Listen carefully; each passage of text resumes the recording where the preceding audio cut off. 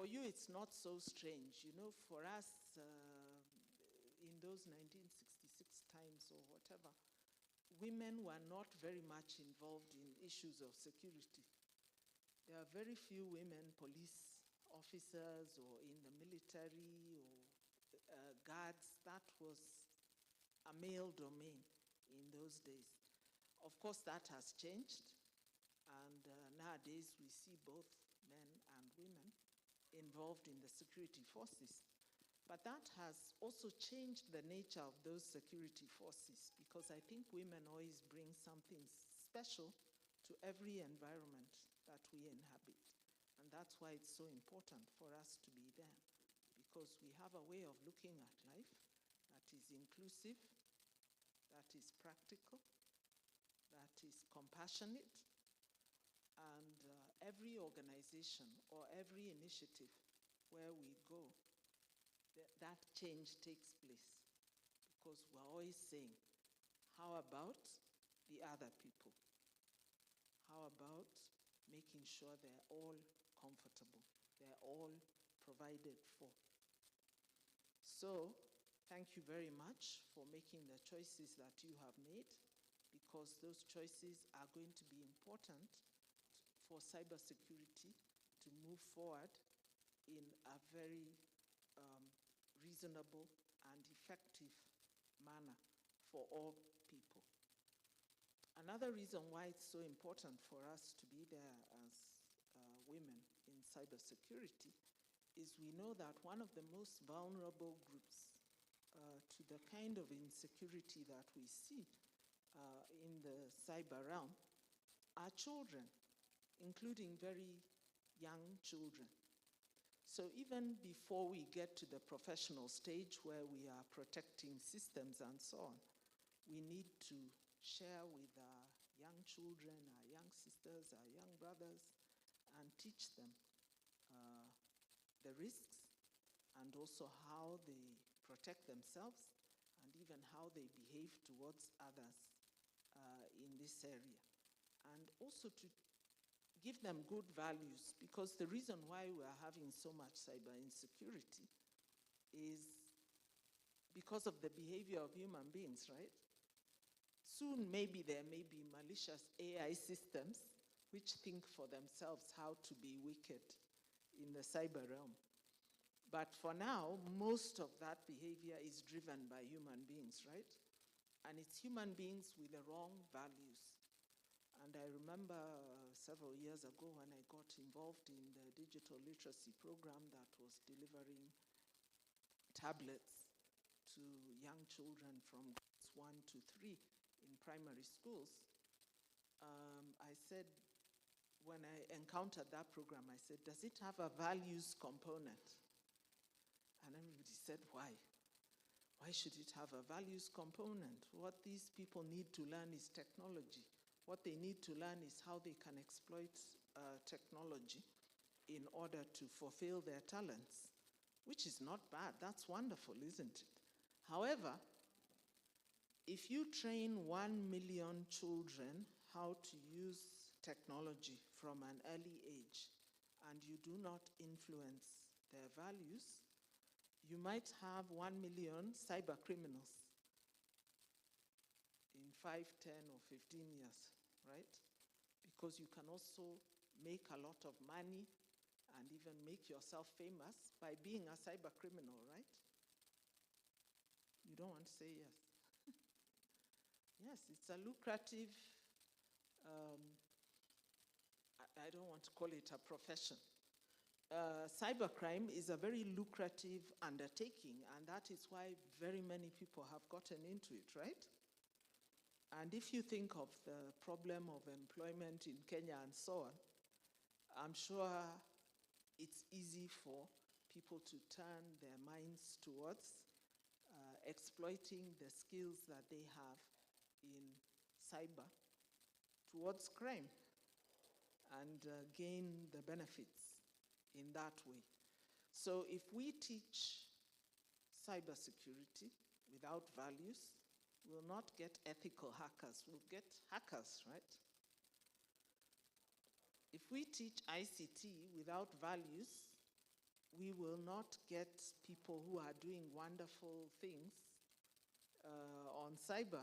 What we'll get is cyber bullies and other people who are behaving very, very negatively. So apart from your responsibility as a person with good cyber security skills, please remember your responsibility as a mother, a sister, a cousin, an elder in the community, and promote good cyber values so that we can be comfortable in the future as people use cyber for positive issues. The last thing that I will talk about is who you need to be as a person. I decided you're going to talk about technical things the whole day, so probably that's not what I need to talk about. So I hope you'll still appreciate what I have shared. I notice nobody is taking notes, so I suspect I haven't said anything useful so far, or else you have very good memories. Yes, so who do you need to be going into the future? It is a very challenging future that we are facing because there are very many changes that are taking place in the world at a very rapid rate. 3 years ago, 3 or 4, very few people even had heard the term artificial intelligence. True or false? How many of you are using artificial intelligence almost daily? Yeah, at least maybe 3/4 are saying that, you know. So this is something that has come in so quickly into our lives. It is something with huge implications. Every day I ask myself, already I think somebody from a law firm, maybe I shouldn't say this, but they said, okay, we are considering taking less junior clerks because the work that was being supported by junior clerks can now be done using artificial intelligence. So I suppose the young people entering the law faculty to follow their law degrees 3 years ago didn't know this, right? So they were expecting to have an exciting career in law. Now, that may have changed. The opportunity may have changed. I'm not saying it's disappeared. It means they have to reinvent themselves, right? It seems they have to understand the current environment and then see how they can gain skills or somehow retool what they do in such a way that they will be able to outcompete the emerging technology. Let me then jump to the area of cybersecurity. Cybersecurity now depends a lot on the technology called encryption, right? But there's another technology which is entering the marketplace very fast called quantum computing, right? And that one is going to overcome traditional forms of encryption. So it means that between now and the prediction is between 2028 and 2035, I don't know where it's going to appear, this technology. We have to retool encryption or bring in other technologies which are robust against quantum computing. Otherwise, the discipline of cybersecurity, which is the in thing right now, when you're in cybersecurity, you are an elite. But when a technology that comes in and you're not ready for it, you don't know how to relearn and how to retool yourself, you can just be like that law graduate who was expecting to quickly get a job as a law clerk, only to find a technology has come in that is competing with you and is making you need to think about yourself. So, unlike me, who was able to do my degree, and in those days we used to frame the degree, right, and put it on the wall. And that is for life, and you get respect for that. Things have changed. Yeah, I did my degree in ICT. I graduated in 1982. How many people were born? Okay, like 2.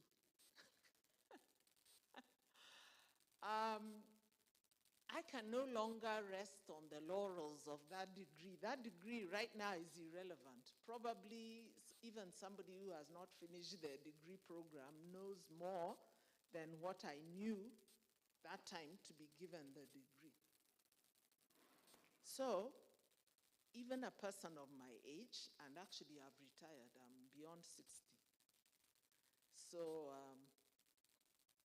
if I don't keep learning and building and changing myself,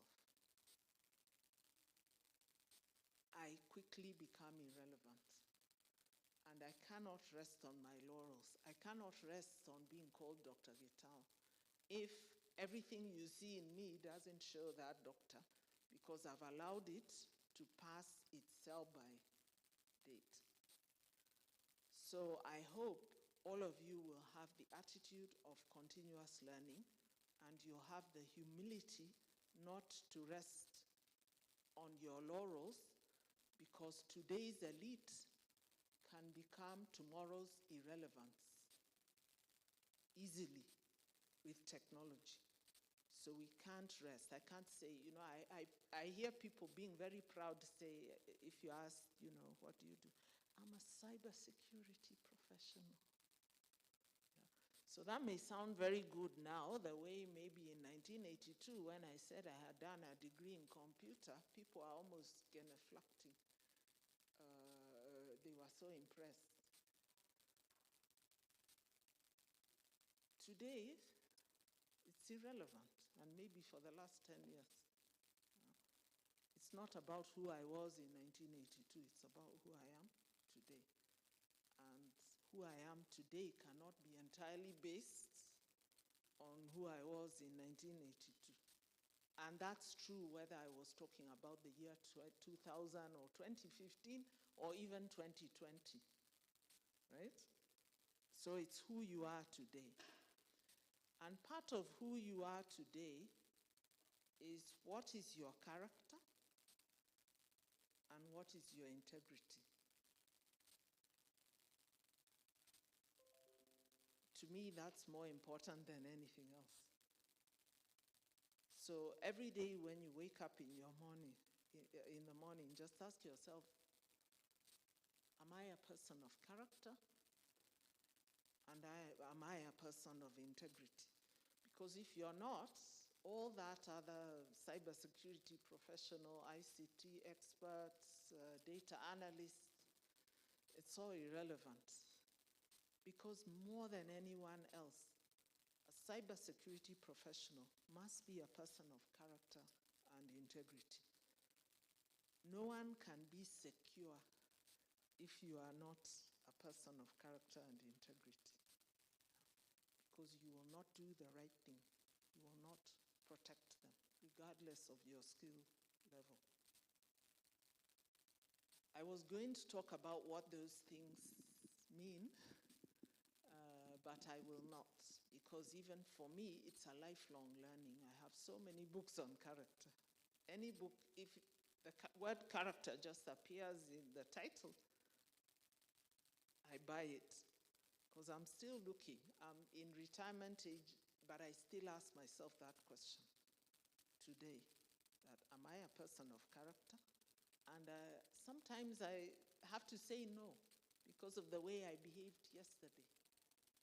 When I evaluate my behavior, when I evaluate my effect on other people, when I evaluate my projects, I say, okay, my character and my integrity has not quite reached where I want it to go. So that question is not answered yes every day. There's some days when you'll say yes. There's some days when you'll say no. And there's some days you'll say, okay, there are things I showed character and integrity, but there are other things where obviously I didn't meet the standard. Yeah? So I hope you'll make that a lifelong habit. And even if you didn't make any other note, please make that note that I will test every morning before I face the day, so that it will remind me that the way I live today, I want to be able to answer that question, yes, tomorrow, when I check myself in the morning. Okay, so I'll stop there, otherwise I'll show my age by speaking for too long. But I hope that something that I have said has found credence and reality in your life, and it will help you going forward. And I wish you every success, and I recognize your success. Please clap for yourselves.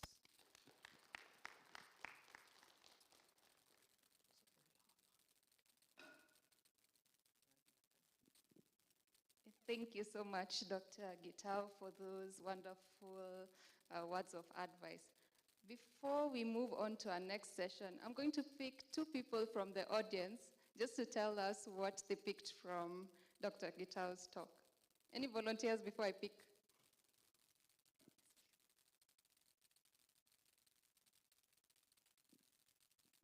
Sorry, I liked what she said about your character and integrity superseding everything else. And I like everything else she said also.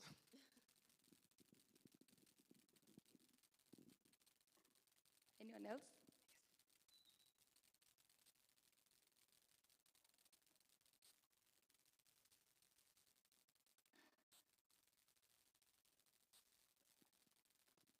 Good morning.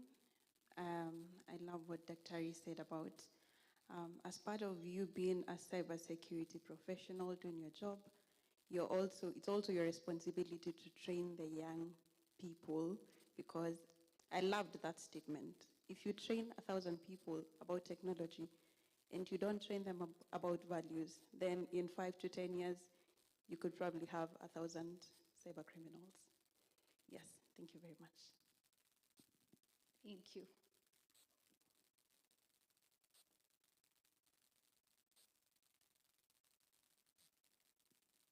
So can we give Dr. Ari another round of applause?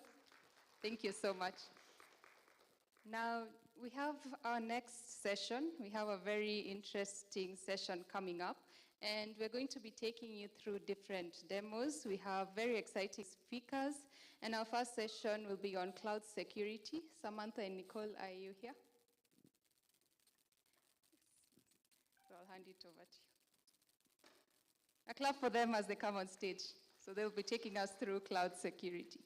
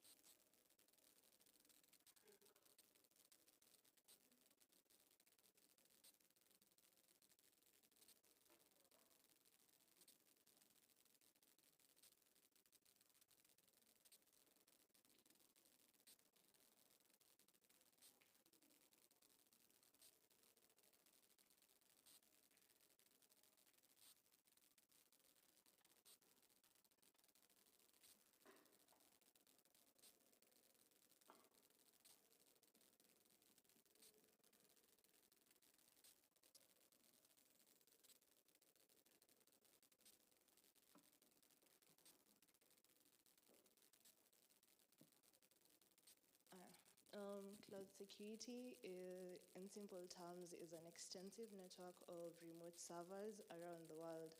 On a deeper level, cloud computing is a technology that enables delivery of various computing services such as storage, database, servers, software, networking, analytics, and intelligence.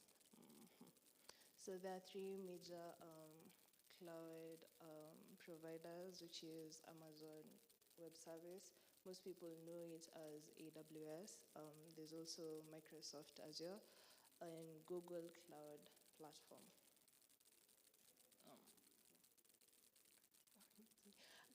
Apologies. In cloud security, we have the cloud deployment model, which classifies the ownership and management of the cloud. The deployment models have different impacts on the threats and vulnerabilities. The cloud deployment models are three. There's public, also called multi-tenant, apologies. There's private and there's hybrid. We have the shared responsibility model, which is a security and compliance framework that dictates that the cloud provider must monitor and respond to the security threats related to the cloud itself and its underlying infrastructure.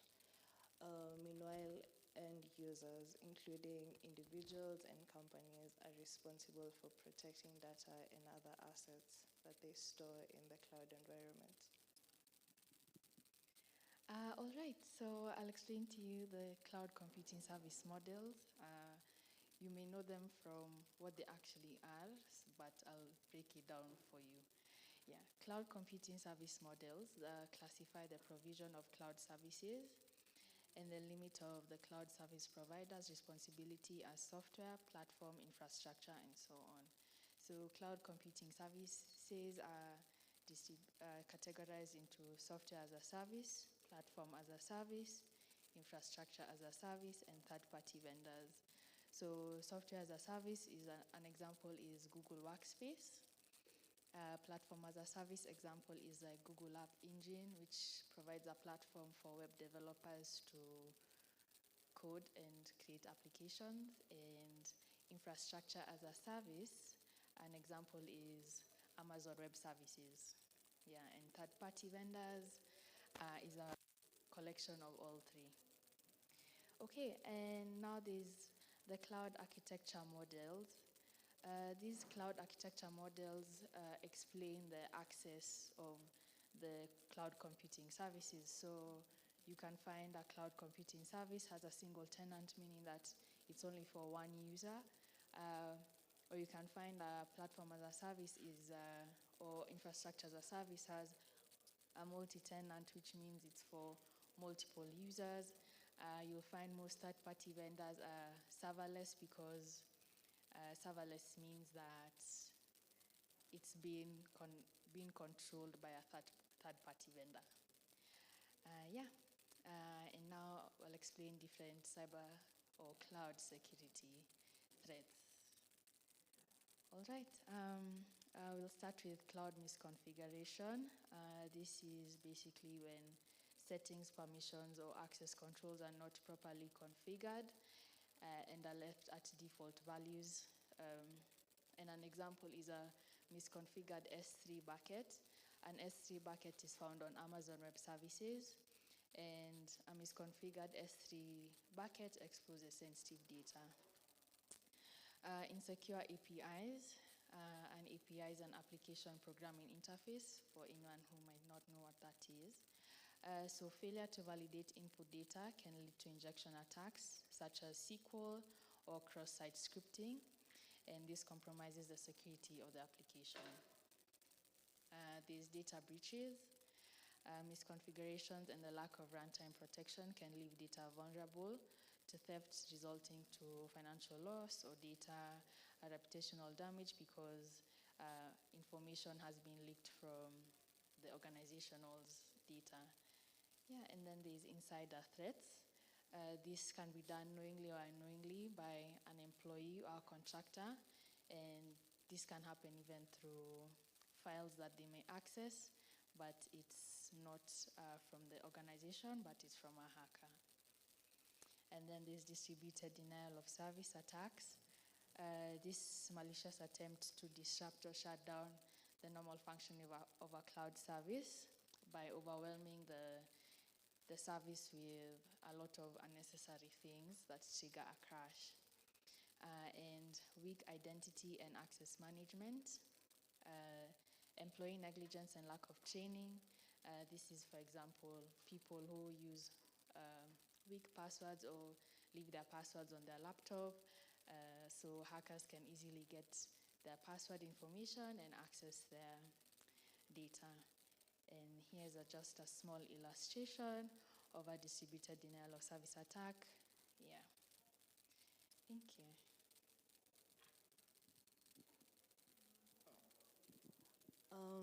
I will be taking you through the real world case scenarios. So in the first case, we have Capital One data breach in 2019. So how did this breach take place? More than 100,000 social security numbers, bank account information, and millions of credit card applications from the US and Canadian users were stolen.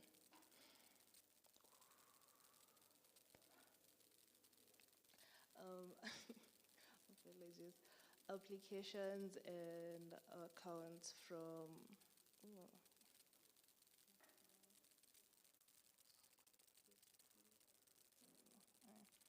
apologies. Let me start again. So the first case is the Capital One data breach. Oh.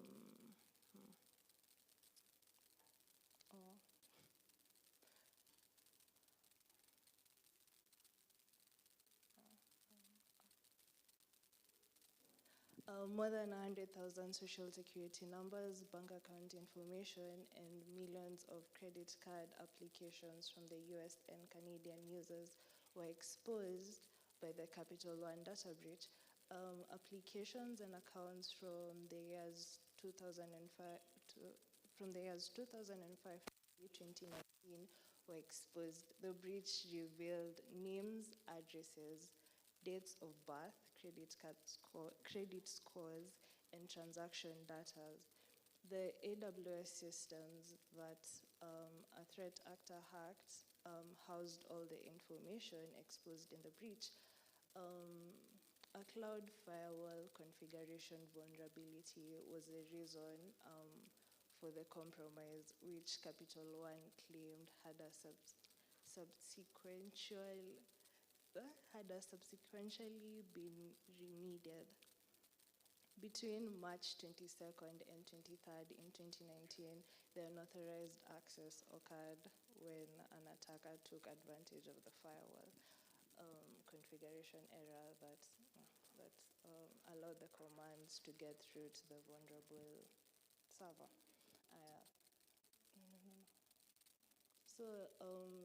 In this case, the cause was a misconfigured AWS server.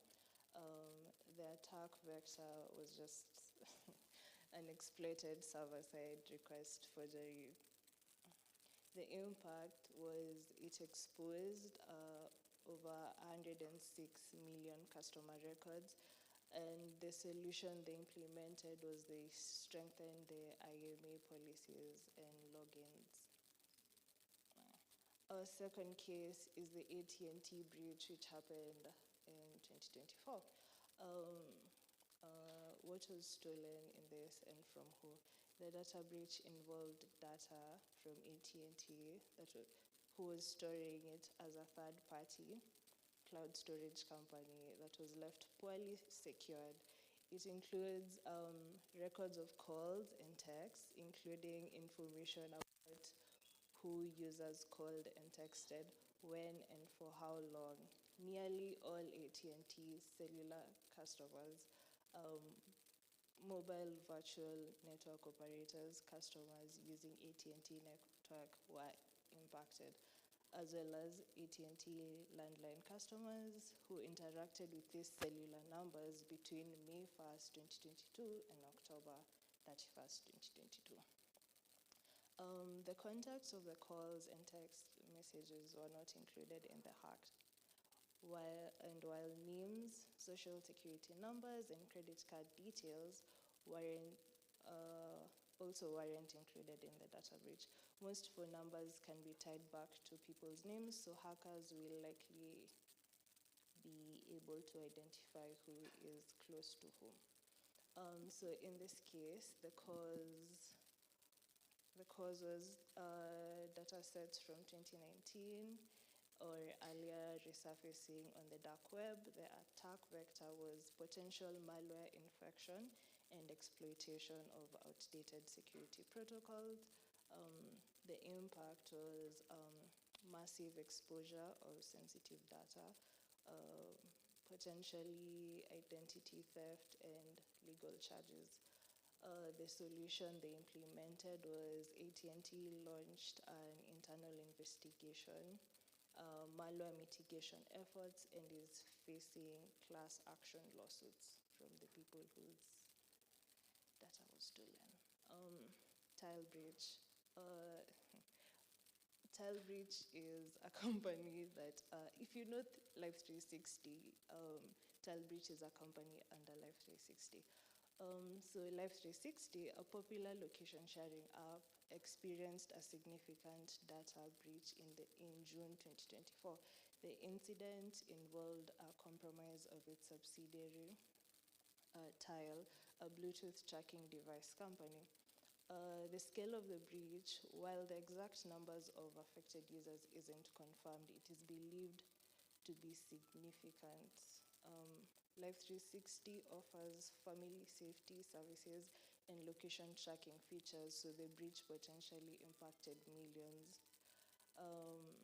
Data exposed, the leaked information included customer names, addresses, phone numbers, email addresses, and device identification numbers.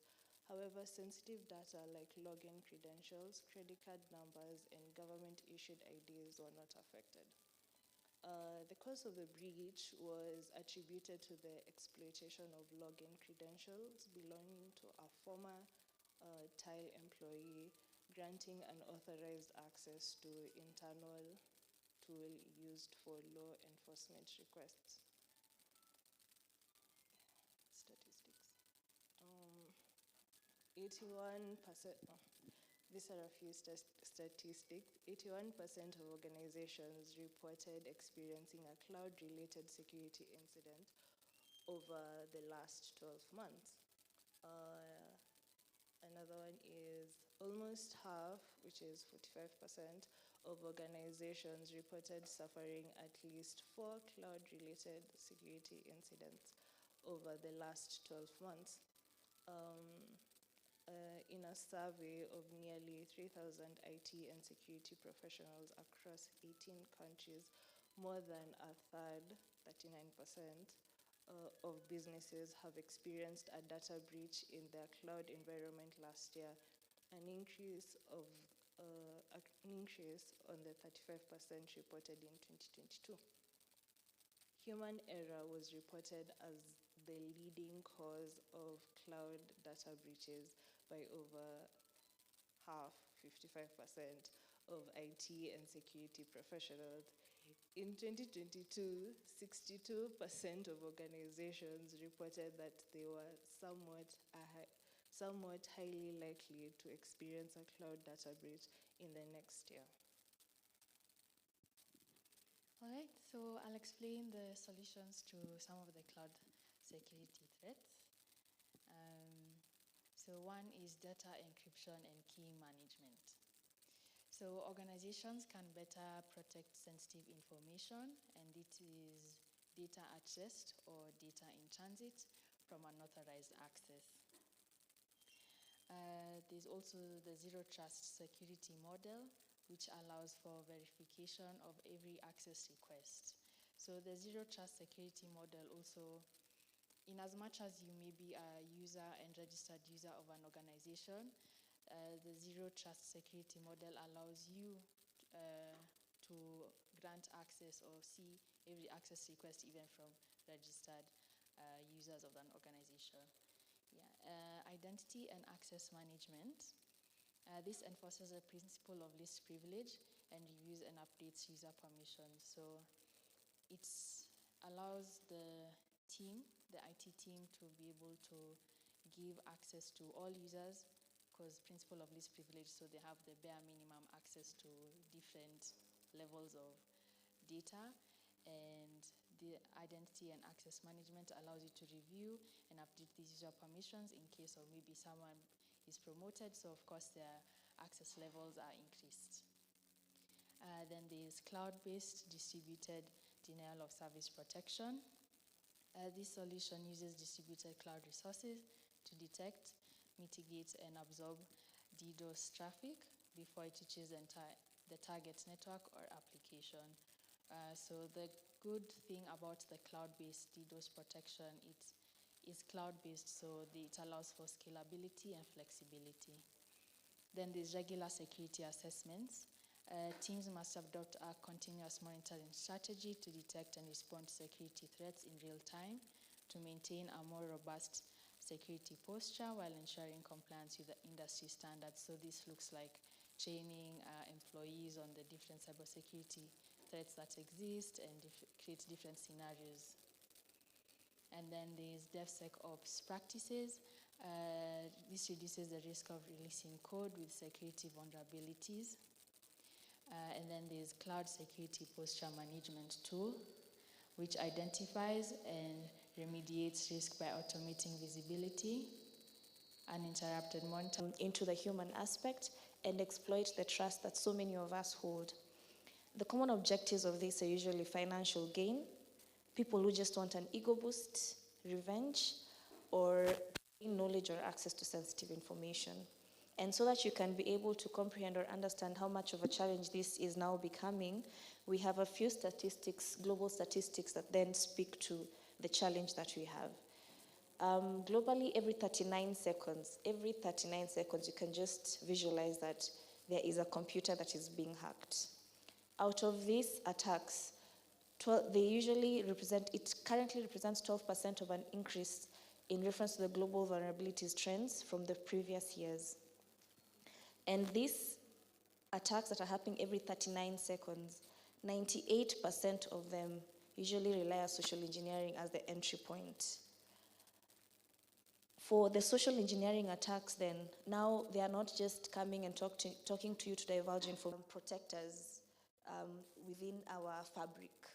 And therefore, when we talk about social engineering, because most of us just think about the effect of social engineering to you as an individual, but with all this information, I am sure every one of us, when we're seated, we can think of 2 or 3 people who are called with a person who's impersonating us and knows all our information and can be able to track that, yes, I went with her to this university, and even today she was wearing this and this. I am sure every one of us knows a relative, a friend, a parent who would fall into a social engineering attempt when they are provided with information that then they can be able to piece that relates to us.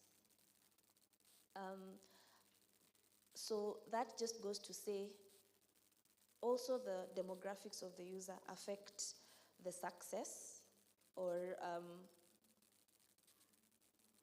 the fact that the social engineering attack might not be successful. So we'll dive into the common social engineering tactics, and I'm sure most of us have been able to see this at play or have had incidents of this. So we have phishing that usually utilizes emails. They appear to come from a legitimate source, but the goal is to trick the target to click on malicious links that will either redirect them to a login page to provide their credentials, or might then be embedded with a malware or ransomware to then further propagate the attack.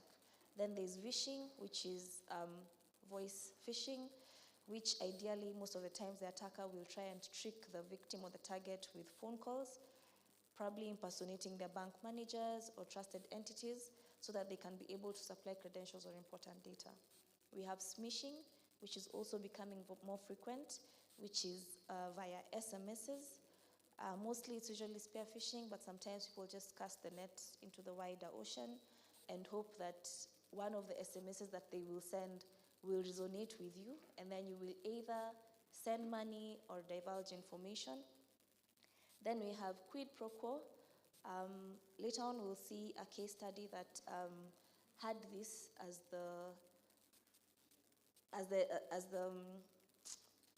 this is the word I'm looking for, as the attack vector. So it is a person who pretends to be a service provider and calls people to find someone who requested for a service, and then they imitate or they take up the position saying that they're this person, but eventually the goal is just to social engineer you into providing information. And then we have baiting, where an attacker sets a trap, such as a USB. You find a USB just lying around, and then you take it up and you plug it into your machine, and unbeknownst to you, you're plugging in malware to your device, or you're plugging in spyware to your device. So we always have to be wary. And then there is whaling, which is attackers targeting high-ranking employees, executives in organizations. And the term comes from the fact that it is at a higher level, so the whales within the organization, with an aim again to just be able to impersonate the senior members, because once you impersonate the senior members, then you can provide instructions to the junior members easily, and then they can also be able to action your request faster or easily. So now we look at the global threat landscape in reference to social engineering, and I'll just pick 2 or 3 of the scenarios that I have highlighted here. The goal is just to show you how big of a challenge it is, not just locally, but also globally. So the most common one is the social engineering attack on Google and Facebook, which lasted a period of 2 years. So what happened was there was a Lithuanian national, his name is Rimasakas, I hope I pronounced his name well. So him and his team set up a fake company that pretended to be a computer manufacturer that they knew was working with Facebook and Google. And then what they went ahead to do is to invoice particular employees of goods and services that they know Google and Facebook had procured from the original computer manufacturer. And the only thing that they did is provide different bank accounts where the funds can be channeled. And you can see that this thing went on for 2 years, from 2013 to 2015. And the size of Google and Facebook, for sure, we know that they have processes in place, policies, they have make a checker, they have validation, they have audit risk and all this. And even organizations of that magnitude are able to fall prey to social engineering challenges. That just presents how big of an issue and how we need to put emphasis on understanding and be able to navigate the challenge that has now presented itself. And then in 2024, this is a very interesting one that then touches a little bit on the emerging technology. We had a fraud or an incident that then affected a Chinese plane manufacturer institution, plane parts manufacturer institution, where they lost nearly $60 million in a CEO fraud scam. So what the scammers did, they impersonated high executives. They went into a Teams call. Guys saw people with the same email addresses as them, so they knew these are people from our organization. They saw executives, and on that call, they were instructed to send money to a certain account. So as much as we have the awareness that will then be done within these organizations, the sophistication that emerging technology has brought about, it has changed the whole playing field in reference to social engineering, because we are so used to people calling us and telling us, I am so-and-so, or I have been sent by your child at school, but this is actually someone setting up a call, impersonating your employees or impersonating your executives. You're able to see the email addresses that match your executive. So in your mind, you trust that this is authentic but in essence, it is not. And so it means identifying social engineering attacks as we continue is going to become more challenging because of the emerging technology. I've spoken a little bit about the local social engineering scenarios. Locally, a 2021 survey showed that 47.4% of Kenyans using mobile money have reportedly lost funds through fraud or erroneously sending it to wrong recipients. Locally, the social engineering space, what is most common is SIM swapping, vishing, or pretexting.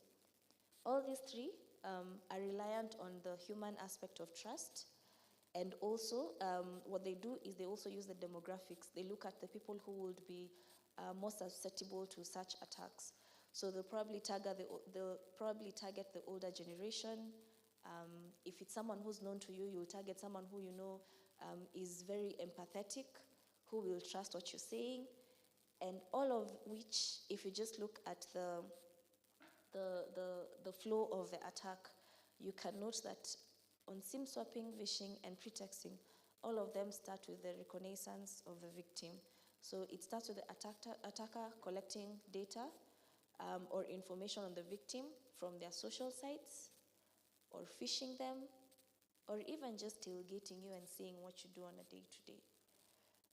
And that goes back to say that then we need to understand that ourselves as individuals, we hold a lot of data that can then be used not only to attack us or cause harm to us, but also cause harm to those who are around us. So why exactly should we talk about social engineering? From research, it has been shown that social engineering is a component of one of three successful data breaches. So in every data breach that we've seen, one of the three started off with a social engineering attack. It started off with someone being told, I am from the IT department, we are resetting your password, kindly reset your password on this link. You go in, you don't see anything that is unusual with the link that you've been given, you provide your username, your password, and just as easily, these people are able to gain access to the systems that you have access to, and then they can be able to continue the attack. So then what should we do to be able to at least, not really resolve, but to be able to at least be aware of the challenge that social engineering is presenting in present day? So we, as an individual and within your organizations, that is at school or employment, it is very important for us to bring about the conversation of human firewalling. So when we speak about a human firewall, it is just trying to build up the controls or the security measures to ensure that you protect your data as an individual, you spread awareness to people who are close to you, within the organization, within the families, you make them understand what their data means, how their data can be misused, and what are the measures that they can put in place to protect their data. Something else that is very key is that social engineering requires constant vigilance and constant awareness. So it is not something that will go out in one day. And additionally, with the trends in technology, we only anticipate that the prevalence and the sophistication of these social engineering attacks is going to grow. So every day we need to be the preachers of secure your data, trust but verify, and always ensure that you have multi-factor authentication for some of the solutions that you have. Because in the case of phishing, which is the most common social engineering attack, if someone sends you a link, you click on it mistakenly, and then you realize, oh, I provided my credentials. If you have another means to authenticate who you are, then regardless of this person having one piece of the puzzle, they will still not be able to gain access to your systems. And then additionally, something that is very key is maintaining a cyber-aware culture. So you think about your password security, you think about patching, you think about always ensuring you have your updates on your devices, on your endpoints, and also on the overall organizational level, you think about the logging and monitoring, and just ensuring that you constantly engage with your people, because there is a very common saying that goes around in cybersecurity that the human aspect is the weakest link. But in recent times, we are coming to see that we can make the human aspect our strongest defense. Because within cybersecurity, we look at three aspects: the people, the process, the technology. And all these are there to ease the process of the people in reference to delivering services, or ease the process of the people in reference to consuming services. So if we're able to ensure that the defenses that are put upon by our people are strong enough, then we can be able to go over some of these challenges that we're seeing that are very often. So I will very quickly go through just one case study, which was the Uber social engineering breach that happened in 2022. So what happened is there was an attacker who claimed to be an IT person and convinced an employee to share their login credentials. So this is an example of the quid pro quo, where a person just called one of the employees and told them that I am an IT person, I need you to research your credentials, and through the social engineering, this employee was convinced and they provided their credentials. So once the insider was inside, they were able to then get into the Uber internal systems.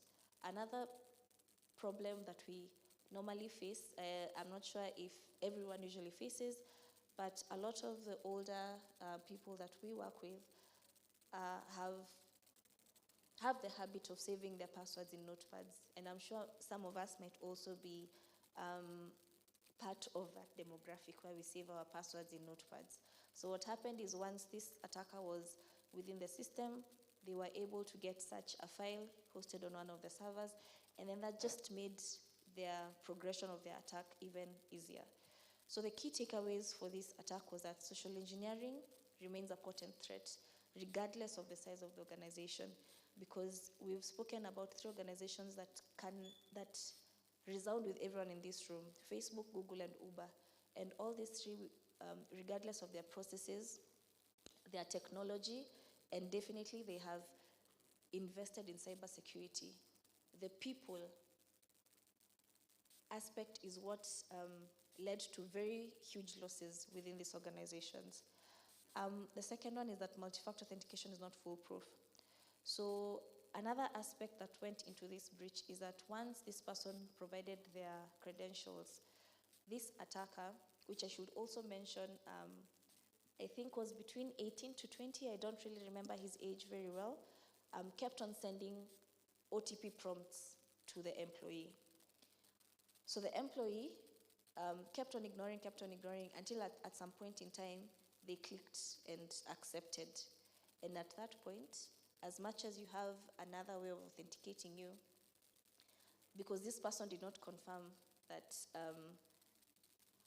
I am not the one who's logging in, they then made the technology that has been set up to protect you against such incidents fail the organization.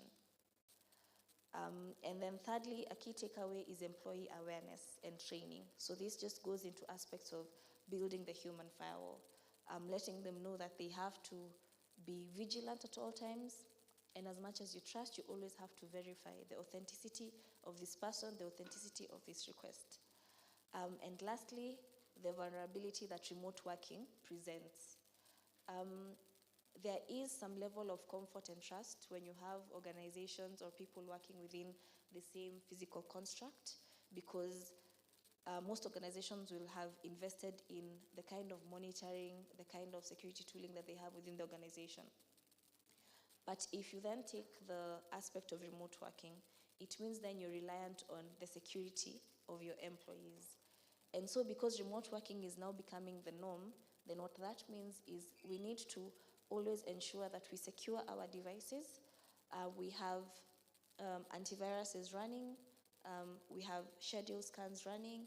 If it's possible, have extended detection and response tools, so that as much as you are working from outside the organization, you can still confirm or you can still assure the protection of the information that is provided to you by the organization, and you can also protect yourself from such breaches. And therefore, the recommendations from this case study, there are 5, I'll just run through them. Number 1 is to implement a robust employee training program that builds the human firewall aspect. Number 2, use a combination of verification methods, including biometrics, as an overkill for multi-factor authentication if it fails, because your biodata is your biodata.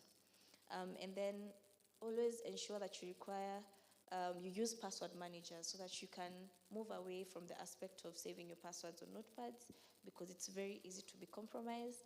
Ensure that you conduct regular audits and penetration testing just to see how your organizational security landscape is sitting, and always develop a culture of vigilance and automated prevention and detection on social engineering attacks. That will be all from me, and I'll take any questions if you may have.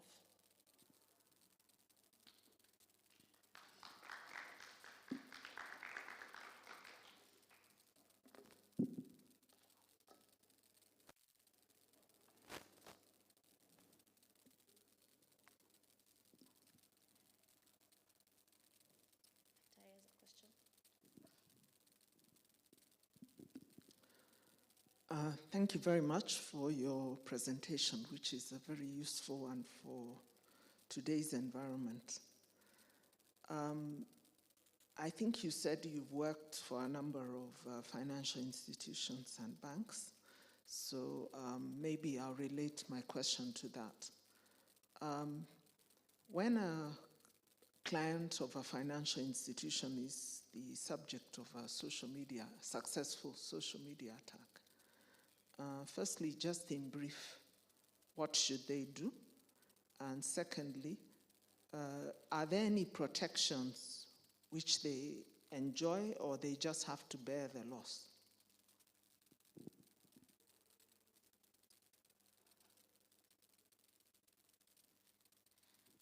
I'm smiling because that is a very direct question, Dr. So I'll try to keep it short. So I'll try to keep it short. So number 1, the current trend, if you've seen lately, is that a lot of organizations, financial institutions, fintechs, are moving more towards the awareness. So rather than stopping it in its tracks, we're trying to prevent it from even occurring. So the push to educate not just the internal staff, but also the external customers in social campaigns, telling them about being wary of social engineering attacks, making them aware of such incidents or attack patterns, has become something that most banks locally have adopted. In reference to prevention of such social engineering attacks, with the advancement of technology and the fact that Kenya remains one of the drivers of technology uptake within even Africa, in reference to our mobile money uptake, the prevalence of smart devices, not just smart devices, the prevalence of the mobile device infiltration within the country, and also our architecture in reference to connectivity. So what also the banks are trying to do is, as part of the solutions that they provide to their customers, security is embedded. And also within the practices of these organizations, but I will speak for the ones that I have worked with, is that security is no longer an afterthought. It is being shifted to the left, and it is becoming part and parcel of the process of the development cycle. So what I mean about this is, number 1, in reference to the kind of mobile applications that are provided, the kind of solutions that are provided, be it the likes of SDK or the mobile apps, securing the data of the customers has become a priority. So they will not only be given one option of how they can secure their data, they'll probably be told, yes, you can have the PIN, but it is also good to have the PIN security and also the transaction PINs, just to safeguard your data. When a person then falls for these incidents, that is the social engineering incidents, The advice for most people is always ensure that you contact your bank immediately. And then number two, there have been numbers that have been provided. There is a whole USSD that is being run by Safaricom, also Airtel 333, where people are able to report the numbers that have tried to social engineer them, whether you have fallen prey to the attack or not. There are channels that have been set up to be able to report this. And why this is important is that we're trying to reduce the demographic that is then hit by such attacks. From the research from the numbers that have been able to show, we've seen that 47.2%, that is almost half of the Kenyans who are using mobile money, have fallen prey to this. So if we're able to go ahead of the attackers and think like them, and also just put in place channels to be able to report such attempts, then we do not reduce the risk completely, but we at least reduce some of it. In reference to bearing the cost, I think it depends with the type of institution that you're working with. There are some who would listen to the people and probably, if you've lost a lot of money, or if you probably someone, let's say for the SIM swapping case, or someone took a loan with your number, I believe there's some organizations that then can set up a way that you can pay up in a more humane way. But the fact still remains that social engineering preys on the human aspect. And the fact that it is your device or your channel that was used to perpetrate this, it becomes a very big tussle in reference to claiming or going back to request this, request damages in reference to this. But I think also what it then presents is an opportunity for policies and structures to be put in place to address the social engineering attacks and the challenge that it presents. Because there are some people who genuinely fall for this and they lose their hard-earned cash. And therefore, I believe there should be policies that are put in place where if you're able to justify and prove without reasonable doubt that it is not someone close to you who perpetrated this, and it was a genuine error from your side, there should be policies in place that are put in place to protect such kind of consumers. Because at the end of the day, it is, I think social engineering sits on very murky waters, and the fact that it depends on you making a mistake, and this mistake then goes forward presented as you are the one who made it, it becomes very difficult to strike a balance between being humane and the business aspect that then cuts across it. I hope I answered your question. Yes, I mean, well, it's a question which cannot be answered. Yes. All right.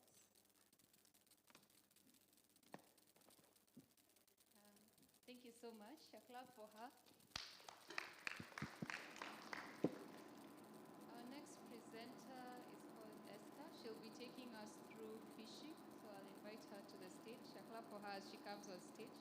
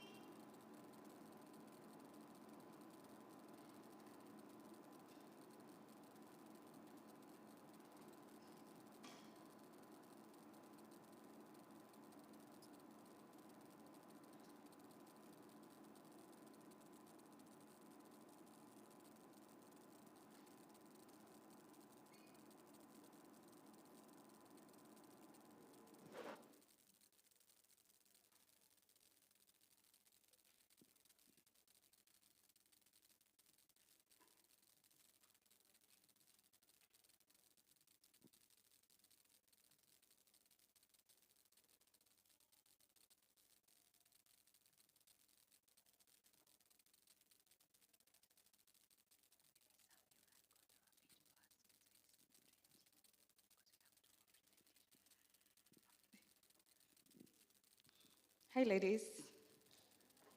Hi, everyone. Please say hi to me. Hi. How are you guys? Okay, my name is Esther Adwets. I'm a digital forensics and threat intelligence practitioner. I'm feeling a bit nervous right now, but I hope that by the end of this conversation, the nervousness would have gone away and we would have learned something from each other. Today we are going to talk about phishing, and I love that Miriam touched a bit on social engineering, which will connect to what we'll be learning today. How many of us have ever received emails or messages asking us to maybe update your payment information or make a payment, and it was fake? That's a good number. Oh, good. Can you hear me without the microphone? Ah, okay. Thank you so much. I think we'll go without the microphone. So the first thing, we all know what phishing is. But when we talk about phishing, security professionals, we think that we cannot get hacked. We think that, well, we look at phishing from the outside, like someone is going to fall a victim, and that person is not us. I had a story, but Miriam has talked about the story I had. So we're just going to move on, and I hope that I'm going to tell you other stories as we go on. We're going to find a story. We're going to find our own stories. So we're going to talk about the types of phishing emails. We used to just emails telling us, most phishing emails that we used to are emails telling you to make a payment or update your card details.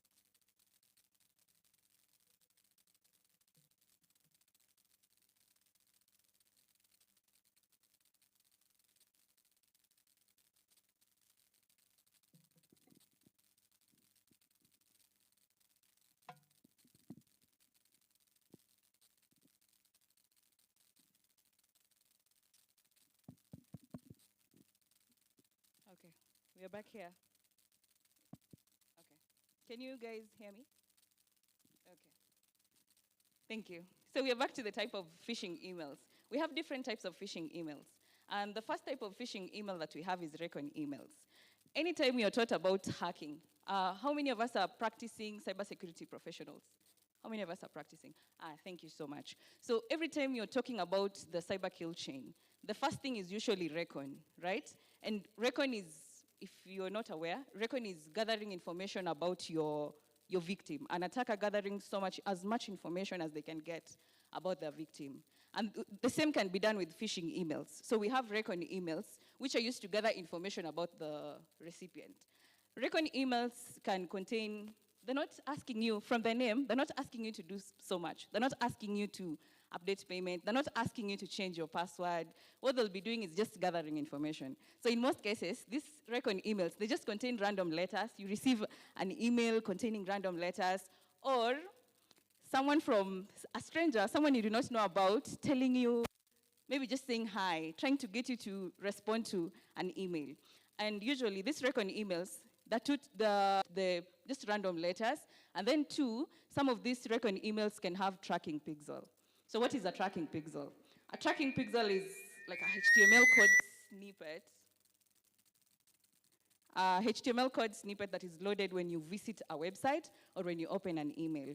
So what this does, let me explain it. Let's assume I'm an attacker, and I've sent you a recon email. This recon email, it does not contain just random letters. Say it's a recon email, and it's just asking you, hi my friend, how are you doing? I want to get you to respond to that email. When I have a tracking pixel in that email, when you reply to this email, I'm going to get so many things about you from this email. So the first thing I'm going to get about you is the OS you're using. The other thing I could get when I have a tracking pixel. Oh God, what's happening? Oh, okay.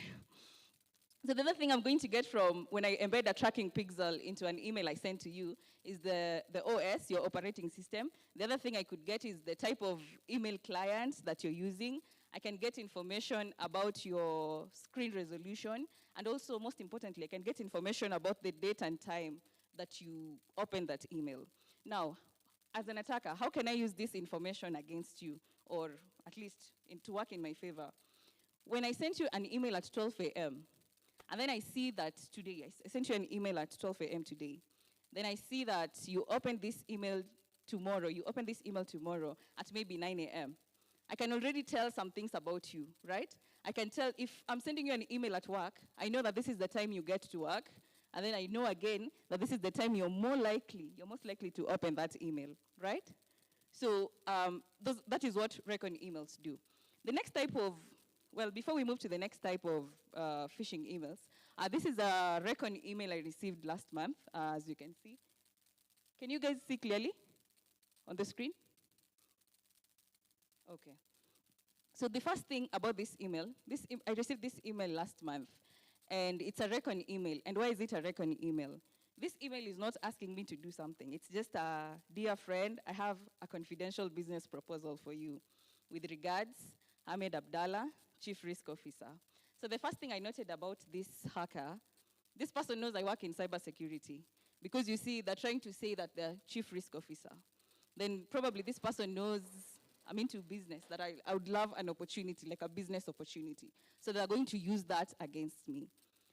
They have, they say they have a confidential business proposal for me. So they're trying to get me to respond to this email and maybe ask, okay, so what's this business proposal about? Yeah, I'm interested.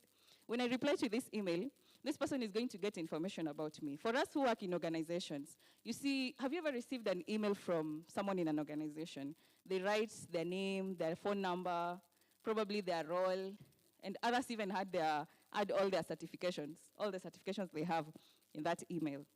So when I reply to this email, and my email contained, like say my email has that signature, the attacker is highly likely to get that from me. And then now they can structure an even more convincing, like a more authentic phishing email. The other thing we want to look at when you receive a phishing email is the header. There's a tool, there's a Google analyzer, there's a Google email header analyzer. But for this case, it's a simple one. I think this is someone who's not hacked people before, so they were a bit, they were not sophisticated. So from the email headers, what I could get, as you can see, the email shows it's from mail@noreply.mycloudparticles.in. But then when I reply to this email, it says, when I reply to this email, it will go to mohammedabdullahi055@gmail.com. Yeah, so that's a sign. That's like a negative. You know, that's how you know this is not a legitimate email. Then the next type of phishing emails that we have is emails with malicious file. And when you talk emails with malicious files, there are two ways that emails with malicious files can get to us. The two ways an attacker can get us to download a file. So the first way is when the malicious file is embedded as an attachment. And the second way is when a malicious file it's hosted malware. So that's what it means is an attacker gets you to click on a website, and then on that website, there's malware. So when you go to that website, it downloads. There's an action you do that triggers a download. And as an attachment, so every day we deal with Word documents, we deal a lot with Excel documents. So when you receive those, your guard is usually down, right? Because these are things you're used to receiving. You're used to receiving Word documents. Now, on a random day, you receive an email with .exe file. You receive a file, an attachment, which is an executable. Automatically, your guard is going to go up, right? And attackers are in this room, like, attackers are always with us in these rooms. So they know that they know what we know. So to do this, they use Office macros. So Office macros, there's macros in Microsoft. And what macros do, Office macros, what they do, they automate tasks for us. But attackers would take advantage of these macros. Because these macros automate tasks, when an attacker sends you a document, and then you download and open that document, automatically the malware that was embedded is executed.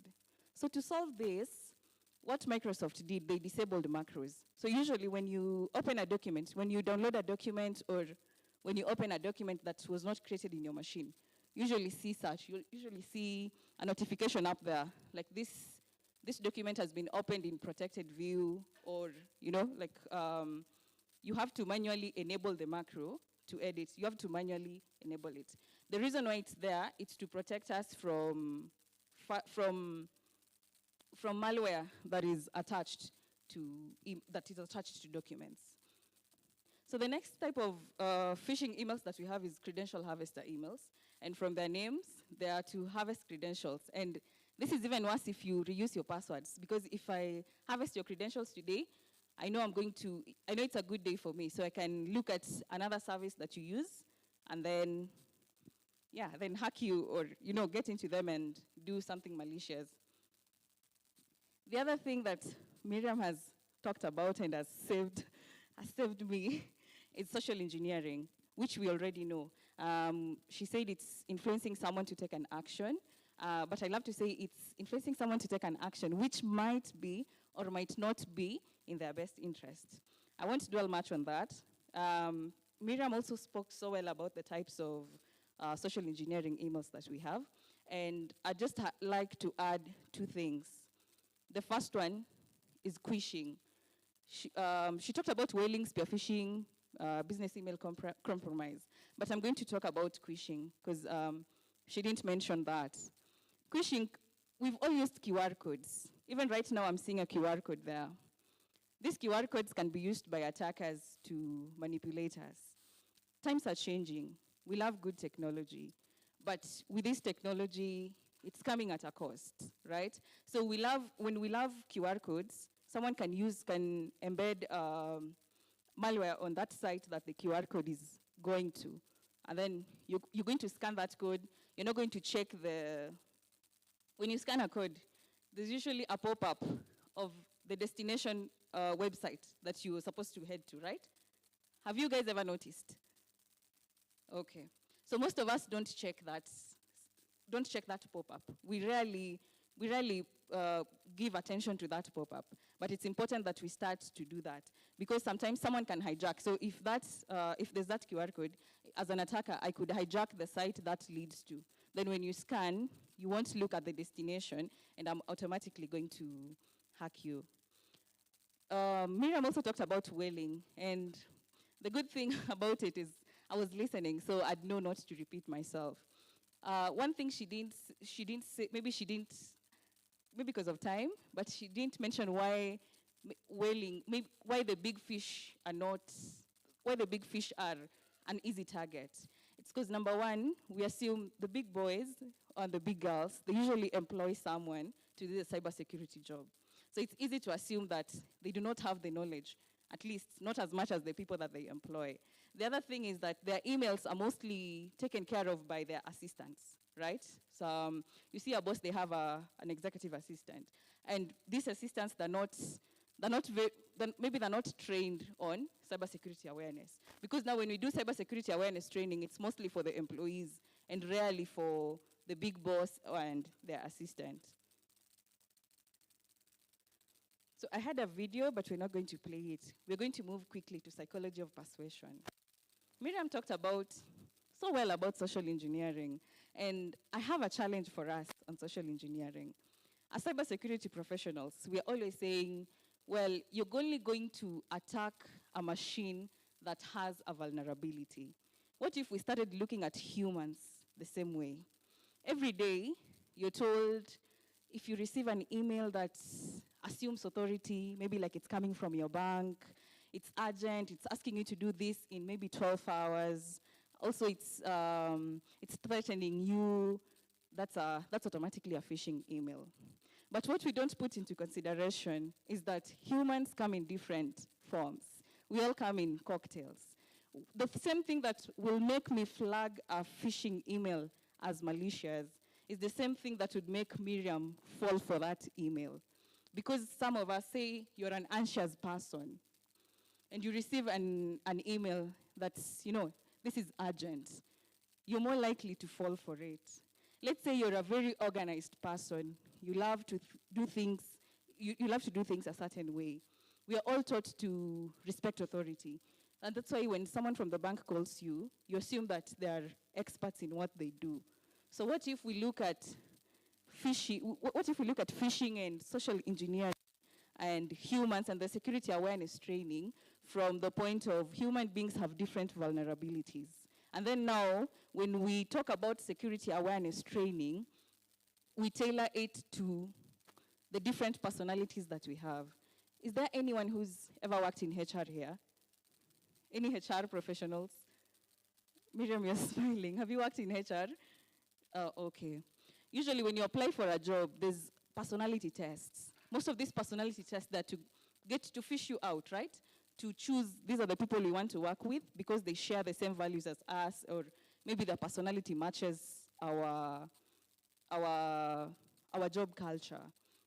But what if, as cybersecurity professionals, we educate HR people that, you see, when we get these different personalities, we use them to tailor phishing attacks. So I know I'm a very anxious person. Say, for example, I don't think I'm an anxious person. I'm just a nervous person, but I'm not an anxious person. So, but that means I'm more likely to fall for phishing attempts that assume authority, you know? And then also the ones that ask the urgent. So I know, this is time-based. I need to do this by this time. I need to do this, yeah. So what if these personality tests, they're used to tailor security awareness training? The other characteristic of social engineering or phishing emails is scarcity and then compatibility to current events. Compatibility to current events means I'd not easily hack you if you're not expecting something, right? You'd easily flag it. You see, you came to this celebration, this event. If you go back home and receive an email from me telling you, this is what people thought. Here's a document of what people thought about the event. You're more likely to download it, right? Because you are in this event. But the cybersecurity professionals who are not in this event, they'd easily flag that as malicious, right? And that is because compatibility with current events. And an attacker is always going to stalk you nicely. An attacker is always going to gather so much information about you, enough information about you to get you to fall. So we've talked about phishing, we've talked about now social engineering. We're going to talk about how to take defensive action as cybersecurity professionals. So the first thing, quickly going to go through them. So the first thing is marking external emails. This is not a very big thing, but it helps. Because when you see an email marked external, asking you to update your bank details, your guard will be up, right? You'll know automatically, this is not my bank, or this is not my employer. So the other thing is implement security technology. And then security technology, what they do is prevent people from successfully impersonating your website. You know, the times when someone can create a domain that's similar to yours, right? And then send an email to people pretending to be you. So that is what email security technology does. We have spam filters, and you can filter, as a cybersecurity professional, you can help your organization by filtering emails based on the content, maybe based on some rules. You set some rules, you say, if an email contains maybe free offer, automatically that email goes to spam. The other thing is attachment filtering and attachment sandboxing. Let's say someone in your organization has received a phishing email containing a file. As a cybersecurity professional, you could take attachment sandboxing is taking this malware into a controlled environment and executing it to see what it does, to see the behaviors, to monitor the behaviors. And attachment filtering, what it does is, if your company only deals in maybe Word documents, Excel sheets, filter your emails such that only those come in. Any file with a different extension should not come in. Then the other thing is defense in depth. For companies, this is a question for people who've worked, or at least if you've been a cybersecurity professional in a company. Why would just one mistake cause you so much loss? That means we need to have multiple layers of security. Let it not just be, if I get to your company, if I phish one person, if I phish the accountant, then the whole business is down. Then the other thing is security awareness training, which I have spoken about in depth. Now, to the last part, AI. We're going to talk about AI in phishing. Everyone is talking about AI right now. Everyone wants to. I think most of the big tech companies, all of them, have seen them build at least a language model for them. And for this part, a research was done. There's a research that was done to test the power of generative AI in creating convincing phishing emails. So this research was done by Harvard Business School, and it was done this year. This research was very interesting. So they divided people, they wrote 3 batches. They wrote 3 types of emails. So the first type of email was written purely by human experts. And human experts, these are people who know how to leverage on human biases. They know the things that you'd fall for. So yeah, so they wrote emails considering those. Then the second batch of emails were written by GPT. They were generated by GPT. Then the third batch of emails, they were written by GPT, but then edited by experts. So when these experts, they had to make sure they're given emails that have been generated by GPT, then they're told, you know, the rules they were following when writing their own phishing emails. They're told, maybe check all of these emails and confirm that they contain, you know, they contain all the rules, all the best practices. Then one thing I failed to mention, on the emails that were created using GPT, this is the prompt that they use. This is the prompt that they put on GPT. Prompt engineering is coming up, and we know that the output you get from generative AI is highly dependent on the type of prompt that you put, right? Because sometimes there's a way you tell GPT things to get you certain things. So this is the prompt that they put. Create an email offering a $25 gift card to Starbucks for Harvard students with a link for them to access the discount code using no more than 150 words. So the 150 words was to control the AI. You know sometimes when you ask GPT to do things, it's going to do some really bulky material that's not useful. So here are the results of that research that was done. It was done early this year. So the 3 emails, remember the 3 batches of emails that I told you about, they were sent to 112 participants. So here are the click-throughs. 37% of these 112 participants, they were able to, they were not able, they fell victims. They could, oh, that's loud. They were opened by, that's so loud. Okay. So 37% of this 37% of the 112 participants fell victims to the emails that were generated by ChatGPT. Then the emails that were written by human experts, 73% of the people fell for them. Then for the emails that were written by GPT and then edited by human experts, 67% of, at least 67% of the 112 participants fell victims. If you're looking at these numbers, okay, like me, the first time I saw these numbers, I thought 37% is such a small number. But when you add humans to the equation, this number almost doubles up. Because look at 37 and 67. That's almost 50% increase. And this shows the power of AI and humans put together. Maybe right now we'd assume 37% of 112 participants. That's such a low number. But AI is growing. There's so much data that we're putting that's being used to train AI. And that means the intelligence is going to get better. And it might be even very difficult. I think in the next few years, it's going to be very difficult to differentiate phishing emails that have been crafted by humans and those that have been crafted by ChatGPT. Still on the research. So we've talked about email creation, phishing email creation, but this same research was done on generative AI, the large language models, to see the power in detecting phishing emails. So four popular LLMs, large language models, GPT-4, Claude, and then PaLM, which is Pathway Language Model, which is an AI model by Google, and then LaM, which is Large Language Model by Meta. These 4 language models, they were put to test. And how are they put to test? So 20 phishing emails and 4 legitimate emails were fed into these models. These 20 I want you to note that these 20 emails and 20 phishing emails and 4 legitimate emails, they were real emails. They were real emails that the people had received from phishing. They're not emails that were crafted.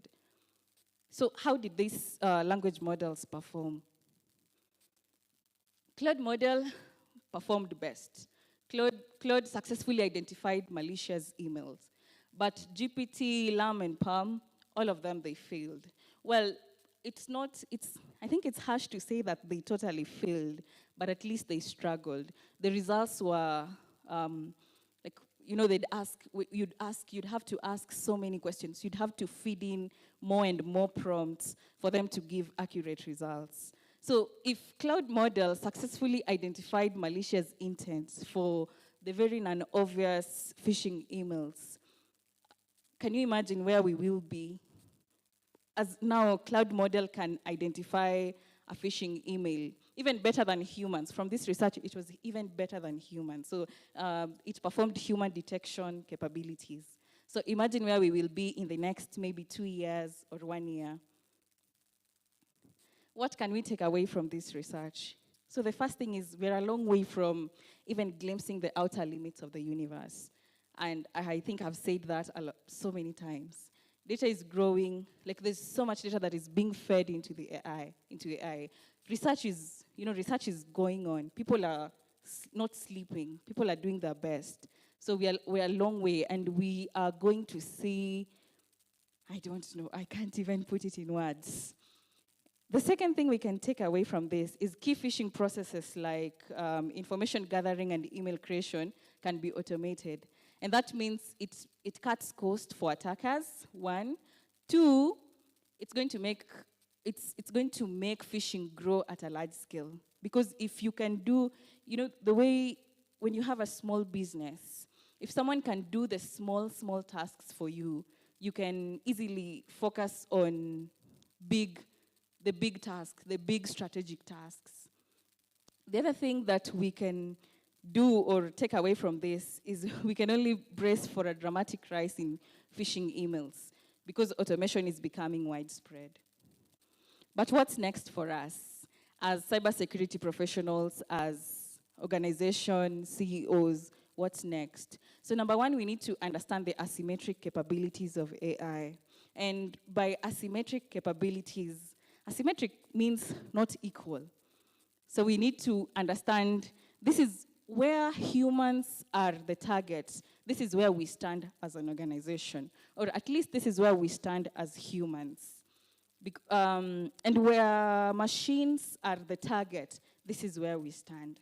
And this is what I mean. Where machines are the targets, you can easily, like network intrusion detection, we can easily train AI to detect any anomalies in the network, right? So at least on the side where machines are the target, we can say we are somewhere with attackers. At least we stand a chance to fight attackers. But with the results of that research, where do we stand where humans are the real target? Humans are the target. Because we've seen a model like Claude outperforming human beings in phishing email detection. The other thing we can do as cybersecurity professionals is to determine our phishing threat level. We need to evaluate the risk. What are we dealing with? You cannot defend against something you do not know. And you cannot, we always say what you don't know won't hurt you. But in cybersecurity, what you know, it's always going to hurt you, and it's going to hurt you bad. The next thing is to confirm your phishing awareness levels and upgrade. What's the awareness level of your team? No awareness. Have you taught your team? Have you done any cybersecurity training for your team? If we talk about basic awareness, your team only knows maybe what phishing is, and they know not to click on any links, etc. Then are they intermediate or are they advanced? And remember, we've said we need to rethink the way that we conduct cybersecurity awareness training. Let us not just do a one-size-fits-all, because even for systems, it's not a one-size-fits-all. There's something you'll do for the network, there's something you'll do for the people, there's there's something you do for every other, there's something you do for the processes. Like Miriam says, it's cybersecurity, it's about the people, the processes, and the machines. Yeah, so that's it from me. Thank you, and stay safe, and I can take a question if you have any. Thank you so much.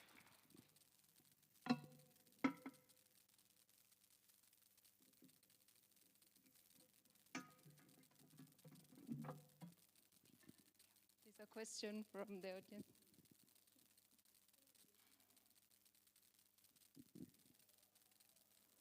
Thank you very much for a very insightful presentation. And I'm challenging all the ladies. If I'm mentoring here, you must ask questions, particularly if you are cybersecurity professionals. You are the question everything, right? Okay, so I was interested in your bringing psychology into the mix. However, I feel it's more complicated because personally, every time I'm conned, it's when I'm traveling. Because normally I'm extremely vigilant and I notice things, but the inconvenience and stress of traveling seems to lower my inhibitions, and also the lack of knowledge about the new environment makes it easier for somebody to exploit. Now, I really like the idea that you brought, that artificial intelligence can and should be used to act as a protective assistant for individuals. How far away do you see this as being? Do you see people working in this area very hard? Because I think it's sort of irresponsible on all these bodies to ask us, just the same way the police don't ask us to carry guns and protect ourselves and learn judo and learn how to deal with con people. Instead, they give us a protective environment, they protect us, and they also give us a protective force.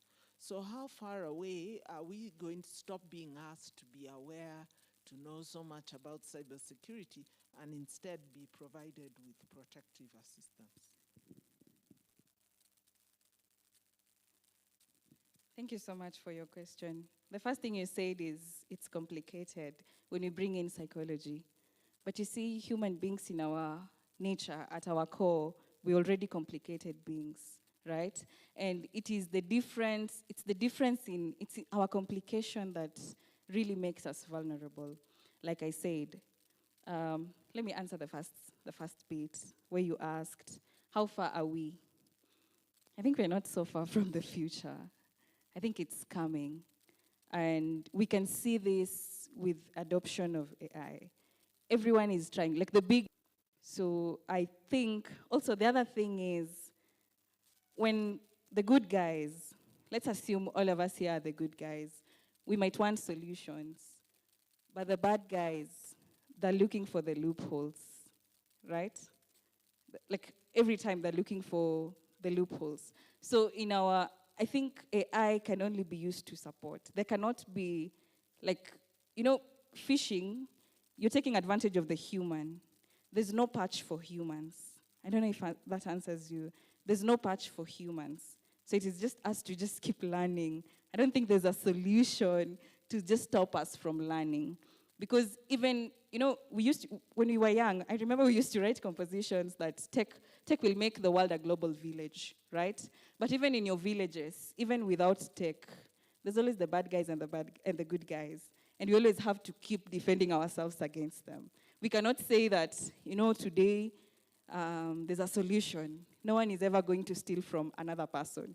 No one is ever going to want to take what belongs to another person. That would be a perfect world. We don't have that. I'm so sorry. Thank you so much. Any other questions? Okay. Have a good day. Enjoy the rest of your presentation, and you can connect with me on LinkedIn, Esther Adwets. Thank you so much, Esther. I would like to request if people at the back just move to the front a bit, aside from this front line. Yes, just make sure that the seat before you is occupied. And the security people are chap people. So let's do that. Also, as we are doing that, I can give some comments on the question that Doctor asked.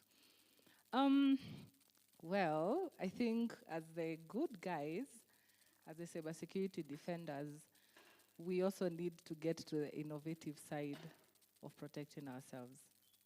Yeah? Because right now, aside from doing awareness, which is like, for example, where I work, we do trainings every now and then. Yeah? You'll train someone, this is how you get fished, then you'll do a fishing campaign and they'll still get fished. What happens is the numbers reduce and reduce and reduce. So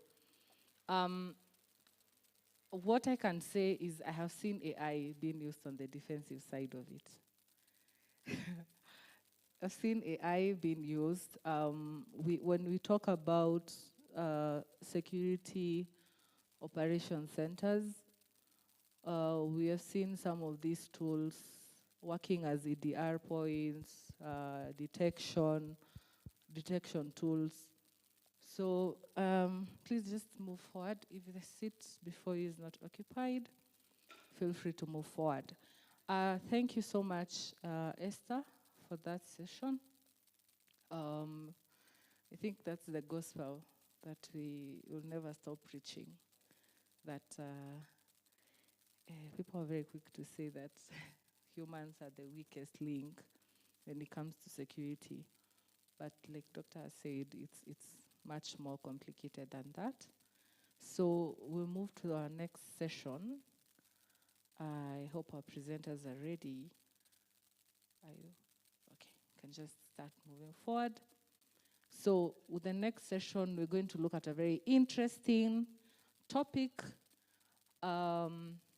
We're going to talk about blockchain and what blockchain is all about. I think everyone here has heard about crypto. Everyone has a vague idea. And that's the beauty about cybersecurity. It's always evolving, yeah? I remember back then when companies, I mean, before we used to store our data in flash disks and what else? What were you using to store our data back then? Where were you storing your photos like, yes? Sorry? Floppy disks, yes. Which other one? Where else are you storing your photos and your videos? Gen Zs, I don't know if you have Maoni. I don't know if you have any comments. But yes, where else? Yes, photos and videos. Before Google Photos came. Photo album, yes, thank you, Doctor. Photo album as well. Then the cloud came. And what we saw happened was companies started moving to the cloud. Yeah? After a little while, we realized that the cloud is not as secure as we initially thought. It has its vulnerabilities, it has its flaws. Cloud security became a field in its own. So today we're going, our speakers will talk us through blockchain. I know it's a very interesting session. I'm also looking forward. They also have a short demo for us.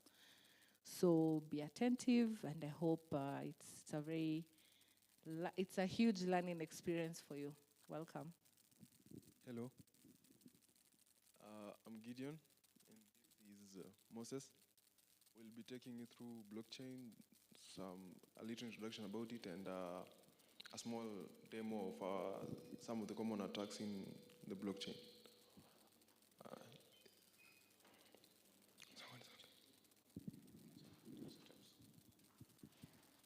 Hello. My name is Mrima Moses. I work at 41CWWA as the lead security researcher, in charge of blockchain security and smart contract auditing.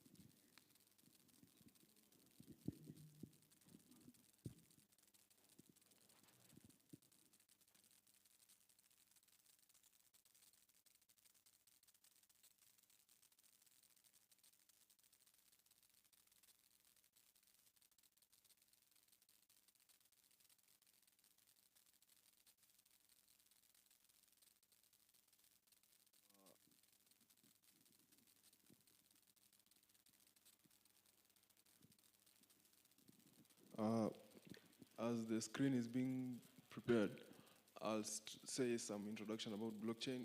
Blockchain, you can say we have, from the starting of other speakers, we've talked more about centralization. By centralization, I mean the companies like Google, Meta, so forth, where the data is stored on central servers. But in the blockchain now, we are bringing something called decentralization, where the data is not stored on central servers, but interconnected computers that have to agree on for something to be executed. And some of the blockchains that are out here, we have Ethereum, there's Polkadot, there's Solana, there's so forth. But we'll mainly focus on Ethereum because it's kind of easy to start and understand.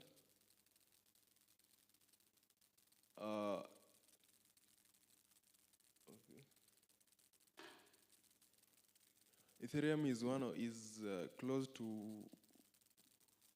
it turned, I think, 10 years old this year, and its main founders are Gavin Wood and Vitalik Buterin.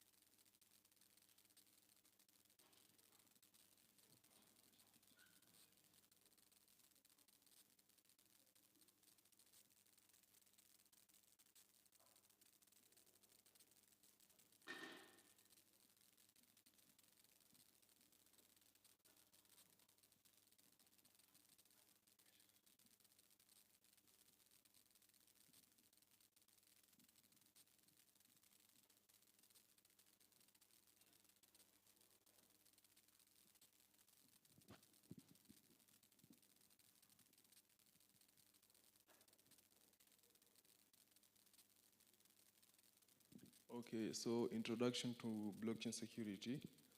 I've talked more, some introduction about blockchain, and the main infrastructure, or the backbone of the blockchain, it's made of something called transactions, which are transactions. Yeah, transactions, which are, I'll show a small explanation later after the presentation. Transactions are like, from the word blockchain, it means everything is added on top of another. It's like a block adding on top of another to make the entire thing called a blockchain. The block, because it's blocks added on top of another, and each block added usually have its own transaction, like its unique identifier in the blockchain now. Yeah, and it has the different consensus mechanism to help in the blockchain that you can see. There is for Ethereum we have the proof of stake.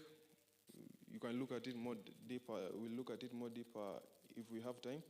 And another one common blockchain that we know is Bitcoin. It has a proof of work.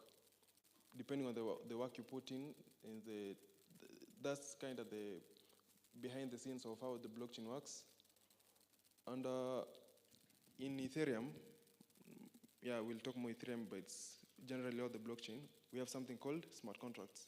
Smart contracts are normally like the backend, the way you understand the backend in the normal web.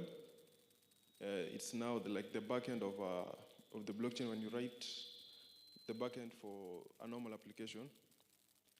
In Ethereum now, the most commonly used programming language in writing smart contracts is Solidity. It's a high-level language, similar to JavaScript or Python, and has the same syntax, more or less. And in smart contracts, you can see they are self-executing. That means it only executes when some predetermined conditions are met. For example, you can say, let's see, example you can use. When you are registering for this event, you will be given like a key identifier or a unique identifier for you to be able to access this room. So if the entrance there was locked, you'll only be allowed to enter in when your key identifier agrees with the scanning thing that will be there.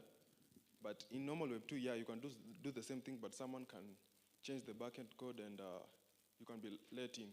But with the smart contract, once you have deployed it, it's self-executing and immutable, and you will not be able to change it.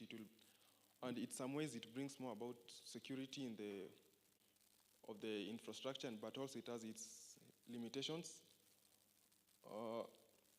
If you look here, these are like a life cycle of when you perform a transaction on the blockchain. It usually starts when the transaction is received on the blockchain. EVM, it's Ethereum virtual machine. The first, it's checked if there's enough fees. In the blockchain, when you perform an action, you pay some fees for your action to be executed. So the first thing is checked if the action you're doing, you have enough fees to perform that action. If you have enough fees, it will proceed to the next stage which is execution. But if it's not, you don't have enough fees, it's reverted back to the initial state that it was, to check again if you have gotten enough fees again, or just cancel the program. But if you have enough gas, there's something called opcodes. When you deploy your smart contracts, our system usually understands bytecodes, but when you simplify bytecodes down, it will come to something called opcodes. So when you are an action you want to perform on the blockchain, it will like link with specific opcodes that you are querying from your action. If they agree, they'll still check again for your gas fees, because now they know that you have enough gas fees. So you proceed to now, this called another place now is the Ethereum virtual machine called the stack. Stack is a temporary storage for executing programs. And stack gets the information from the blockchain, which is the storage. And also, when you query the information, stack is like a temporary storage for executing a certain action.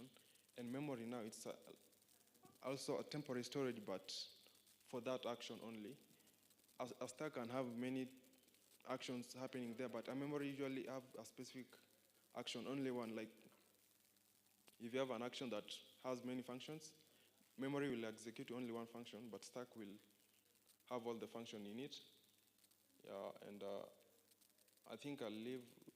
Okay, I have a small explanation. Let me see if I can get it. Yeah. This is like a small explanation of how blockchain works. Let's say this is the first transaction. 1, 2. Let's just put some random characters. So if you try to verify here, it will take time. Yeah, if you verify all of them.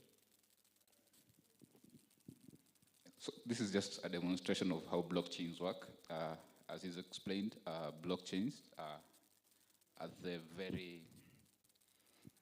very primary levels, we have transactions.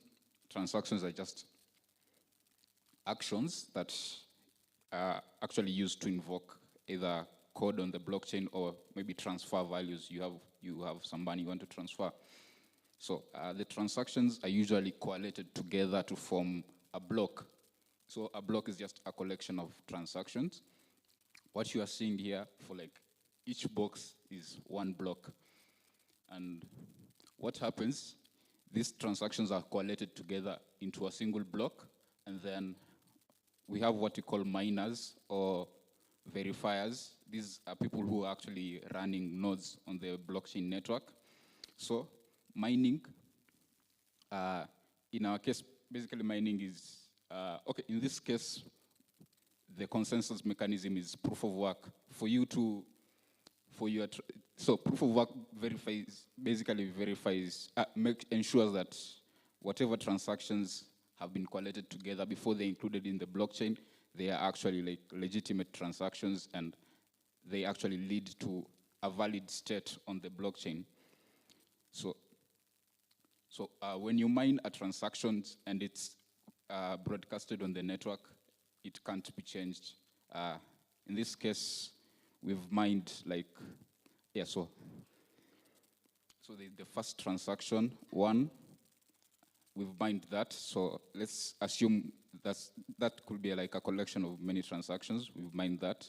And then if I try to modify the second transaction after it has been mined or it has been included in the blockchain, you'll see like it breaks the entire history of the blockchain. So that's like a security feature for the blockchain.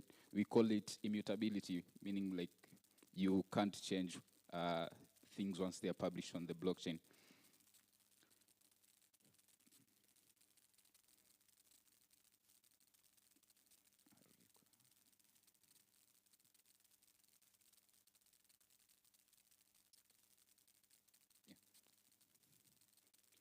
So why does blockchain actually matter?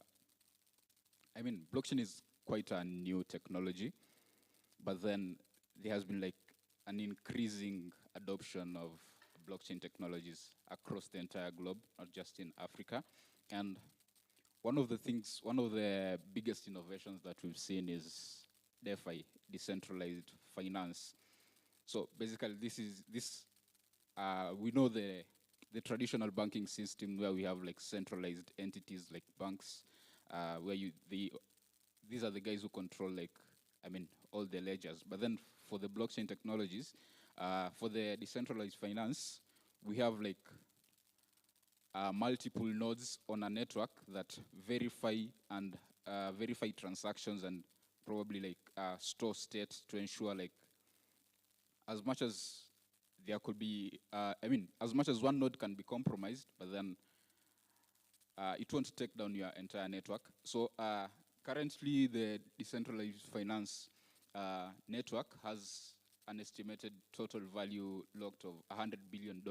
So like that's a lot of money, and you really can't afford to like joke around with security. So that's one reason.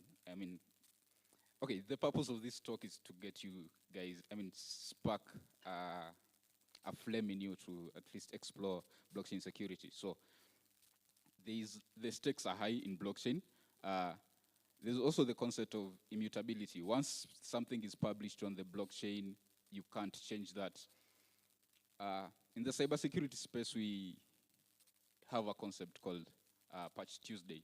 How many of you know what Patch Tuesday is?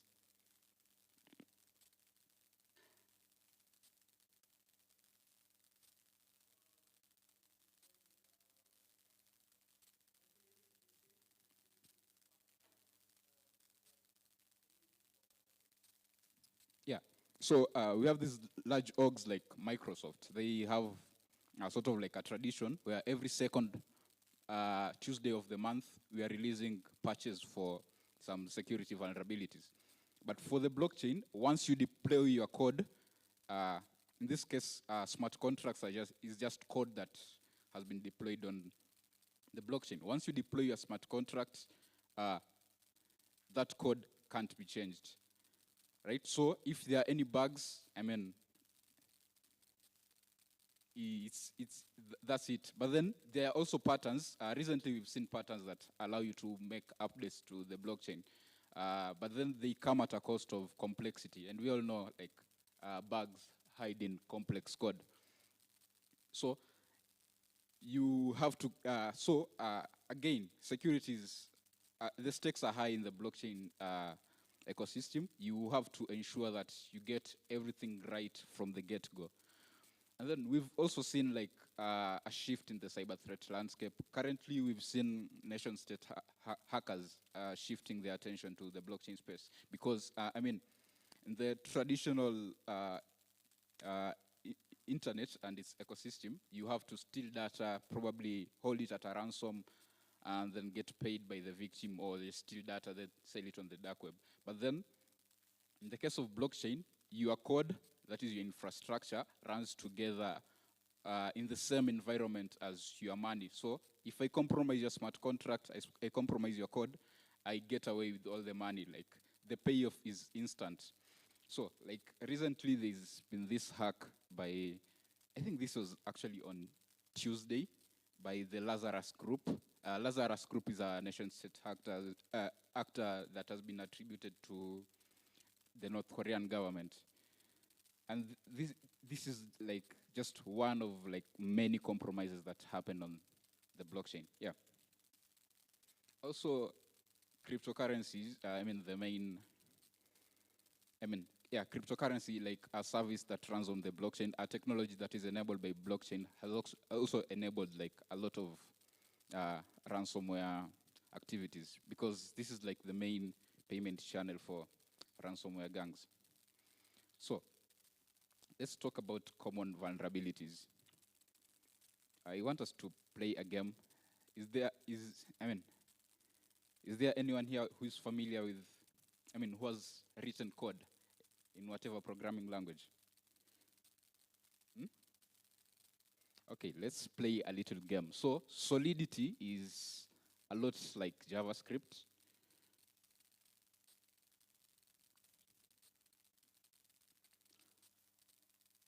So we've tried to compile a list of vulnerabilities that we've observed from the audits that we've done so far. And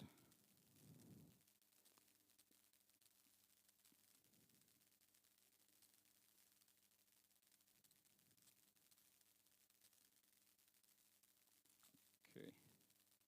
So let's just play a little game here.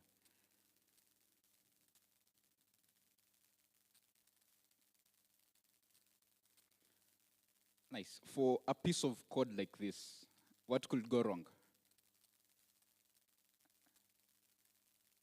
So, okay, let me just give you more context. Self-destruct basically is, if you have a smart contract, a self-destruct function allows you to kill that contract, like delete the code, and if that smart contract holds any amount, it will be sent to the address that is specified. So in this case, there's a function called destroy contract. It calls the self-destruct method and passes in an address. So if the contract holds any amount, it will be sent to that particular address, and the code will be deleted from the blockchain. So what could go wrong? This is a very critical function, right? So imagine this could be like the smart contract could be like something like a decentralized finance platform that holds millions of shillings. And imagine there's a function like this that kills that smart contract and sends it to like an arbitrary address. What could go wrong for a function like this? What if it goes to the wrong address? Yeah, exactly. What if it goes to the wrong address? That's one thing. But then, for a function like this, you will have to, another thing, anyone could specify like any address. In this case, there's what we call the zero address in blockchain. So the zero address is just, an address zero, and it's not controlled by anyone. You send funds to address zero, they are lost forever. They are trapped on the blockchain forever. So one thing you have to have a check to ensure you're not sending any funds to address zero, right? Another check, this is a very critical function. So you need to put some controls. You need to have sufficient controls to make sure not anyone can call this function. You have to make sure only authorized people are allowed to call this function.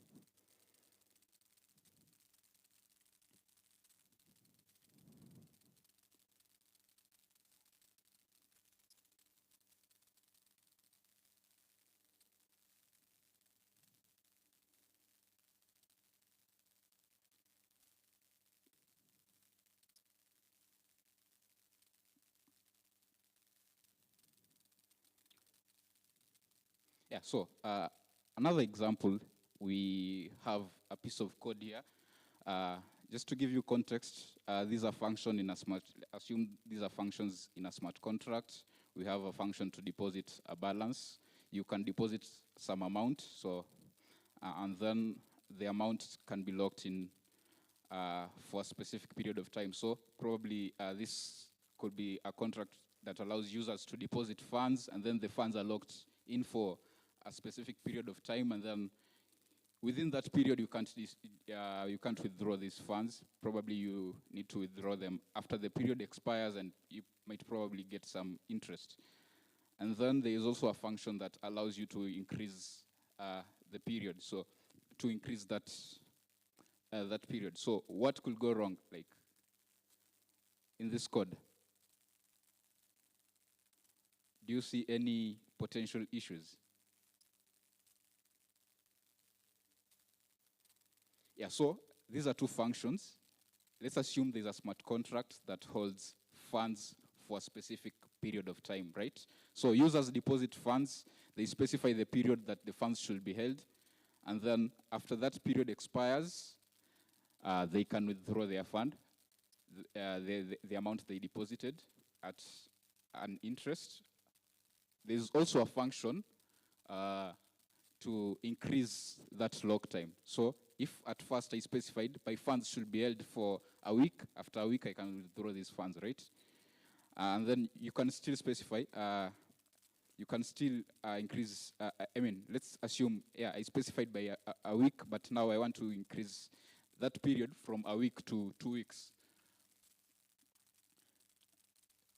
These are variables, and variables have limits from, I mean, if you've written any program, you know, like, there are specific variables with specific sizes that accept a specific range of values, right? Let me just give you a hint, overflow and underflow attacks. Do you see it? What if I could overflow or underflow the variable that holds the lock time? So I specified a week, right? But then the variable lock time, let's say it accepts values. Okay, in this case, that variable has accepts values within the range of 0 and 2 to 256. What if I specify a value that outside that range? Maybe a negative value or a value that's too large outside that range. Do you see what could happen? What can happen is when you overflow a variable, it wraps around, right? So if the maximum value it can hold is 10, and I specify a value like 2, it wraps around back to. So it will go back to 10, the maximum value, and then wraps around back, start counting again from 0, then to 1. So in the end, as much as I specified a value of 12, in the end, my variable will have a value of 1.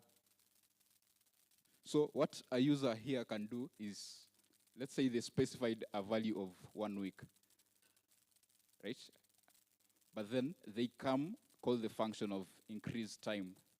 So if I can overflow that variable, what can happen next is probably a value that's higher than what the variable can hold. I could put a value that probably sets that lock time to something, to negative time. If the time is negative, that means I can immediately withdraw my funds. So I deposit my funds. It doesn't matter what period I specify. I probably input a negative value, and I can immediately withdraw my funds. And if there was any interest to be earned, I still earn that interest, as much as my funds weren't locked. So one mitigation against this, you need to check you need to sanitize the user's input and ensure that it falls within the accepted range for your values.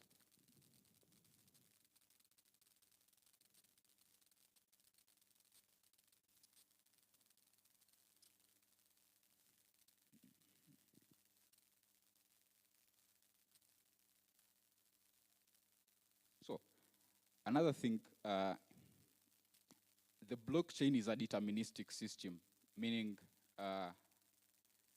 every transaction leads to a very deterministic state. Like, there is no randomness in the blockchain. But then sometimes you need randomness for your computations. So let's say we have a smart contract that allows users to guess values, and then and then the system picks a number randomly, and then if you chose that number, you get awarded. But then the blockchain is a deterministic system. There is no randomness. What do you do? So what developers, we've seen developers do most of the time, they'll use what we call block timestamp and block number. So each block has a timestamp. That is when the block was mined.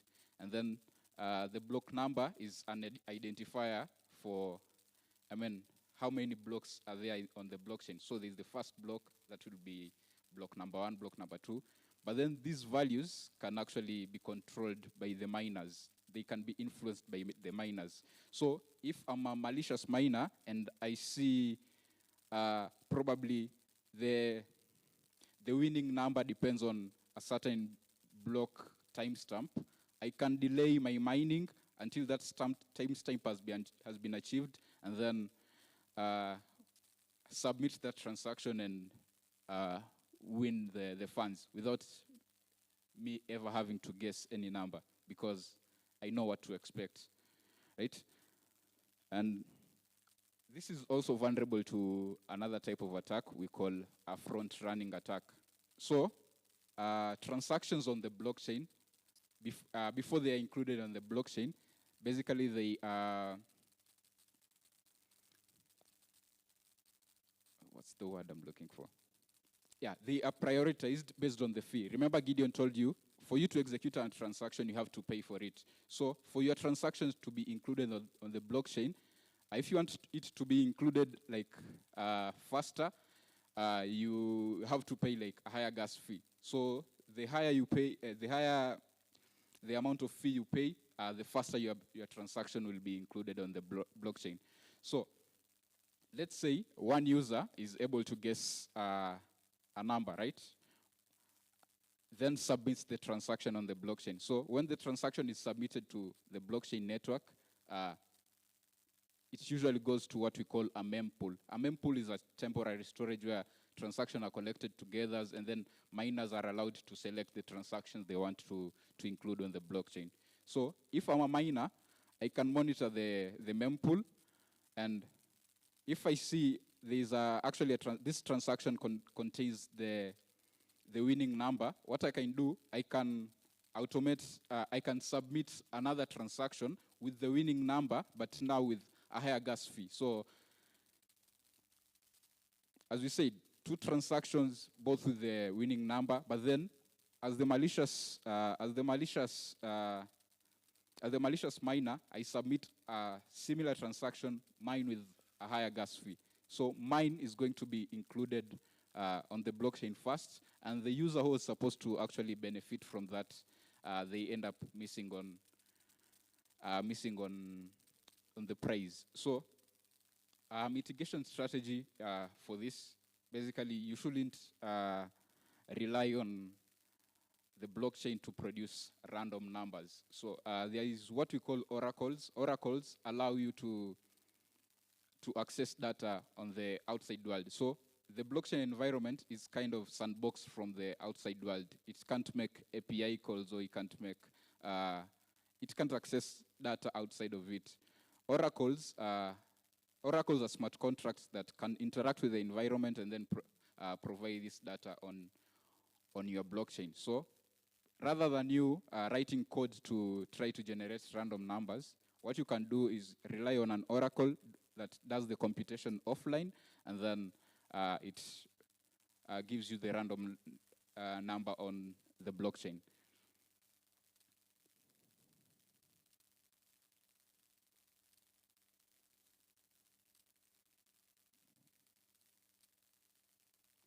So these so this is the actually had an illustration of how front-running attacks work. As you can see, we have Alice. Alice submits a transaction, and then we have Bob that monitors the mempool and sees that Alice has submitted a transaction, and then Bob can submit a similar transaction with a higher gas fee. And for the two transactions, we've said transactions are prioritized by the fee that they give.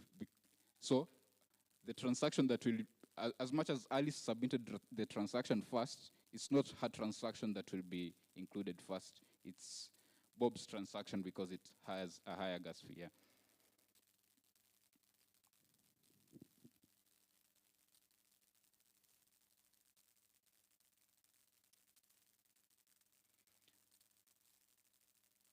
So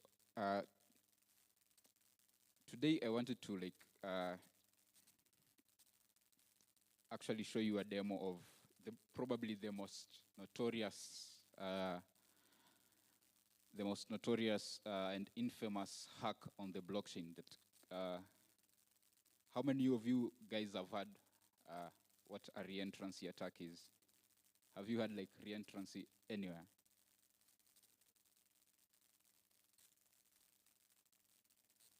Yeah, reentrancy or DAO attack.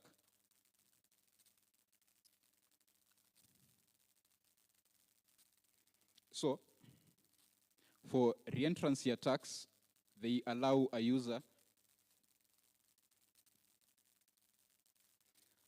Okay, reentrancy attacks allow a malicious user to make recursive call into a smart contract even before the smart contract has finished executing. So, let's say we have two smart contracts here. We have a smart contract that holds funds, so it allows users to send funds into this smart contract. They are probably, it could be like sort of like a bank, quote unquote bank, that allows multiple users to send their funds there, and they are held. And then there is a withdraw function that allows users to withdraw their funds. In the withdraw function, what happens is the smart contract will check, if the user invokes the withdraw function, it will actually check, does this user have enough balance in their account to withdraw the funds that they are requesting? If yes, it will go ahead and it will go ahead and make the withdraw. So it will send the funds to the users, and then next it will update that this user has actually withdrawn this amount of money.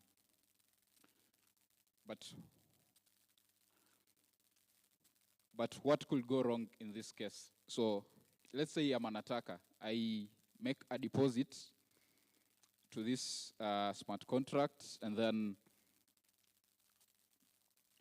I make a deposit to this smart contract. Probably let's say I deposit like two ethers. So ethers, ether is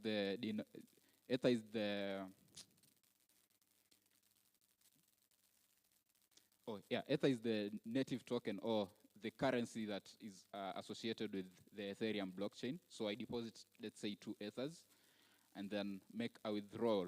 In this case, the contract will check, do I have, I'm requesting to withdraw 2 ethers. Do I have 2 ethers? Yes, I do. Then the contract will send me 2 ethers and then update my balance to 0, right? So check whether I have enough balance, send me my money, and then update my balance to 0, right? So what if I could actually intercept before the contract can make the update, before the contract can update my balance to 0?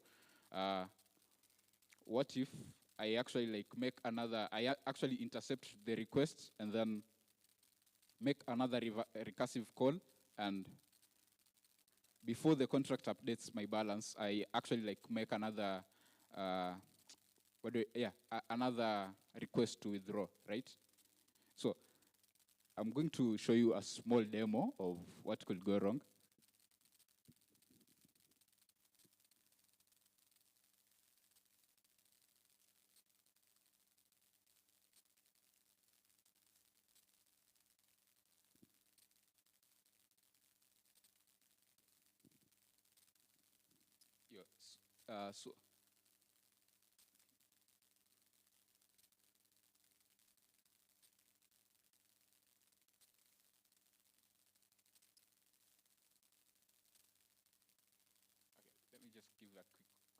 Okay, so this is what a smart contract looks like. So we have two smart contracts. We have a contract called Etherstore, and we have another contract called Attack. Yeah, so the Etherstore, basically it stores ETH. It allows users to deposit funds to this smart contract, and then there is a function to withdraw. So this is what I was saying. It will check whether the user has, the user's balance is actually like enough for them to make the withdrawal request. And then this line here is where the funds are sent to a user. And after the funds are sent, I'm updating my balance. So what if I intercept the withdrawal request before the contract even executes this line? So I have another smart contract here called Attack. Attack smart contract, what it does basically, in this case, Attack will make a deposit to this smart contract. So it will deposit this amount to the smart contract, and then it will request a withdrawal. In Solidity, there is what we call a fallback function. So a fallback function is usually executed in two conditions. One, when a smart contract receives money, or two, when you try to call a function that doesn't exist on a smart contract. So if this contract receives money, this function will be triggered.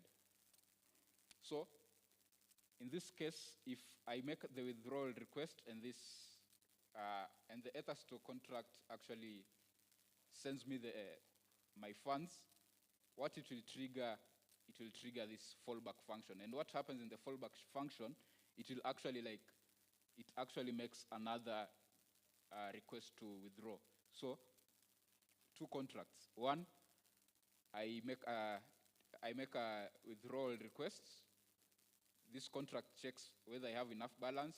It sends me my balance. After it sends me my balance, it triggers this other function that actually now makes another request to withdraw.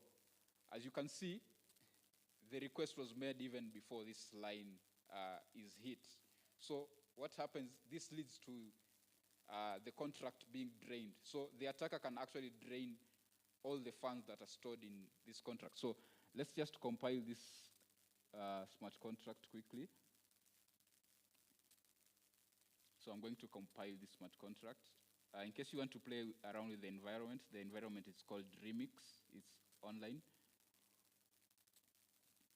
And then I compile the two smart contracts. I can deploy. So by deploying, I'm actually like pushing the code to the blockchain. So this has been published to the blockchain, as you can see.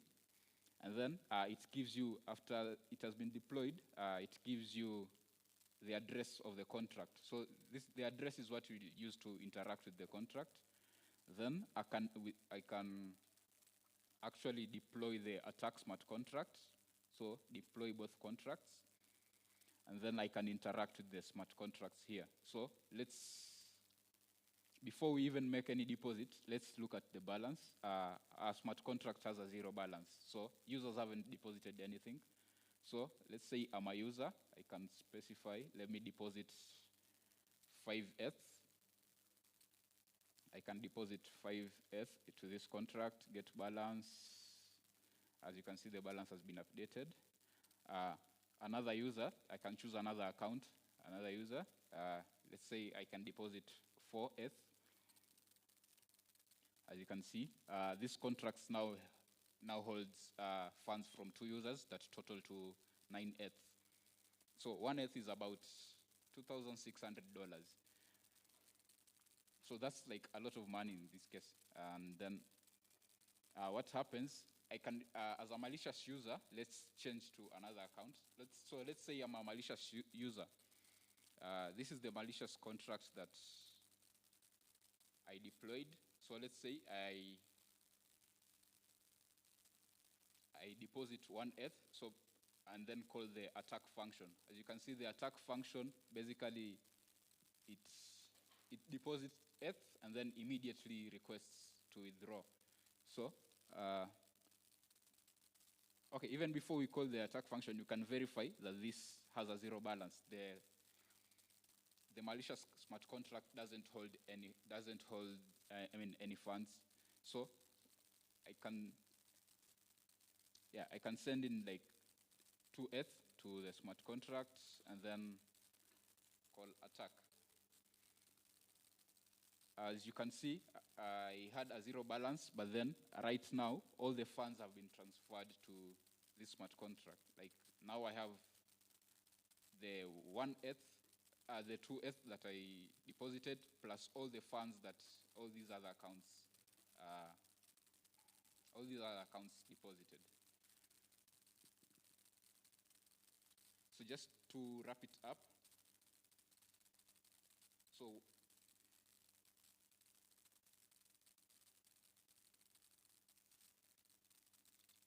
just to wrap it up, one, the takeaways from this presentation, focus on prevention. Basically, as the previous presenter who was here, they said security is now shifting left. A lot of these vulnerabilities in smart contracts can actually be avoided if you stick to like predefined code patterns and the good coding practices like testing your code and all those best practices for writing your code. Make sure you do comprehensive testing. Like for the vulnerabilities that I demonstrated, these vulnerabilities can actually be caught easily by automated tools. So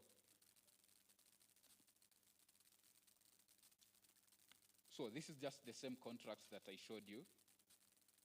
I have a tool called Slither. Slither is a static analyzer. It analyzes your code for any vulnerabilities without running it. So I can run Slither against this contract, and what it does, Slither, it analyzes my code.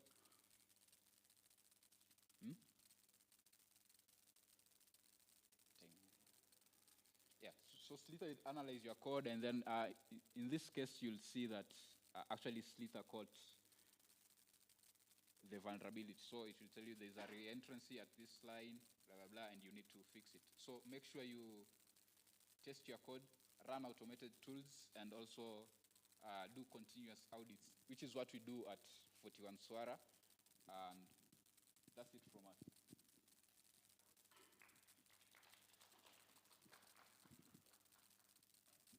So we have a question here. Thank you very much for an excellent presentation. And any ignorance will come from me. Now, the first thing I want to ask is about the principles of secure by design. For example, there's one vulnerability which you demonstrated where someone could attack by causing an overflow or underflow. Would you think there could be a better scheme where when you are designing your blockchain for the particular application, you design each of your variables as you do in object-oriented programming, for example, so that you, at the beginning, you define the values which that variable can take and what is allowed or not allowed in terms of the kind of manipulations that can be done with that particular variable. So I wondered if things are going in that direction rather than leaving programmers to make that mistake because they don't fully define their variable as they would. They just choose a variable and then assume that the users will always give reasonable values when they are dealing with that particular variable. My second question is about the impact of quantum computing on the whole area of blockchain and in particular cryptocurrencies. Is this seen as a threat, or are there already steps being taken to harden these blockchain implementations against the powers of quantum computing.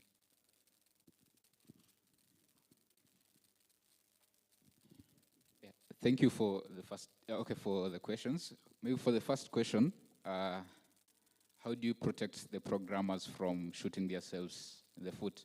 One, Solidity, as I said, is sort of like a derivative of JavaScript, but then it's still in it. I mean, it's still in development, and there's still more features being pushed. But then what we have security companies that publish libraries that you can use the library in your contract, that it will and it will bound like whatever values a variable can take, or the method that can be executed against that variable. So there are actually protections for that, but then Solidity in itself as a language doesn't offer like any protection. So all the other protections are just abstractions on top of the language. And then for the quantum computing question, well, I think most of the algorithms used in the, I don't have experience in the other blockchains like Bitcoin, but for Ethereum specifically, we have probably the most commonly used, the primary hashing algorithm is called K256. It's actually a quantum secure algorithm. But then we have another algorithm in the consensus mechanism, the consensus layer of Ethereum. Basically, this is the layer that allows different nodes to agree on the valid state of the blockchain. So there's one algorithm that's being used there that is actually secure. Like, it can actually be broken by quantum computers. So there's a proposal that has been issued to the Ethereum community. People are actually like making proposals to submitting proposals on how they can actually fix that. We also have what we call forks. So forks in Ethereum are actually like the different versions of the blockchain. So another measure that is in place is creating a fork that will actually now be quantum secure. So that means we'll have to abandon the first version of, the current version of Ethereum, move to the other fork, which will actually be more secure.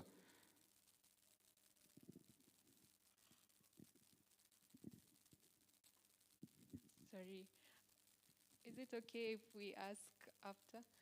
I know it's almost lunchtime, and we want to have one more presentation just before we break for lunch, but we'll pick your question, and then Moses and Gideon can answer. So clap for them.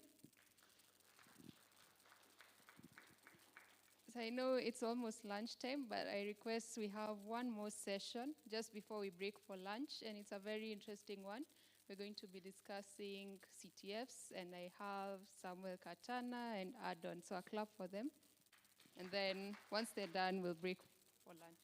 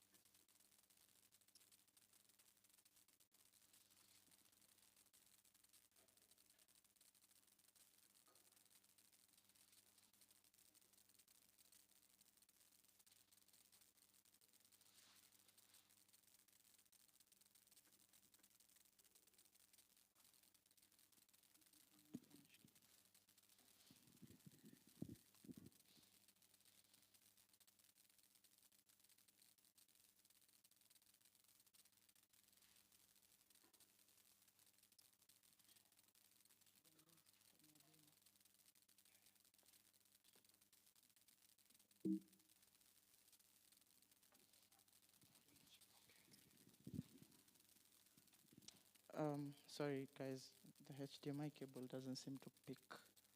We have slides for you guys.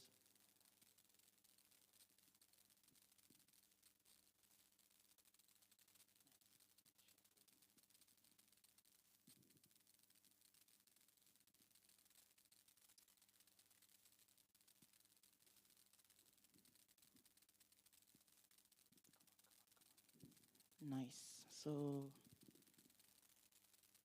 the title of the presentation is Hack, Crack, and Conquer. We're going to try and be very brief because it's almost lunchtime. I know you guys are hungry. This is basically us introducing CTFs. So if you are a seasoned cybersecurity practitioner, it's probably going to be a very boring talk. But if you're new to cybersecurity, CTFs are usually the way for you to get into security. It's usually how most of us get started. So maybe I can quickly just introduce us. Adonijah, you can start by introducing yourself. Hi everyone. Yeah, my name is Adonijah Kiplimo. I'm a CTF player. I'm a security instructor at CyberShuja, as well as a security analyst. Okay, thank you. And I am Samuel Katana, as I had mentioned. I'm not sure I did. I'm also a trained security analyst and a security instructor at CyberShuja. So, as we said, today our session will be covering what CTFs are. And I'd quickly just like to start by defining CTFs. So usually CTFs are competitions for hackers. It's usually a way for them to prove that they can actually solve particular security challenges. And then different teams, individuals, will try to solve the security challenges. There are different kinds or different types of CTFs out there. And as you can see on the screen, the most common CTFs are Jeopardy style, attack defend, and King of Hill. In Jeopardy style, we normally have different challenges, maybe in web, cryptography, digital forensics, blockchain, multiple categories. And the aim is usually for the different teams to try and solve these challenges.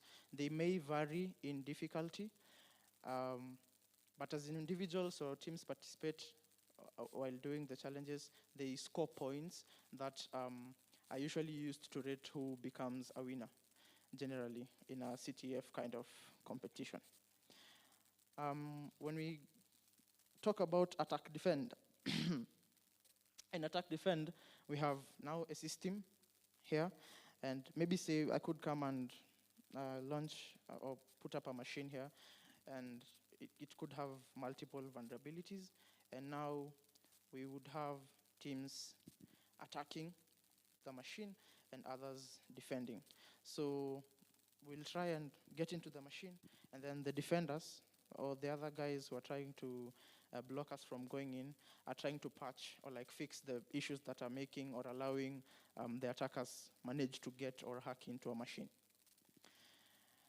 The last kind of CTF or popular CTF is known as King of the Hill.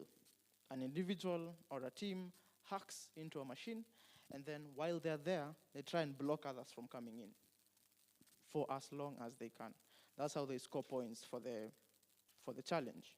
So that is it when it comes to the different kind of categories that are there for CTFs. These are the most popular ones that are out there. You might hear of other, but these are the most popular types or categorizations of CTFs generally. The other thing I'd like to discuss now is why they're important. You see, as a programmer, you might play around with things like codility. You heard of codility during the other presentation, to practice your coding skills.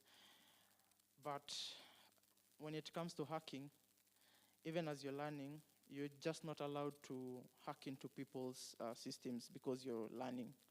No. You need to have a platform or like labs where you can practice your skills on at a legal scale, because hacking is hacking is a very, very, very, very illegal act if it is not authorized or you don't have proper authorization for it. So why are CTFs important?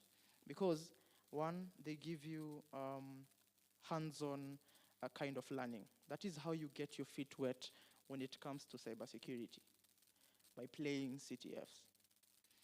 Because, as I said, and this is something we will do to you, I'm hoping you have your laptops. We'll have a challenge at the end of this for you guys to try and like hack into a specific machine. So again, as I said, that is one of the importances of playing CTFs. That is how you you try out your might and confirm that you actually learned or gained something from the things you've been learning when it comes to hacking. The other thing CTFs prove is that you are actually a problem solver. For example, and I'll keep referring to this, the machine that you will have at the end of this session, we'll first give you a chance to hack into it, and then for like 15 minutes, and then Adonija will walk you through how to hack into it. It has multiple ways to hack into. So like, what CTFs do is basically prove that you are a creative problem solver. I might have one way to hack into a machine. Adonija might have another idea of doing the same thing.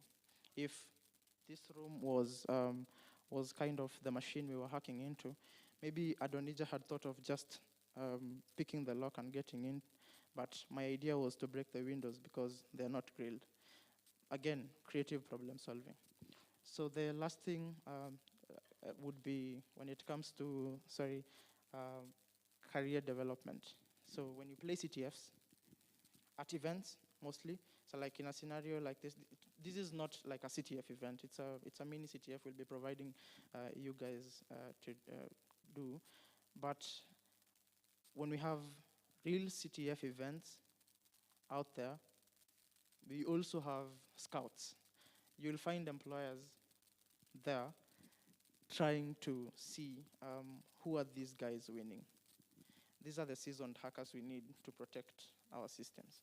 So when it comes to career development, when you guys get involved in playing CTFs for the beginners, there are chances that there will be people watching you guys, and I know of guys who, I'm not saying you should leave school, but I know of guys who left school and got employed early enough because they are good hackers just by playing CTFs.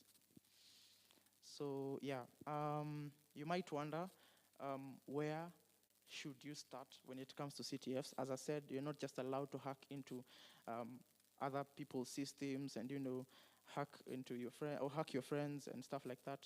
So we had a list of CTF platforms that you guys could check out if in case you're thinking of starting off in CTFs.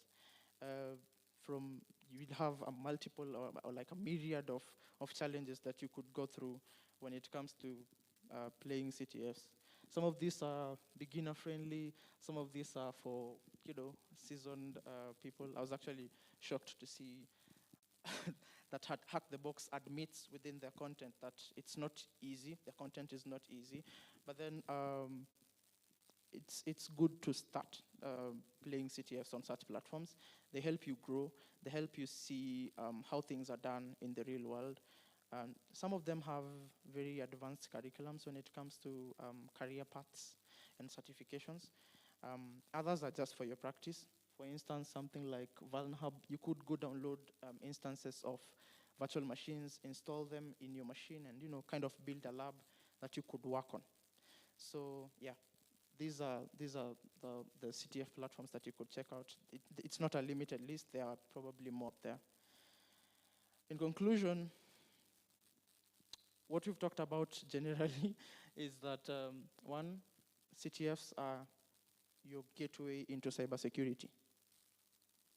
That is how you, I'm not saying break into cybersecurity. Cybersecurity is wide, but if you're planning on becoming a technical person, maybe a penetration tester, maybe a SOC analyst, maybe a security engineer, I'm seeing some in the house, this is where most of them started, playing CTFs.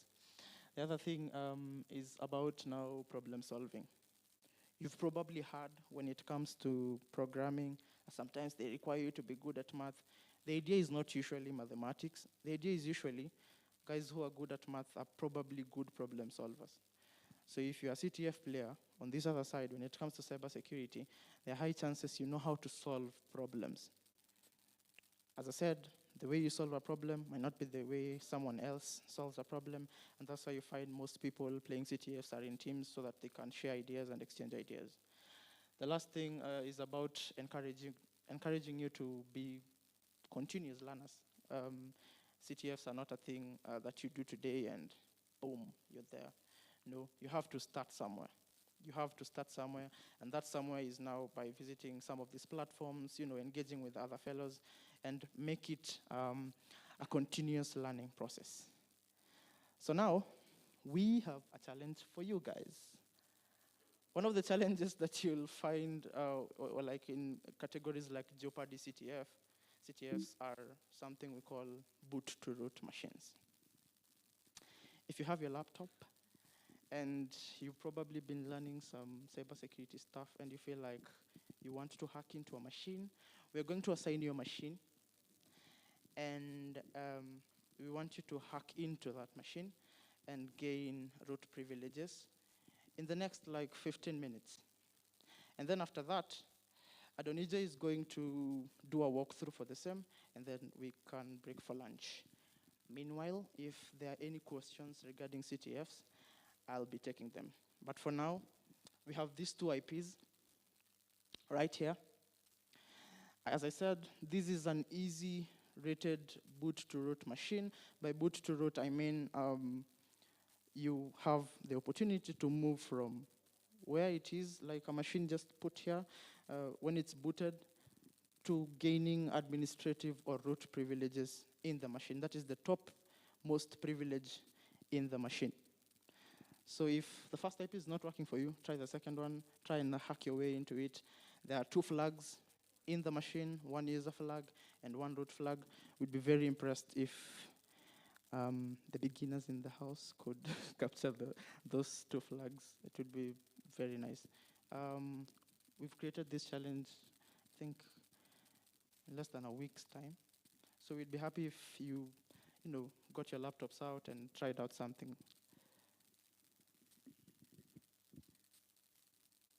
Yeah, so that's the IP of the machine. So you can just hack into the machine. There are 2 flags, the user flag and the root flag. So, and you have 15 minutes, so what's the time now? By 1:30, you should be done with the machine, and then we'll start the walkthrough. Meanwhile, I'm taking questions. I'm seeing people squinting their eyes. I don't know what's going on. If you have a question, just raise your hand. If you need maybe a hint, we can drop 1 or 2, just saying.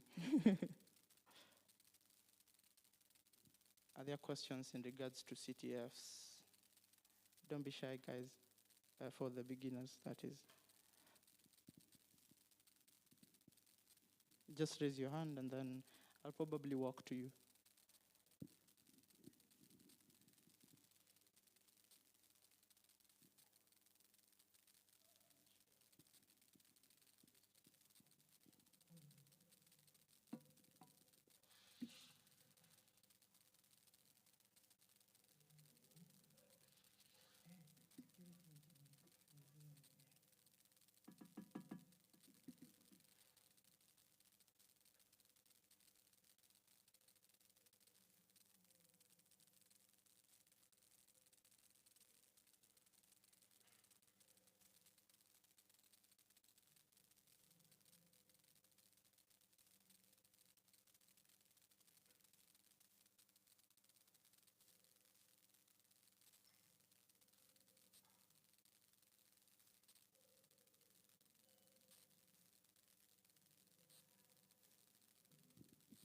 The other thing Adonija likes to emphasize on is CTFs also pay. I know money can be a very big motivation for guys in the house. Don't think they're just for practice. There are CTF challenges where people get paid. I don't know if you guys are informed. Like this week, there was a CTF at University of Nairobi in another event. I think the top team walked away with like 100,000 Kenyan shillings. So if you feel like you don't have motivation enough to start learning or playing CTFs, I think money is a good motivation for you to start, or like start playing or start learning, cybersecurity stuff. But we are not, okay. We have, I don't know if it's a question or a comment from a friend here. Hi. Hi, everyone. My name is Fraser. Just to add on to that, apart from the local CTFs, you also have international CTFs that you can pair up amongst your friends. I was part of the initial Freaks team. If for those who know Freaks, we used to take part in international CTFs and get international recognitions. So you can be able to join those CTFs by following CTF time. It has quite a lot of CTFs, from very easy to very, very insane CTFs. Yeah. Thank you for the comment, Fraser. I'm so happy to see you here. Something Fraser is not saying, probably because he's trying to be humble. Fraser is a lead security engineer at CyberGuard Africa. And as he said, it all started by playing CTFs. Now Fraser has moved from poking into machines or hacking into systems to developing solutions when it comes to security. Where did he start? Right here, CTFs. So you guys can also get there. If you're a beginner in the house, again, this talk was not meant for seasoned security guys. This talk was meant for people who want to start out in cybersecurity. Just start. Visit the platforms we talked about. You've heard Fraser talk about CTF time. Visit such platforms. Start from the easiest challenges. Some of them don't even need you to have hacking skills per se. By nature, most Gen Zs are stalkers. You have too much knowledge of social media. In cybersecurity, we have something we call OSINT, open source intelligence. Just by what someone posts or what they say online could lead to massive catastrophes when it comes to cybersecurity. Some of the challenges you find on these platforms are OSINT challenges, very easy challenges. You might be given an image and be asked, where was this photo taken? It's that simple.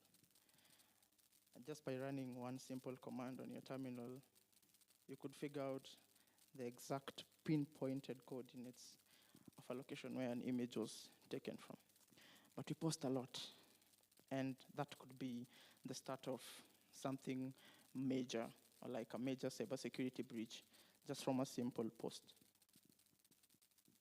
So there are challenges like OSINT, which are very easy. They don't require you to have any skills, just curiosity, which is very important when it comes to cybersecurity, a curious mind, and from there, you will learn a lot.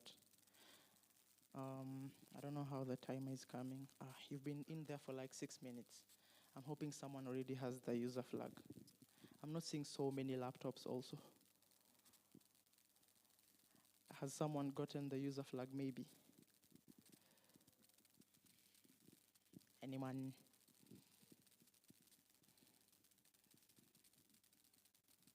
Okay, keep hacking, keep hacking. They still type.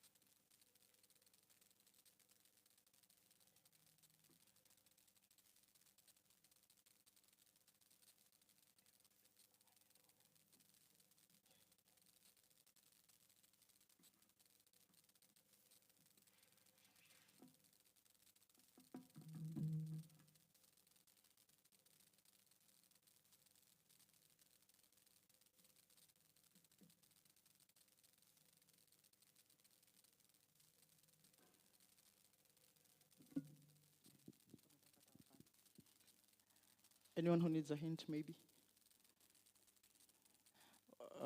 For guys who are trying out, what is usually the first step when you're trying to log into to access a machine? Because what we basically expect of you is first do active recon, kidogo too, do some active reconnaissance on the machine, maybe identify open ports, and then move from there. So I'm curious to know, what is the first, when you get an IP like this, because normally when guys are pen testing systems, so like in full pen testing is penetration testing. So when the guys are testing vulnerabilities on a machine, well, there's a question.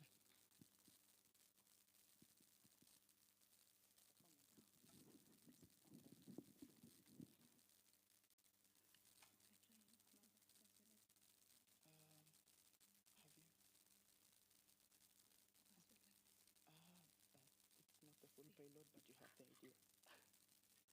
So first, are you able to access the website? Without, nice. So now you have multiple ways. Yes, you have that option that you're thinking about. I'm not going to give you the answer. And then you have another option. Someone has made progress somewhere. This is what I'm going to say. Sometimes the answer is right in front of your eyes. You're just not looking keenly enough. But someone has gotten somewhere.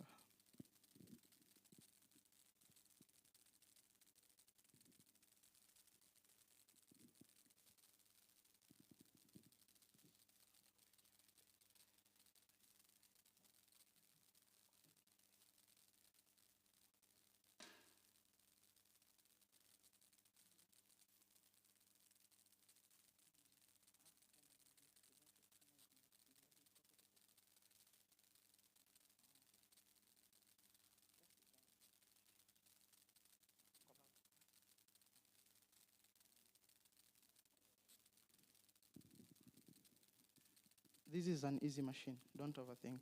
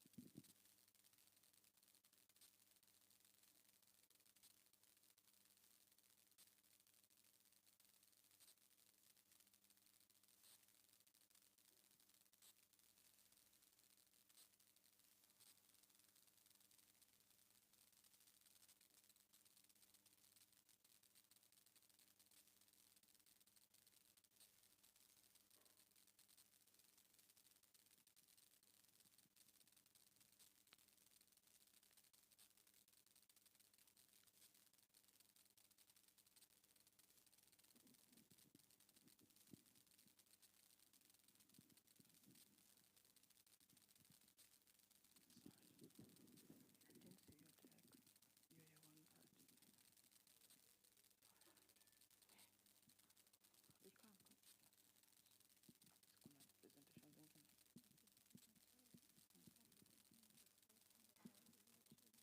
I'm to skip. I didn't want to interfere with other programs. Let's start less than 10 minutes. Yeah, there's nothing.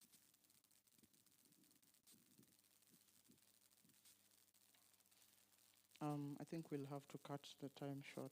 Yeah,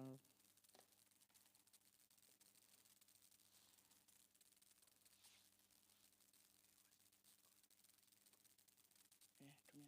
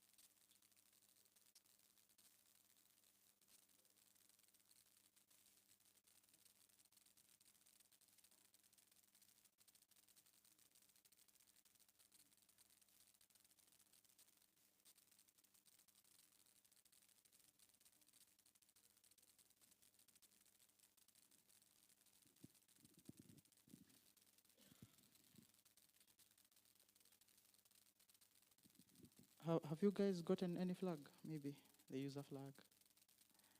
Kama root flag ilileta shida. We want to move to the demo. Adonija will be doing the live hack. Remember, these are active machines. We hosted them on the cloud. So that's why we wanted you to try it out.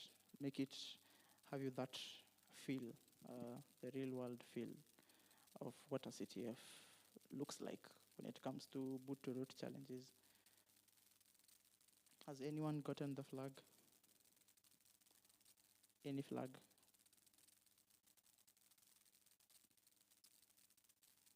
Okay, so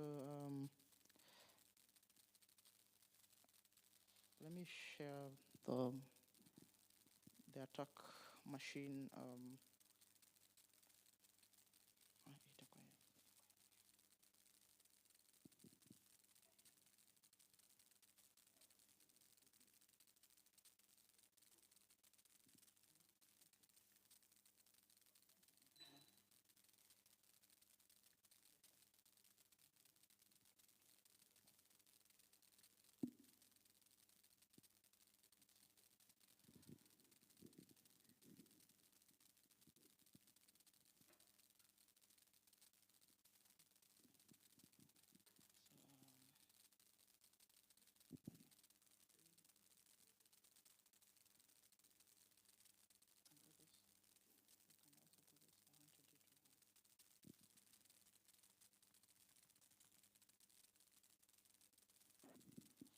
Can you guys see the text on the screen? Is it visible? Because some of you'll be running simple commands.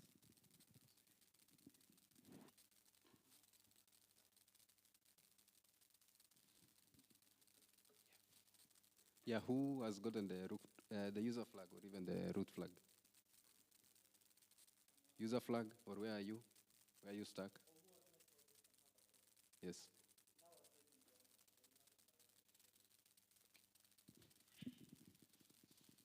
So I tried to look at the services that are running, but now I don't know how to find the flag. How many services have you got in there?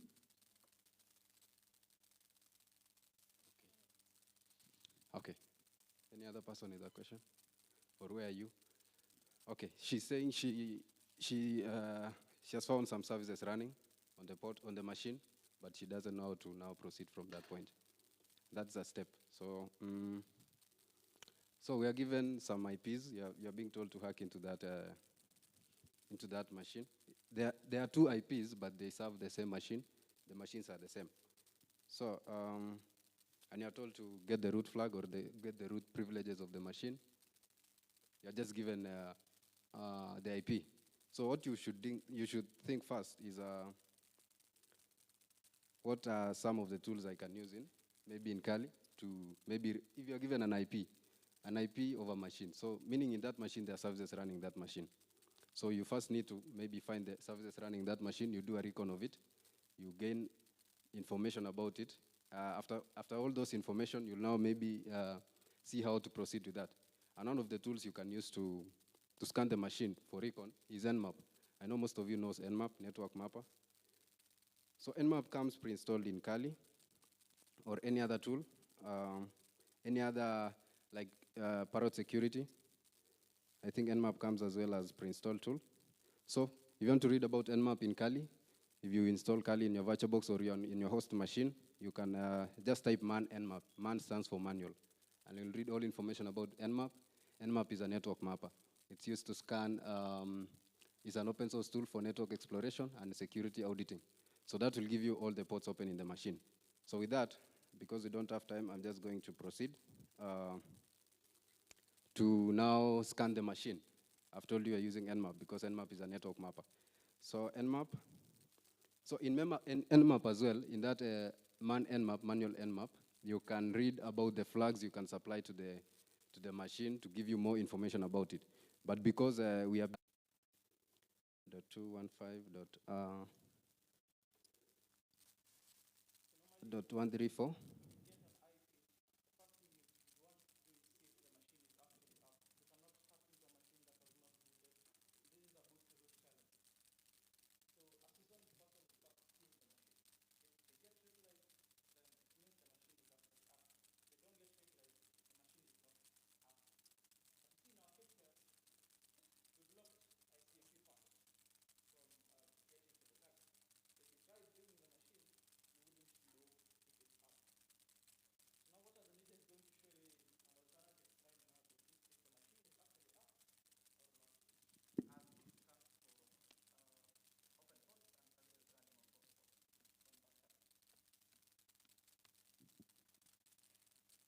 Yeah, so Nmap is going to scan the machine, the IP of the machine, and it will give us information about the machine, the open ports running that machine.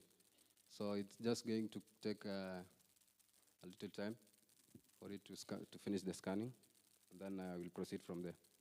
So as Katana said, for you to verify if a machine is up, you can send ICMP request to it, that is ping. You can ping the machine. If you get replies, it means the machine is up. But some machines as well are defined or are set in such a way that it blocks the ICMP request. So if you ping it, you might think that the machine is down, but it's up. So you'd need to scan it so that you can now have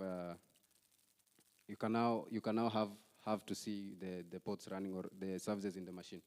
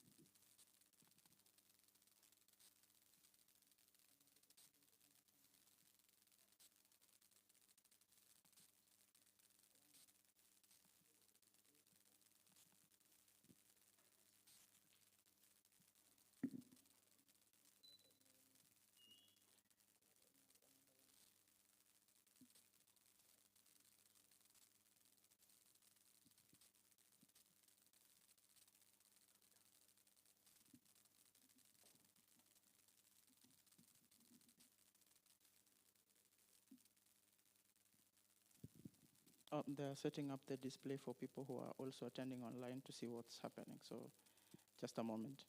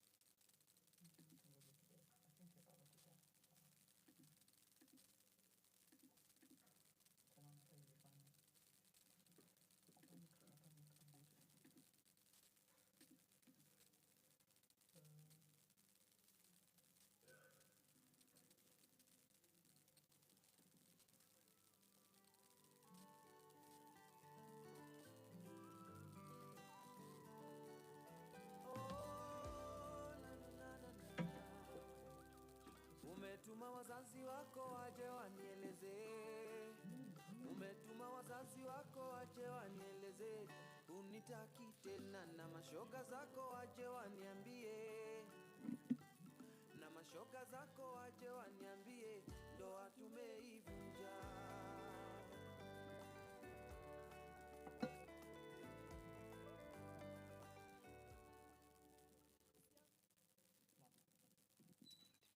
Awesome.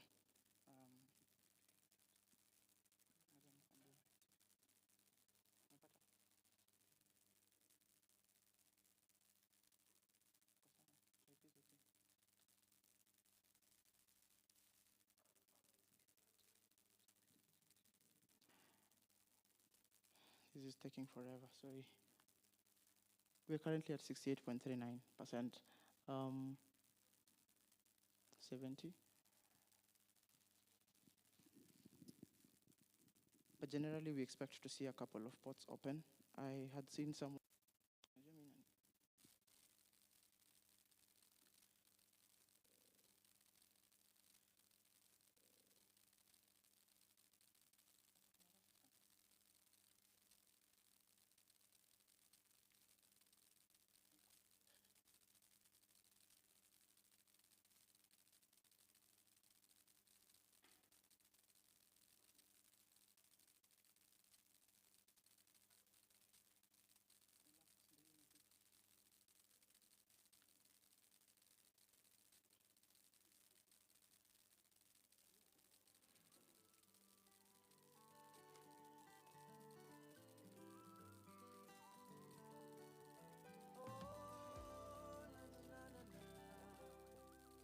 Umetuma wazazi wako waje wanieleze, umetuma wazazi wako waje wanieleze, unitaki tena, na mashoga zako waje waniambie, na mashoga zako waje waniambie, ndoa tumeivunja.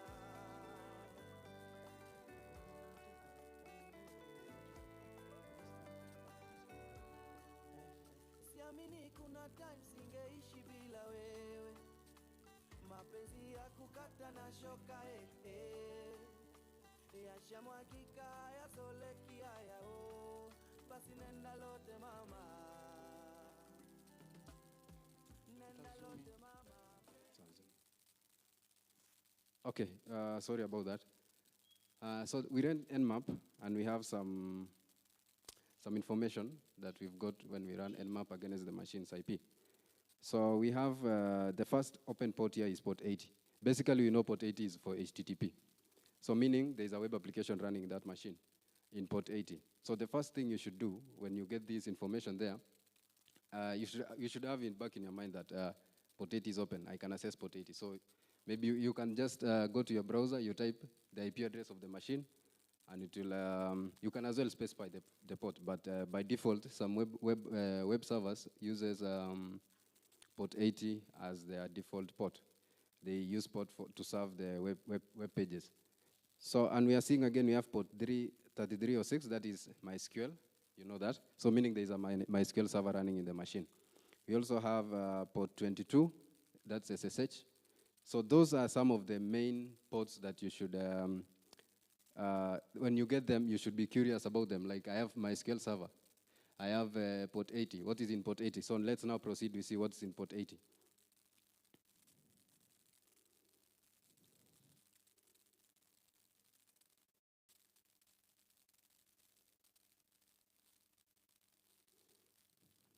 So I'm just going to type the IP address of our target machine here. So when I type that, I'm being given a web page. It's an employee management system. So there is a web page serving in that port 80. So what is in this web page? So when I see this web page, there is a user sign in, there is a user sign up, and there is an admin login. So you should be curious in admin login. What is it in the admin login? What is it in the user sign in? So when I click on user sign in, it gives me a user login page. But now we don't have any credentials about the user. We don't know any user that is in the system. So what do? We can sign up a user. We come back to the sign up page. We sign up, we create an account of a user here. So let's say we can just create an account for example, let's say user Jen. So if we use user Jen, last name, let's as well use Jen. Employee code, we can use 001. Admin, the email address, we can just type any other admin, like jen at gmail.com.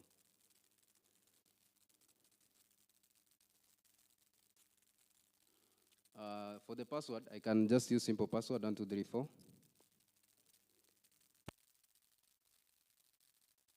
1234 again.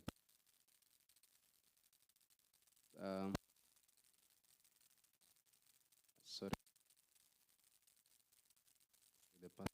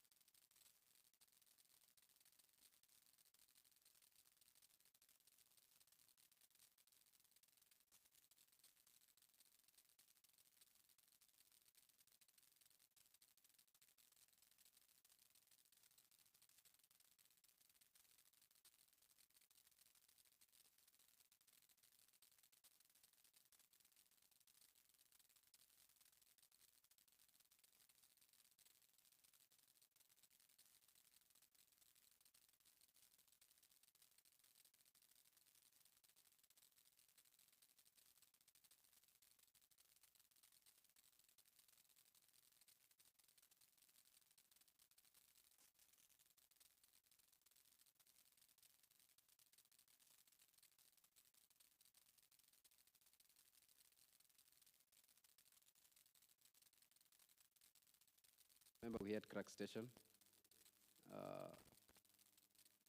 Yeah, so Crack Station is an online tool that is developed to crack all those hashed passwords. So just going to maximize this, and I paste the hash here.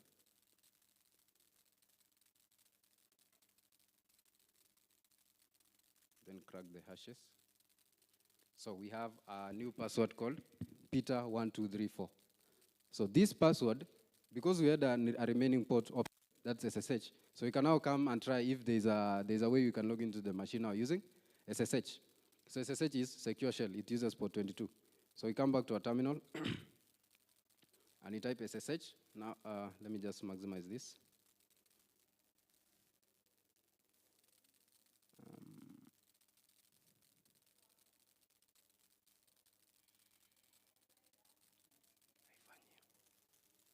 Yeah, so SSH, the username is Peter.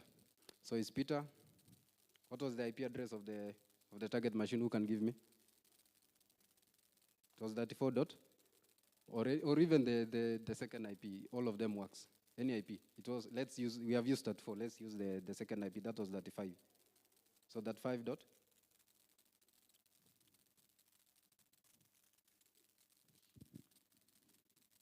Dot 85. Dot 30. Dot 82. Yeah. So we try and give the user called Peter in that machine. So you see we have. So we can now type the password that we got after we crashed it. We cracked it. That was Peter1234. So when we type that password, we are getting logged in as user Peter into the machine now. So, and as I had said previously, the aim of this boot root challenge is you to get the user flag and the root flag. So now we are in the machine as user Peter, meaning we can now, let's navigate into the machine, run the basic commands that we know of Linux. So maybe ls to see what we have here. So we can see we have a linpiece.sh there, we have valn.sh, and we have user.txt. And I had said we are looking for user.txt flag. So meaning we already have the flag. So to open it, you can just cut user.txt. And there we have the flag. That is, the ladder to the root is within your grasp. So we have solved one of the challenge. So now, how are we going to proceed to the admin page? So I hope up to there is clear. So we need now to escalate our privileges for us to gain for us to read the root flag, because we are not root here. So if I run who am I here, we are Peter. We are not root. So we should be root for us to read the root flag. So this is where now we need to have to escalate our privileges for us to read the root flag. So how can we escalate our privileges? How can we change from being user Peter to root now? So most commonly you can use sudo su for you to change into root. So I'm just trying. So the password for Peter1234. So I'm getting an error there that's telling me, sorry, user Peter is not allowed to execute user bin su as root on IP on that, yeah. So we are getting an error that this user is not allowed to run this command for you to gain root privileges. And in this error, we are having some other information as well that it can help us know how we can navigate or execute our privileges into root. So if I run some other commands as well, like sudo l, for us to know what root privilege or what root commands user Peter can run. So here we are being told that matching default entries for Peter, that's user Peter.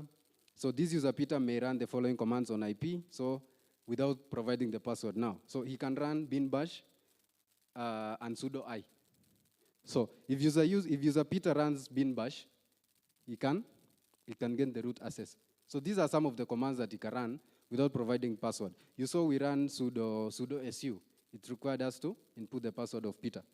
But if we now run bin bash, it will not require us to type the password of user Peter or sudo I, or even these other exclamation user bin, that other command there. It will not allow us, it will not require us to input the password. So I'm going to try one of them.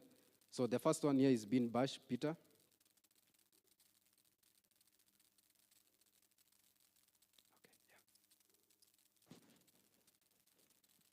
So if I run that command here, okay, I'm using sudo to run it. Moment. Sudo bin.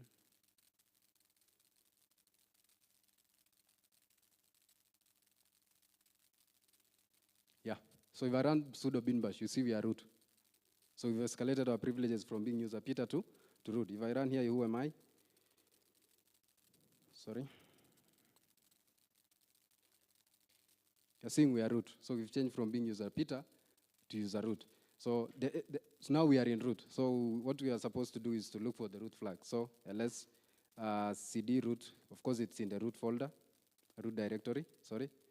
So ls here, we are seeing root.txt. So if I cut root.txt, I'm getting the flag. So that's the root flag. So that was the main aim of this challenge. So if you reach there, that means you have the root access to that machine. If you got there, GP gave a coffee.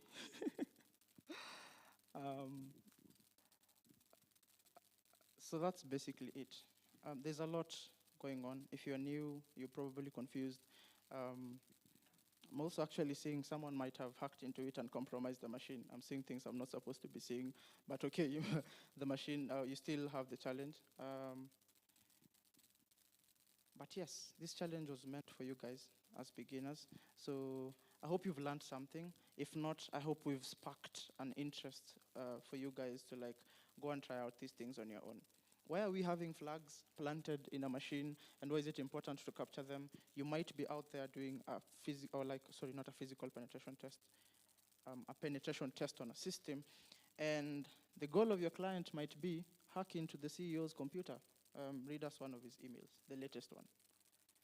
That can be considered a flag. It can be considered a goal for a whole penetration test. So that's why you have such kind of challenges. And there are, again, as I said, a myriad of them. You might find other challenges where credentials are being reused. Maybe you found one username and a password that happens to be the same credentials to be used to log into another service. That is also something. There are times when you need to use more tools and more exploits to gain access into a machine. There are times when you cannot move from just a user to root. There are times when you need to move laterally from one user to another and then go picking up information that will help you escalate your privileges. So there's a lot. We can't go over everything. We are happy that you gave us your ears and an audience for that reason. We are so glad to have presented this to you. Yeah, so maybe if you have any question regarding the challenge that we just had, you can just raise up your hand. We answer it briefly. And also, the IPs will be up. So maybe if you didn't come with your machine to this event, you can just go home, you try it. It will be up until maybe tomorrow, this time. Okay, we'll just take that one. A shout out to Happy, by the way. Happy Mwamba is in the crowd. Maybe you could wave. She helped us test the machine earlier on. Question? Sorry, good afternoon. I tried to access the IP through the browser, but it was telling me that the access is blocked for some port. But I tried to put the 80, but the port 80 it was not going through, so I wondered how you did it. My phone is there. I used data and hotspot. I figured the network here maybe has limitations, the Wi-Fi network. So if you have data, you can maybe hotspot your machine and try it out. I figured it's a problem with the Wi-Fi we are using. Maybe it's some kind of enforced security on the machine. As we said, the two machines will be on for the rest of the day, probably overnight. We'll turn them off tomorrow maybe. So on a different network or at home, maybe at a hapa, maybe during a lunch break, just have your data on and try it out. For the sake of time, we won't take in more questions, but you're still here, so. And which SQL injection payload you have used it? It's apostrophe or space, apostrophe, 1, apostrophe, equals, apostrophe, 1. Let him type it out. That will be the last question. We're still around. You can still ask us questions. We'll give you access to that machine. Yeah. A clap for Adon and Katana. Thank you so much. So the time is 2:10. I'm told there's something for us outside over here. So please let's be back at 2:30. That's okay? Spread the out two legs slightly. Oh, mama spread them so widely. Caribbean girl won't die for me.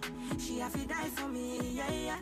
Bounce your body, oh, we bounce you out. Girlie go down, not to south. Sure you agree, I know fish out. Yeah, bounce your body, oh, we bounce you out. I'm on no scream, don't push out.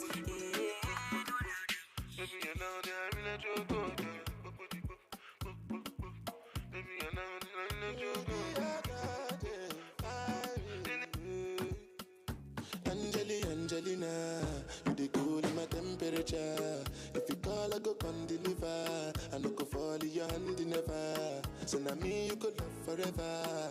I'm a cocky no feeble letter. I'm a Angelina, I'm a Angelina. Oh me all down. Anytime when I see you for the club or the television, your body. Sure you know say the thing when you carry 50 kill somebody. You know I feel a vibe, you feel a vibe, so baby whine about me. Yeah, and I know you shy, but it's cool when we're making love. On the low, on the low, on the low, on the low, on the low, on the low, on the low, on the low. Angelina, you the cool in my temperature. If you call, I go come deliver. I no go fall in your hand never. So now me you could love forever. I'm a cocky no feeble letter. I'm a Angelina, I'm a Angelina. Oh no, so when I want to come out, make I signal you. Why you want to request on me like I interview? I'm tryna put the ring on your finger too. And be a better guy, be a better guy. On the low, on the low. Nobody do attractive, but the way I fight for you, it be like magic. Oh no, the way you take me, I go day, and I no go fit to come another day. Although I go to call you my baby, and together we go there, we no go fade away. Why be say that you in my mind? Say you no be option, no be lie. Oh yeah, make it run away, make it fly away. Oh no, no, no. Why be say that you in my mind? Say you no be option, no be lie. Oh yeah, make it fly away, make it run away. So make you call on me. You don't say I go pull up on you. You don't say I go what? Call on me. You don't say I go pull up on you. Yeah, you know say I go pull up for you. Now so we enter part 2. Stepping at the place, everybody confused. Everything move, I like to smoke and booze. Oh yeah, make you feel good. Oh. Now what you did, where I go day.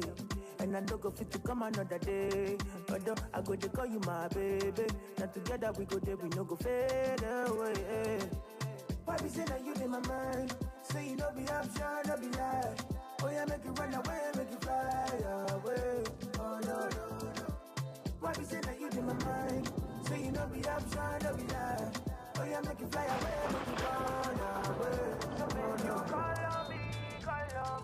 Don't say I go pull up for you. Don't say I go what? Call on me. Don't say I go pull up for you. Don't say I go pull up for you. Go.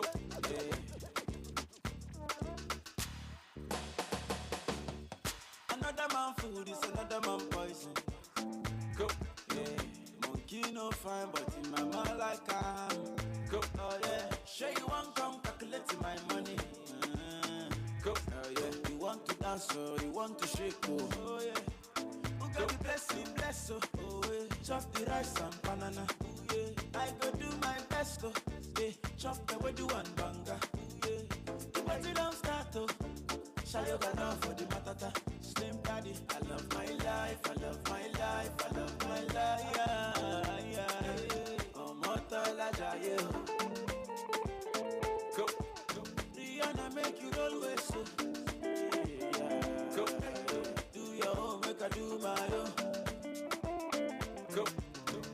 Them mama, them papa, all of them want to quarrel. Yeah. You know that I'm a biggie man. Yeah.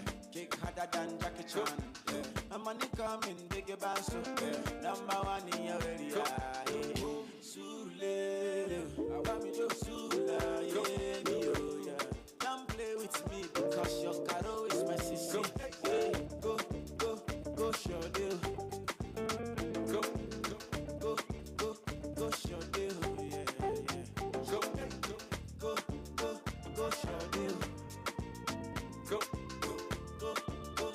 show deal. Yeah. Go. Another man food is another man poison. Go.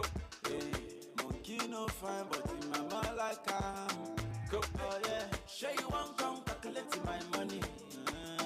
Go. Oh yeah. You want to dance or you want to shake, oh yeah. Who got the blessing, bless, oh yeah. Chop the rice and banana, yeah. I go do my best, oh yeah. Chop the way do one banga, yeah. The party don't start, oh. Shayo got love for the matata. Slim daddy, I love my life, I love my life, I love my life, yeah. Oh, Motola Jaye.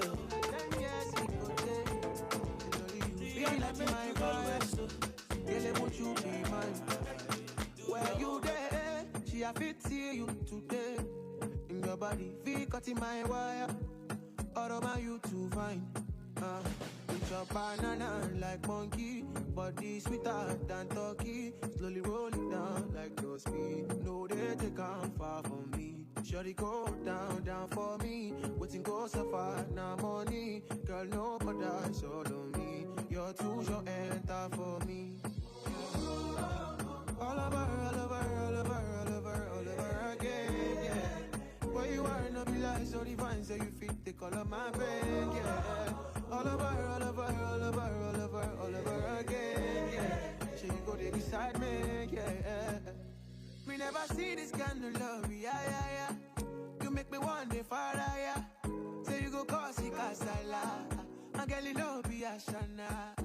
Me, I be the one for you, see. I give you Louis bag and Gucci. The way you boogie down is stupid, I'm a stupid, yeah. It's your banana like monkey, body sweeter than turkey. Slowly roll it down like no speed. No, they take on far from me. Shorty go down for me. Waiting go so far, now money. Girl, no paradise all on me. You're too short, enter for me. All over again, yeah. Where you are, no be like so divine, so you fit the color my bed, yeah. All over again. She really beside me, yeah. You don't go to my iPhone 100. You make a bicycle and a boy will love. Not in my eyes, in my mouth, you don't tell her. I ain't telling cause I give you umbrella. I thought we in this together. Give you my necklace, pendant. Give you my last cash, pendant. I show you my best friend. I thought we in this together. Give you my necklace, pendant. Show you my best friend. I give you my last cash, pendant. Everything I do, I under 50, under. You wanna be under 50, understand. That's the way you do me, under.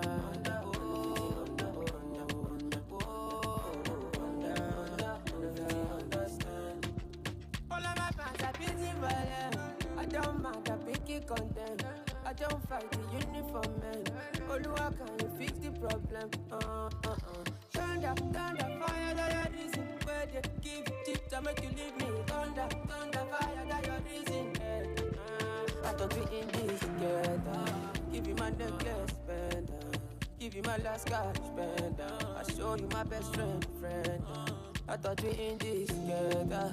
Give you my necklace, pendant. Show you my best friend. I give you my last cash spend. Everything I do, I under.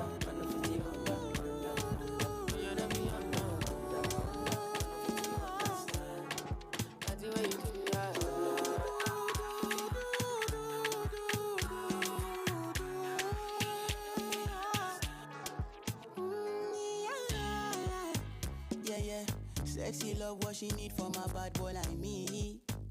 Yeah. Sexy kiss is the thing that she ain't for my lips. Yeah. My sex herself is the only air that she breathes. And when I look into her eyes, I know that she can never get enough of me. Your body high me like lean. When we do it, skin to skin. And as the rush they increase, I feel the drip in your V. Shorty say she feeling so. She grab my neck and she whisper, please. Shorty give me that splash from my chest to my knees.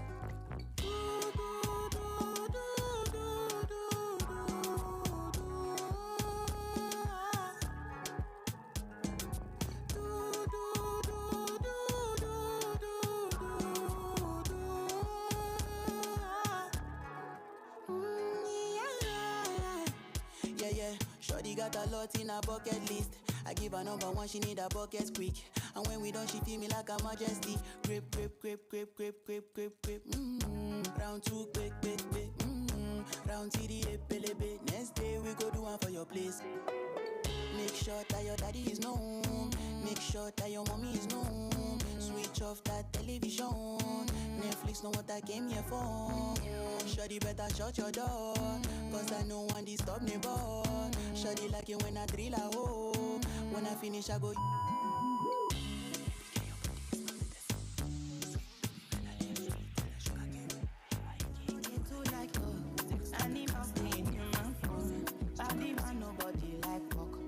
Must hustle if you want job. If no finish, they won't fight off. If them they run, them no be catch up. I know they from say I too righteous. No con they from say you too like us. You no get the time for the hate and the bad energy. Got my mind on my money. Make you dance like broccoli. Steady green like broccoli.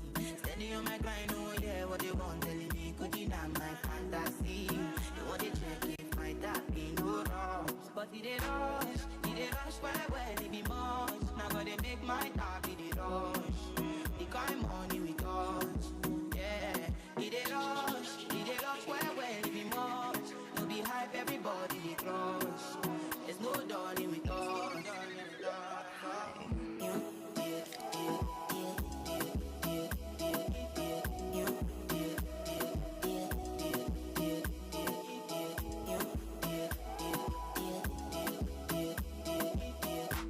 Sabi girl no they too like talk. Animals they in human form.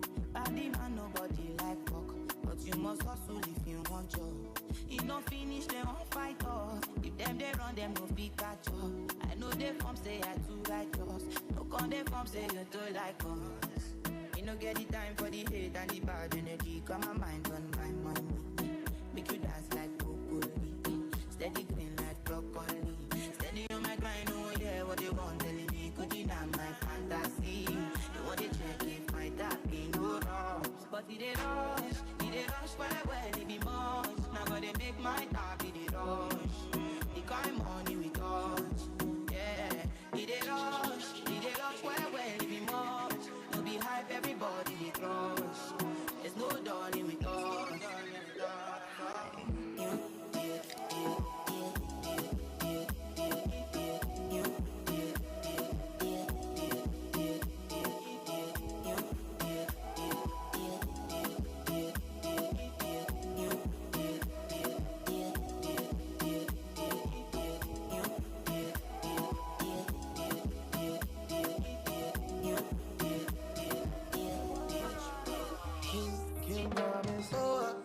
Sugar cane sweet, but girl, your love is sweeter.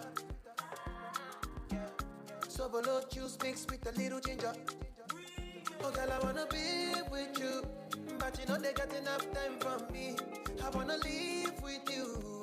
I get the reason why I can't let go. Girl, you never know, so you come gossip. Man, them suffer. suffer to find your love. Girl, you never know, say you gon' gas up. Man, them suffer to find your love. Girl, you never know, you gon' gas up. Man, them suffer to find your love. Girl, you never know, say you gon' gas up. Man, them suffer to find your love. Match on your chin, now girl, don't talk. Got me like a thief in the night, long jaw. Girl, you know, say, all of my niggas, them ball. Nothing you go ever need at all. Match on your chin, now girl, don't talk. Taking it a break, and then me, I know the rush. Baby, if you want me, catch a rebel, my business with me. Show me a jigger, let me see. Let me see. And let me see the woman that is with. That is it. I put a couple $1,000 on your wrist. What's on your wrist? Mama, they can't touch you.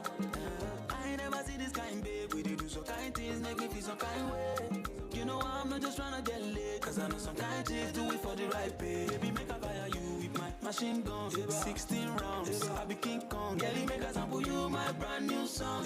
Baby, love. Oh, girl, I wanna be with you, but you know they got enough time for me.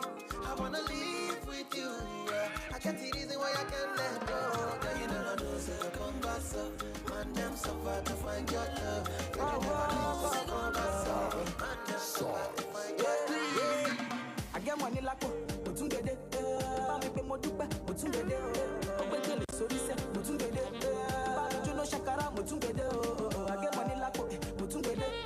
Bami pe mo dupe, Mutun Dede. Ogbe kele sori se, Mutun Dede. Bami Juno Shakara, Mutun Dede. Girl, I want this kind love. This kind love, you don't do me like bam, bam, bam, bam, bam. Baby girl, I tell you this kind love.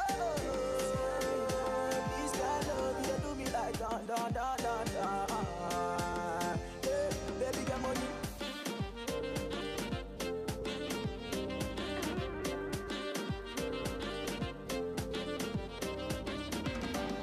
I don't know why your love everything with me think about. 5-star treating, you give me a girl, me not doubt. Unto you, me time, yes, me gonna devote. L-O-V-E, me love you, girl, full put. Anything you want, yeah, you can order. Me love you, me no need another. So tell the girl, I'm not to bother. I trust you, down, I trust you, bother. You want more than nobody else can. Girl, I want this kind love. This kind love, you don't do me like bam, bam, bam, bam, bam. Baby girl, I tell you this kind love. This kind love, you don't do me like da, da, da, da, da. Hey, baby, get money.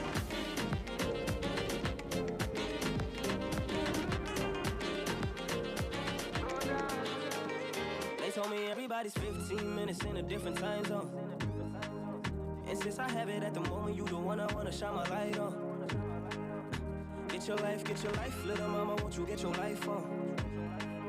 Ain't nothing cooler than the wrong moves when you do them to the right song, the right song. Let's shoot this movie and put it on repeat. I hope this memories are making you fall asleep. Before we hit the road, put our phones on silent. Nobody's trying to bring sand to the beach. What would it take to change your plans for the weekend? Cause I'm trying to kick it like E.T.G. The whole thing, the pre-party, the priest. Then we hit the major league with a G's. I like you, girl, in particular. You in particular. Say, I like your waist in particular. Say, I like you, girl, in particular. Yeah, you in particular. Say, I like your waist in particular.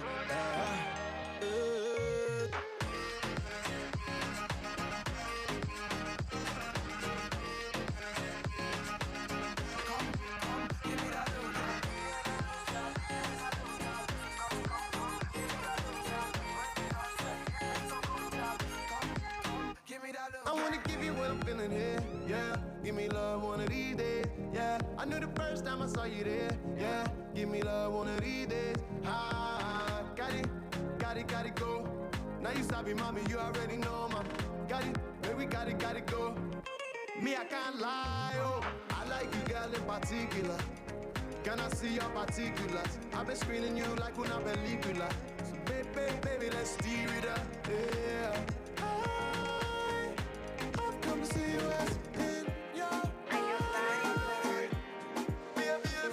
Kako fine, kila nikikaka kwenye line, bila shuaini, kwake nimelewa kama wine, tilalila.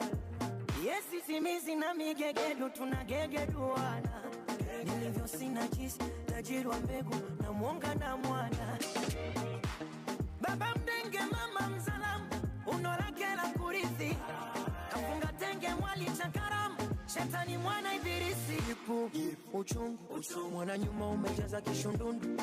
Kwenye zipu, kuna kirungu, usikamate utawaita wazungu.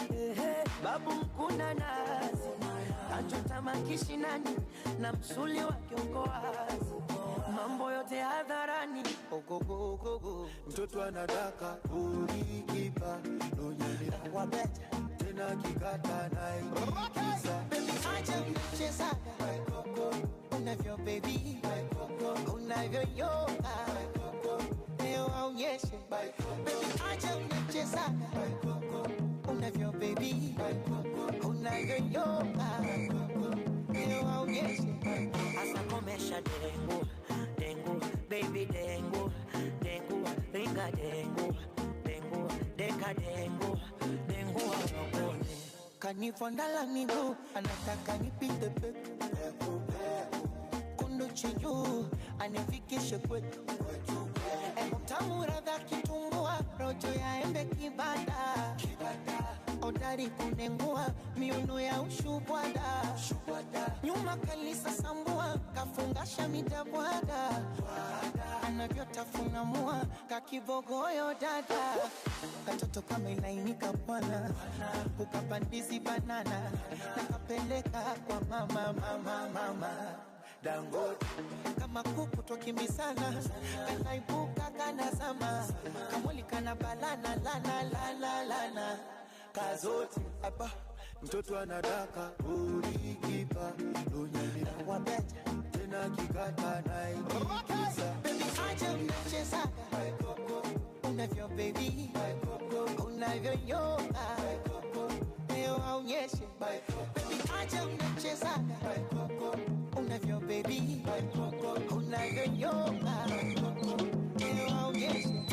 Asa komesha dengu dengu baby dengu dengu ringa dengu dengu deka dengu.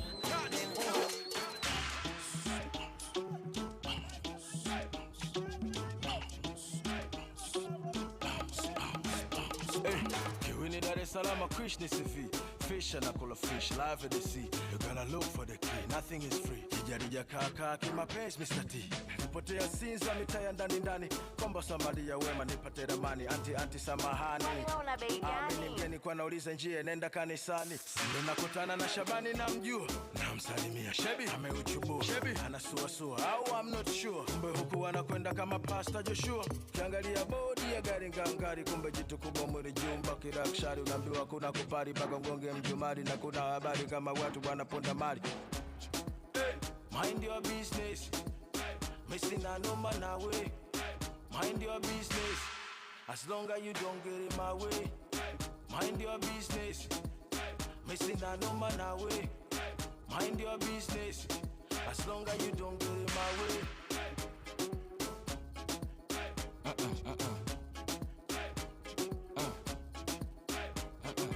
Eyes on prize. Ladies and gentlemen, it's time to go out. Eyes on prize. Tajiri kapagawa baby. Nitakula mtandao, nitakula nitashiba. Siku nikienda kulala nitaota mapenzi. Ukisikia naimba, na furaha najiimbia. Kama ukisikia naimba mapenzi. Ukiniona nalia, nifute machozi. Jua ukiniona nalia mapenzi. Oh yeah.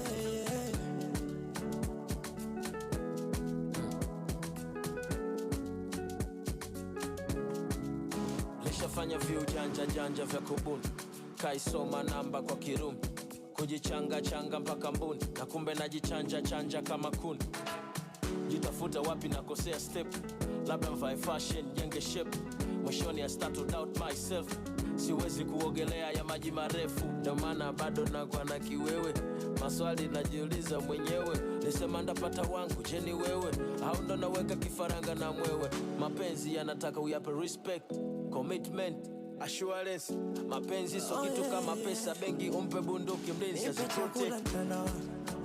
Nitakula nitashiba, siku nikienda kulala nitaota mapenzi. Ukisikia naimba na furaha najiimbia, kama ukisikia naimba mapenzi. Ukiniona nalia nifute machozi, jua ukiniona nalia mapenzi. Oh yeah.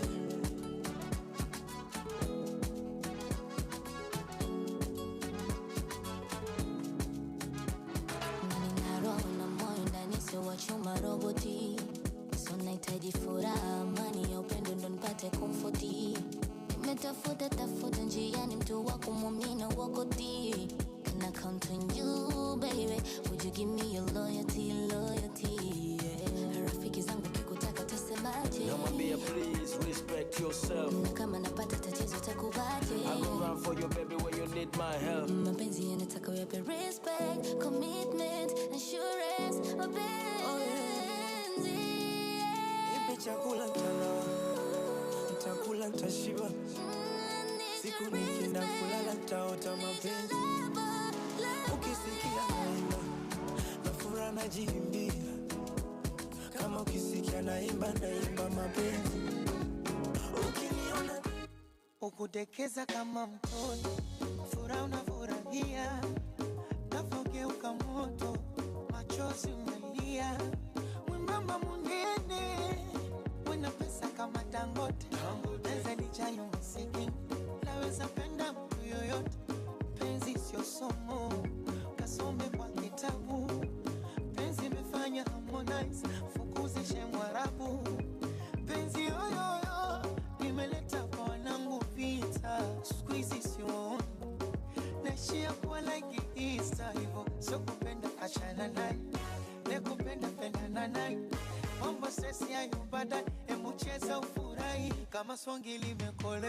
Asante nakupenda Mungu, oya inama baby, wasipenda Mungu, asante inama baby, kama tungi limekoza. Oya inama, wasipenda Mungu. Toujours l'amour est banaka ne fait mon babizou bakalemba cadeau ba je t'aime tout le temps.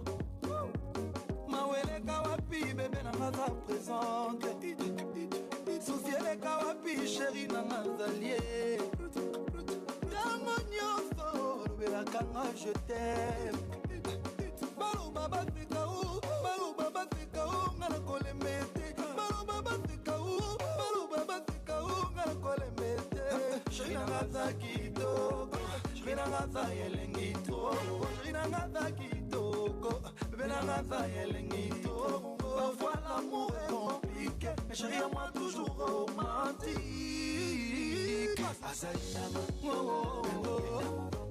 Nakupenda muko, ala inama, bebe nangalie, nalela yo, ola inama. Asa nionyesho na nyongaje, nyonga kibasike, nyonga kibasike, nyonga kama kibasike. Akiuno kifanye pedeli, nyonga kibasike, nyonga kibasike, nyonga kama kibasike. Nakupenda mukoko, nyonga kibasike, nyonga kama kibasike. Hebu cheza kagoma la kashikwa medai. Kukosana na wewe sikutarajia, kuwa mbali na wewe akimeniacha babaya. Kutengana na wewe imenibadilisha sana, nimetamani nilewe akina kunywa na sasa manaambia nini watu Regina. Haya mapenzi yalinoga, nakumbuka tulipeana majina. Leo baby kesho tomato, mitandao ikaleta fitina. Ukawa uambiliki nami kichwa changu na kikavimba, nikawa sisemezeki. Inauma lakini nitazoea, inauma lakini nitazoea. Hali ya mwanaume duniani ni kuzoea, hali ya binadamu duniani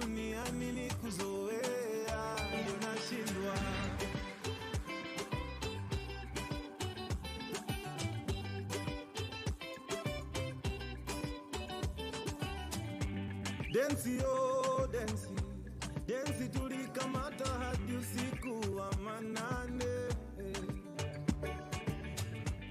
Hi everyone. Hi. So good afternoon. Welcome back to our session. So we'll start with our partners. We have some of our partners in the house today. We have Afralti, we have Estonia. I don't know if I'm missing any other partner. If I am, please put up your hand. Okay, so Afralti.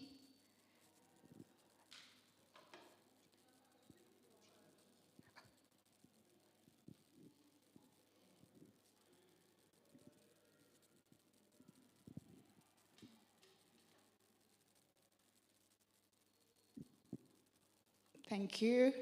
Good afternoon, everyone. Thank you so much to the organizers of this event. I'm here with two of my colleagues. They can move to the room. Great. My name is Catherine Kagweria. I'm the partner to Fraternity, and we are very much honored to be part of the A-Cyber partner, and it's a really good pleasure to just be here and be able to be part of this special occasion. So before, I have a speech written from our management, but before I get to read it, just a brief background on who we are as a Afralti. Who's ever heard of a Afralti or been at a Afralti before? Yeah, I see some of our partners here. Yeah, I see CA, I see Eva, Evelyn Kasena is here as well. Yeah, so Afralti is an intergovernmental organization where we are mandated to build capacity in ICT, research and innovation that have just come out as one of our mandates in our new strategic plan. And in all the activities that we are doing to build capacity, impacting women is one of our key focus at the moment. And cybersecurity coming out very clearly that it is a need with the emerging technologies that keep on coming up each and every single day. We need to build capacity, we need to support all the initiatives and overall ICT activities and just having women be at the forefront of this. And just the top of my mind, I remember last year we had over 146 women at Afralti from different parts of Africa who came around just for training in spectrum management. And it was quite interesting and encouraging just to see the site that they had to just come on board and be able to lead this conversation, take up their skills, and also looking at the underserved areas. We went to Dadaab for a whole year, and it was an interesting experience because in Dadaab, getting to work with the different communities, we found out that we did not have as many women applying for the initiative. This was in partnership with the Norwegian Refugee Council, but it took ourselves as the women who work around Afralti to just go in, talk to the women in different communities who are even working or have talents in beadwork, for them to understand why are we doing this. We're actually presenting an opportunity for them to learn digital skills, and through that, they'll be able to showcase their talents onto the internet. So we are really keen on having more and more women. I know it's around 20% of women right now who are part of or are in the ICT sector, but we really need that number to go higher than that. So thank you so much, Eva, for having Afralti be part of this initiative, and it doesn't stop here. So without much further ado, allow me to read the speech from our management, and we'll get to interact more after. So it's my pleasure and honor to be here this afternoon at the Top 100 Cybersecurity Women to Watch in Africa Awards, celebrating the exceptional women shaping the future of cybersecurity across our continent. On behalf of Afralti, I extend my heartfelt congratulations to all the incredible women being recognized today. As an institutional partner, AFRALTI stands proudly alongside the Africa Cybersecurity and AI Foundation in this noble mission.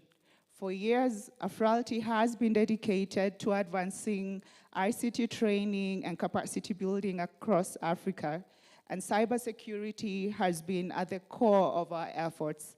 Our commitment to empowering Africa's workforce, particularly women, aligns perfectly with the goals of this event, promoting gender inclusivity and addressing the critical gender gap in the cybersecurity industry.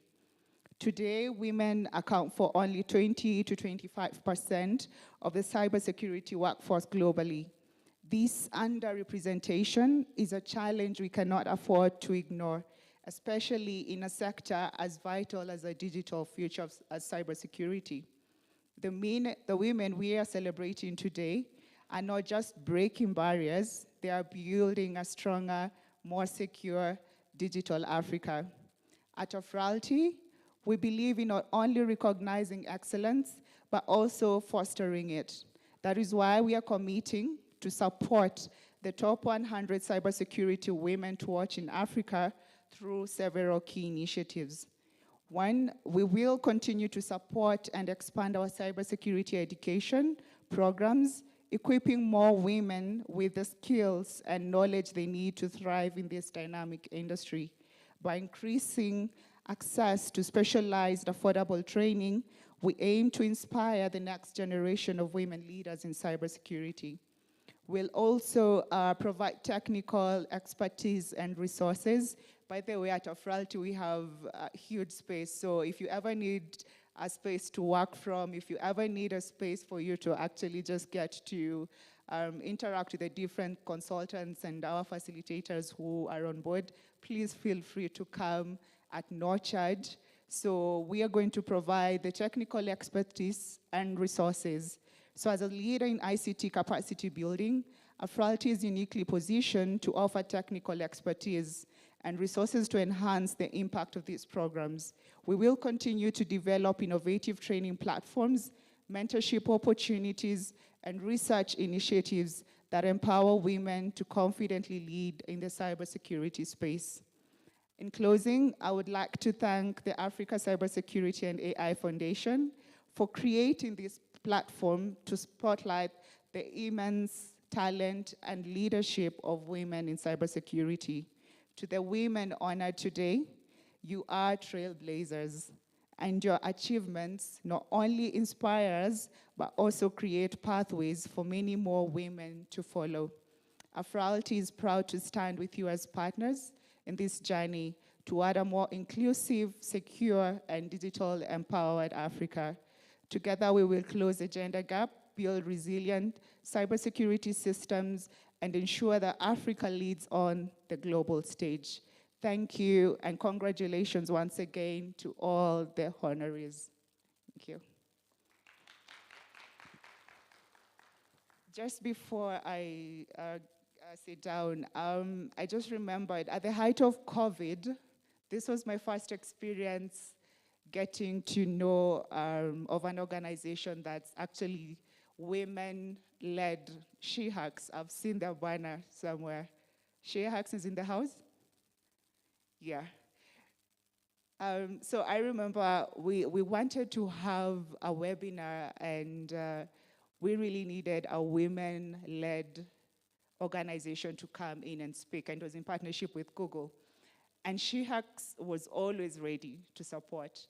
And you know, if she was not present, you're always happy to just bring in someone on board from the team to be able to just come and support this. AFRALTI came to be over 30 years ago, back in 1991, and it was so much focused on professional skilling, but not so much looking at gender inclusivity. So we would train regulators who, you know, CA, who's in the house, and getting to work with the different regulators in Africa. So, but one thing was missing. We were not focusing on the youth, we were not focusing on women, and it actually came as a challenge from one of the, some of the participants that get to come to us for training. And so we took it as a challenge, and that's why we have grown really and have women-centered initiatives as a focus in our new strategic plan. So thank you so much, Eva and team, for allowing us to have this platform so that we are able to achieve our mandate. Thank you.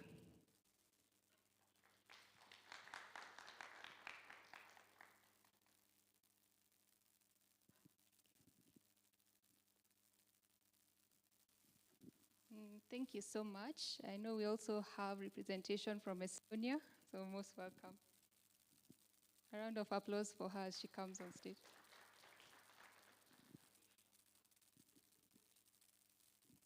Good afternoon, everyone. My name is Victoria Nkatha. Firstly, I'd like to thank the event organizers for this beautiful event where we are very excited to be witnessing the awarding of women who are doing great things in the cybersecurity sector. So all protocols observed. As I said, my name is Victoria Nkatha. I work with the Estonian Center for International Development. I am the local representative here in Kenya and also the project manager for capacity building in Kenya. Estonian Center for International Development, aka ESDEV, is an organization that is government-based in Estonia. We are the arm of the Ministry of Foreign Affairs in Estonia, where we deal with working on implementation of their bilateral projects and also their multilateral projects here in Kenya. And part of our key focus is digital transformation, and our focus here is on building capacity for citizens and the government. And also we deal in implementing policy recommendations and building interoperability frameworks and also supporting with cybersecurity advancement. Now, I was given a short update on what I'm supposed to discuss today, so I'll talk a little bit about diversity and then eventually now talk a little bit more about why I'm standing here. So Kenya's digital economy is growing rapidly. And as it also grows, there's excessive need for more cybersecurity, given that there are more cybersecurity threats as we go into the digital world. Indeed, as said by the speaker initially, women represent only 20% of the ICT sector workforce in Kenya. This also reflects on a global imbalance generally. So why is it that there are lesser women in this field? One, cultural norms. If you know our country, you also know that when a woman goes into a man-dominated field, you're told, where to kakando kidogo. We witnessed this when we took a team of ICT leaders to Estonia, where only 1 out of 15 was a woman. Well, aside from myself, yeah? So, including women in cybersecurity leads to more innovative solutions. If you also have experienced the fact that women also end up facing a lot more challenges online through bullying, body shaming, there's actually a lot who experience online gender-based violence, and there's also a lot who experience where their nudes are sent out to the public and more of such situations. Now, including more women also means that we are also including more innovative solutions to be able to counter such problems online. Now, what is ESDEV doing and what is GIZ, given that we also work with GIZ under the Team Europe initiative? One, we're leveraging on Estonia's cybersecurity expertise to strengthen the Kenya digital infrastructure and promote inclusivity in Kenya by supporting women in tech. We do this through GIZ's program on Cyber Shuja, which aims to promote 2,000 youth who will be trained with a goal of 50% of these being young women. Aside from that, we also are collaborating and noticing initiatives such as She Hacks Kenya, who I know are here, who provide mentorship, networking, and professional growth opportunities for women. Now, again, the importance of including women in cybersecurity. Again, I mentioned the fact that diverse teams bring innovative solutions and diverse solutions. We also are going to be addressing the global skill shortage. By attracting more women, we can close the cybersecurity gap. Let nobody lie to you that the ICT sector is oversaturated. In fact, it is needed. There are more skills-based people that are needed in the sector to be able to close the gap. Last but not least, being able to have inclusive cybersecurity representation means that young women will be able to see leaders in places where it matters, so that it's not a person who's coming to tell you about these topics that doesn't look like you. But the more young ladies are able to see representation where it matters, the more they also will be willing to venture into these places. Again, mathematics, STEM topics are not only for men. Remember that, and do not be afraid of venturing into this. The same way they can do it is the same way we also can do it. And also being able to have our male counterparts, you know, empower their sisters, empower their young kids, nieces, nephews to be able to go into these sectors will also help us move forward together. With that said, we're deeply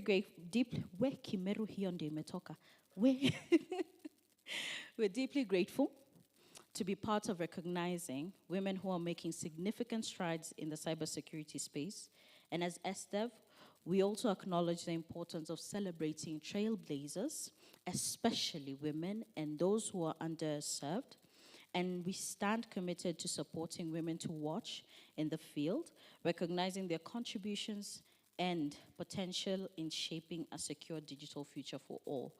Thank you very much. And please, if you want to know more about the things that we're doing, do not hesitate to reach out in whatever form, whether physically or even online. Again, my name is Victoria Nkatha, and God bless you and have a great day.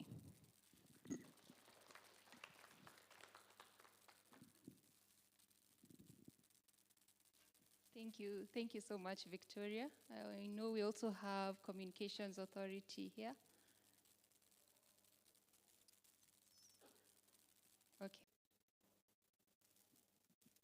Okay, I invite you to say so.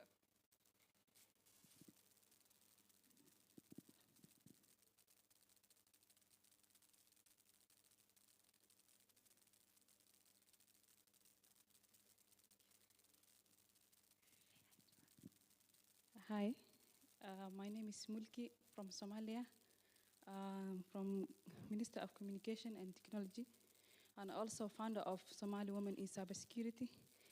For my apologies, I didn't speak much.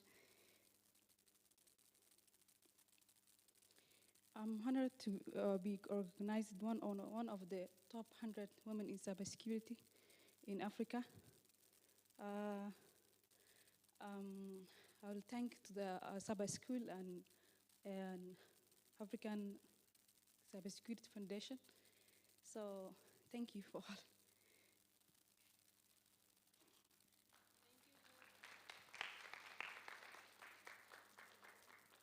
Thank you so much. Thank you so much for joining us today. I'll now invite Eva, our host for today, to tell us something.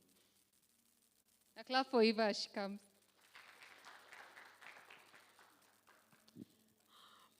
Okay, so before I say something, there are a couple of ladies who traveled for 2 days to get here today. Where are the ladies? You arrived last night, I didn't even get to say hi. Come and say something. Come. Come. Yes, yes, come.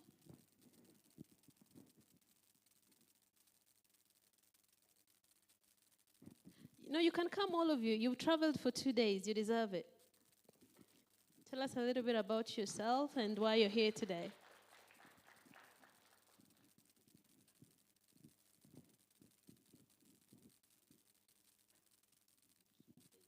Okay, thank you. Good evening, everyone. I'm called Amina Amir, a student from Global Innovation Valley. Thank you. Good evening. I'm Jacqueline, a student from Global World Innovation from Kakuma. Good evening, all of you. My name is Adao Goich Deng. We travel along the way for 2 days. I'm from Global Innovation Bali, from Kakuma. Thank you.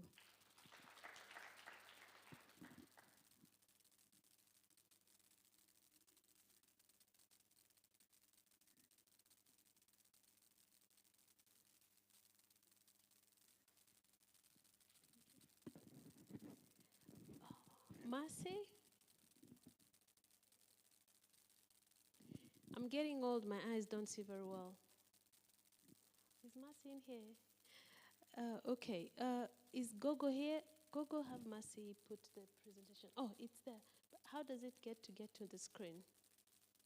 Somebody put it on the screen, please. So the reason why I asked these lovely ladies to come and stand here right now, you said your name is? Amina? Jacqueline? Adao. So Amina, Jacqueline, and Adao traveled from Kakuma for 2 days to get here today. And the reason why I wanted them to stand here is just to show the significance of what we are doing. I mean, when you have too much resources, you take some opportunities for granted, right? Is it true? Yeah. So, but for these women, this is a life-changing opportunity for them to come in a forum like this, to be recognized. Colonel Munyoki, good to see you. Don't go very far. Sit next to Secretary Kato. Yes. Thank you. So, yeah, so I was saying, when you have too much opportunity, you take a lot of things for granted. But when you experience scarcity, you look at life a bit different. For these women, the partnership we have with Global Innovation Valley is a life-changing opportunity for them, not just for them as individuals, but for them as a whole ecosystem, because they have families back in the refugee camp, and the only way they get out of the refugee environment is if they're able to provide and sustain themselves and integrate within the society. So as they are in the refugee camp, and Catherine, you've worked in the refugee camp, you know how things are there, right? So for them to even be here, they have numbers and they have to be watched, and there's a whole lot of things, some freedoms that we take for granted. You can go and sit. The reason why I wanted them to stand is so that you can see them and mark their faces, because I think they are up to something. And I know people ask, why do I do what I do? People ask, Eva, why do you do this? I mean, it's not like I'm making money or, there's anything additional that is adding to my life that I would say, oh, this is for self-interest as much. But I do this because it really gives me joy to see that I've impacted lives in such a way. And it's for the same reason as well that we do the programs we do. I see we have some students here. Come. Can you clap for her? Where's your colleague? She stepped out, okay. So I also wanted to say hi and kind of give you a brief experience of what it is to be an cyber school student. Good afternoon. My name is Mary Immaculate. I am an information security analyst in the financial industry, and I'm also a student in the A Cyber School. And it's a great experience, really. What Eva is doing is something that Most of the times people don't get to appreciate it, but you're doing a lot. I am a product of, well, my professional history is a bit long. So I did chemical engineering, but I find myself in cybersecurity.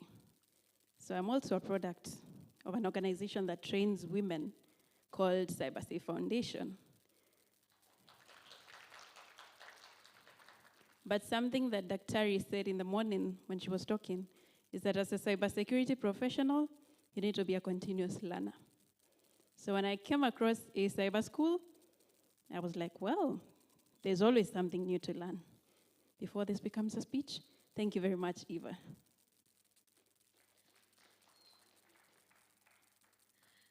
Thank you very much. So I know the other day I was having a conversation, no, it was with the DG for this institution, and we were talking about cybersecurity ecosystem in general, especially capacity building in the public sector. And we were talking about briefcase centers of excellence and other paraphernalia, and we were joking about it. But I think it's important for whatever you're doing, the impact to be felt, whether it's on a personal level or whether it's an institutional level.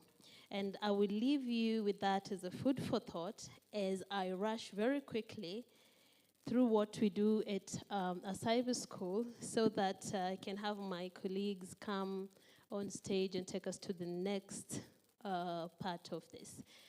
I can't see this. Is this, am I seeing, this is supposed to be there, no? Why am I seeing it on a mic?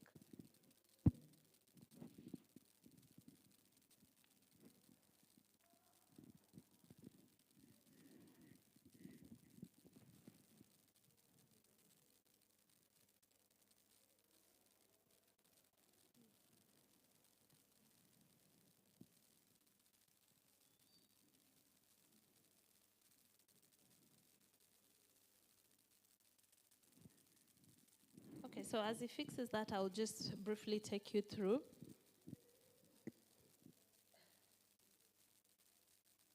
I normally avoid the podium because it comes right up to my head, so you can't see the full me. Okay, so the Africa Cybersecurity and AI Foundation was established with a mandate to build capacity and place that capacity into meaningful engagements.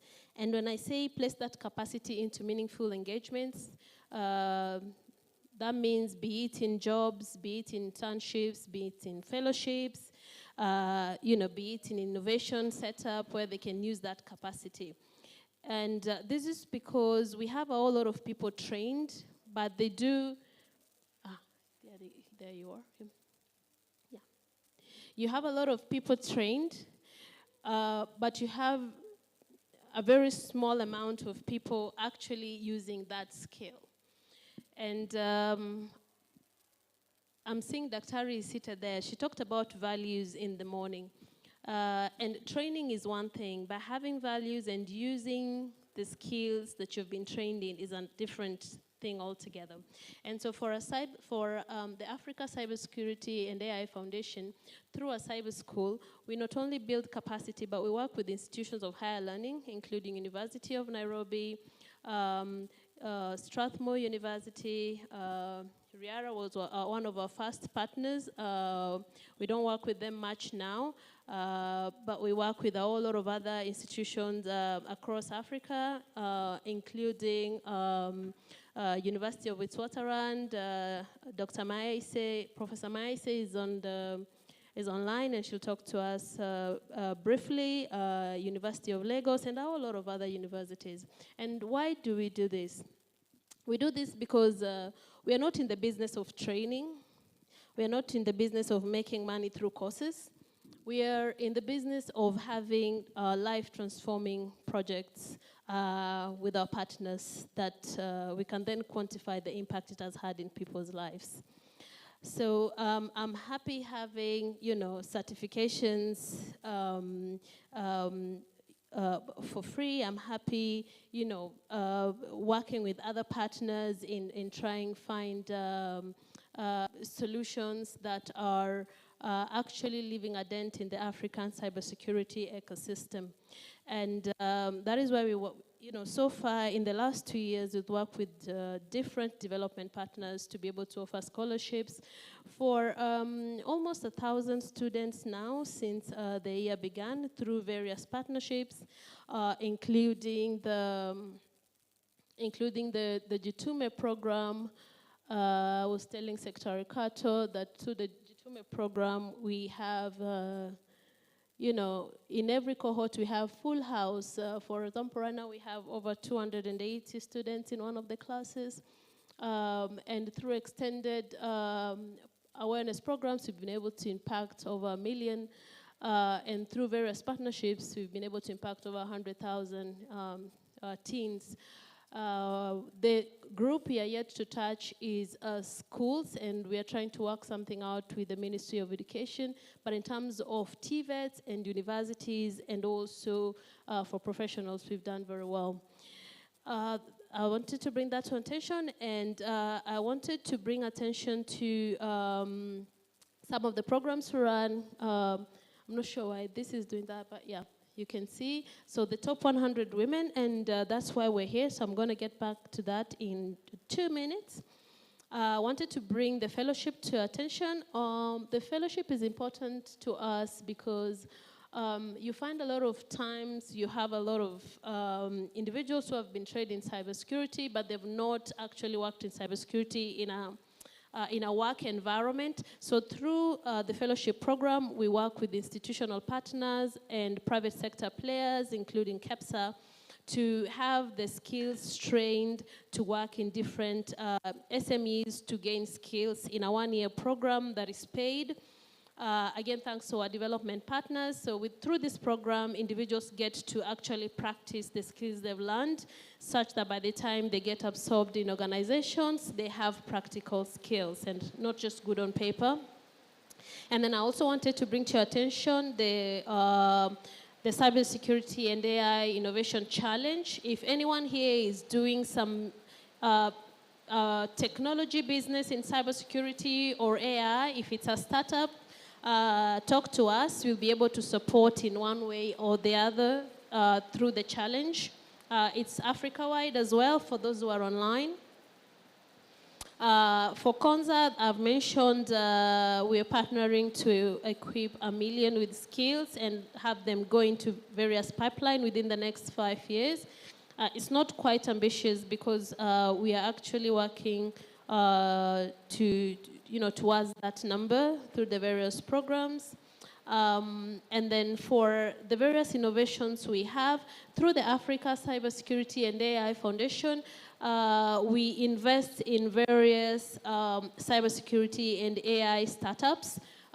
Trend AI is one of them, E.T.G is one of them, and a couple of others. We couldn't bring here all of them today. So if you are in the startup space and working on something on cybersecurity or AI, so AI can be anything, AI health, AI education, AI farming or whatever, then we can talk.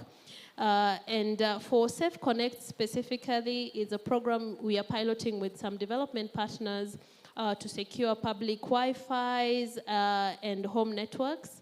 If you go to our website and go to innovation, you'll get to see all of them. E.T.G is actually very interesting because it supports, it prevents, oversharing of data. So, presenting your ID every time you're entering a space. So we are working with various data protection offices across Africa to try and pilot a different way of identification through mobile number. I was thinking communication authorities here. We're piloting that in different countries, their communication authorities.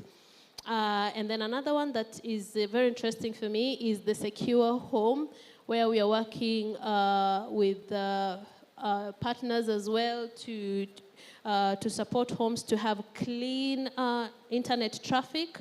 so that if your kid is on YouTube, or doing whatever on the internet, searching for their homework, the content that is coming is filtered. Safaricom is trying to do something similar, but it doesn't have stringent measures like the one we are trying to put for families that have kids with Wi-Fi at home. And Secure SCOM is for spaces that have 24-hour CCTV, because those CCTVs usually they come with bags in them, that people have backdoor, they can watch you anytime and all this. So go ahead to our website and watch that. And then this is something we are running with KEPSA for placing talent with different organizations. So I will go back to top 100 and just talk about it for 2 minutes, and then that will be it. So for top 100, why is this important to me? The reason why this is important to me on a personal level is because there's a point I was trying to do a project, and it had to be gender tagged. Those who work in development sector, they know how we climate tag and gender tag things.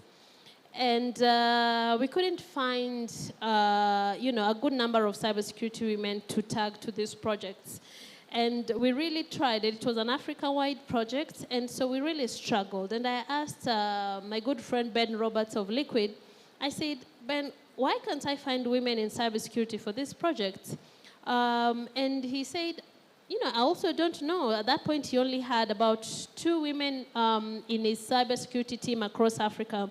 And so we said, how can we know and find women in cybersecurity in different countries across Africa?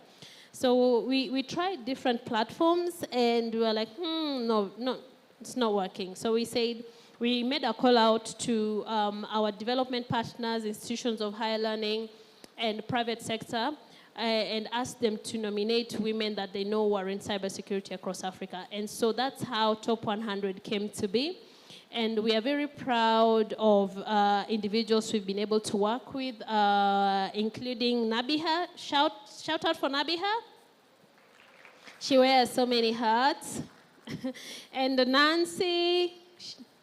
Clap for Nancy. Clap for Eva, Cassina. I'm seeing so many women, so many lovely women here, and we'll get to celebrate them shortly with their words. But this is just the beginning. For next year, we hope that we will be having more newcomers in the field with all the efforts that we are putting in the programs we have. So we hope that in the next few years, Dr. Gitau, we'll be having this room full of women from across Africa. Mulki, you're charged with Somalia, okay? So everybody clap for Mulki. She also came all the way from Somalia. Yeah, thanks to...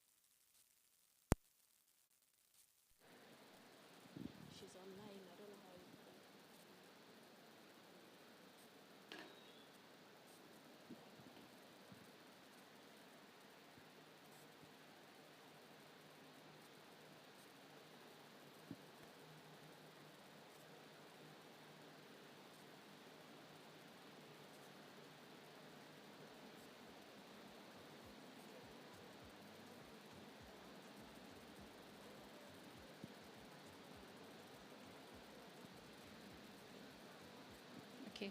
As we wait for her, I think we can invite our keynote speaker, Mr. Emmanuel Carter, A round of applause as he comes.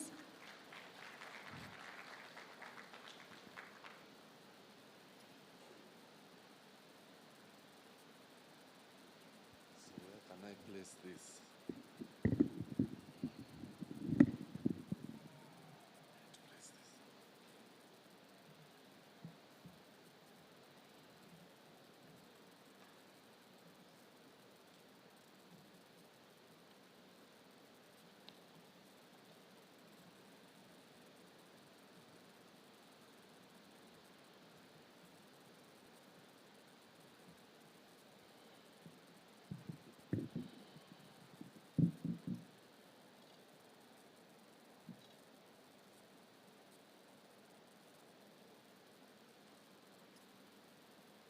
Okay.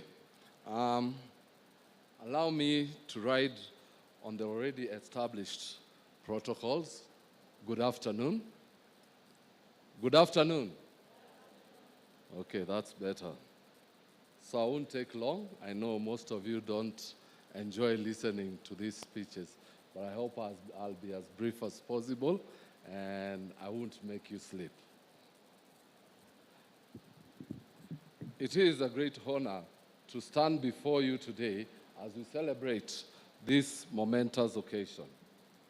We have gathered here to commemorate the top 100 cybersecurity women in Africa, to watch in Africa, as a recognition of years of hard work, dedication, and perseverance. As we reflect on their journey, we can recall the countless hours spent studying, the late night cram sessions, and the challenges they have overcome. Let's give them a clap. Education is the foundation of progress. It is the key that unlocks doors of opportunity, empowers individuals, and drives societal advancement. Through the knowledge and skills we have acquired over the years, we are equipped to make a positive impact on the world. However, education is more than just academic achievement. It is about developing critical thinking, problem-solving abilities, and a lifelong love of learning. It is about cultivating empathy, compassion, and a sense of responsibility to others.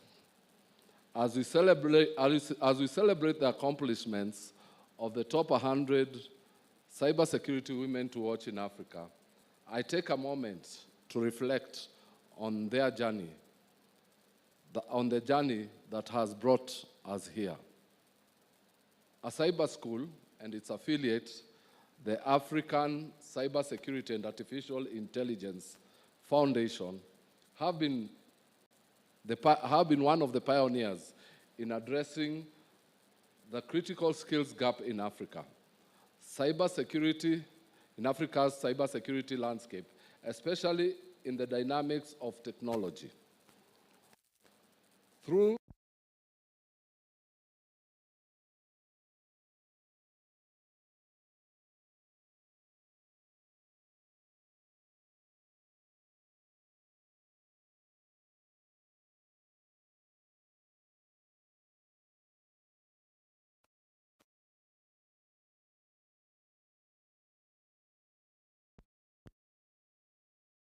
for protecting our digital world from cyber adversaries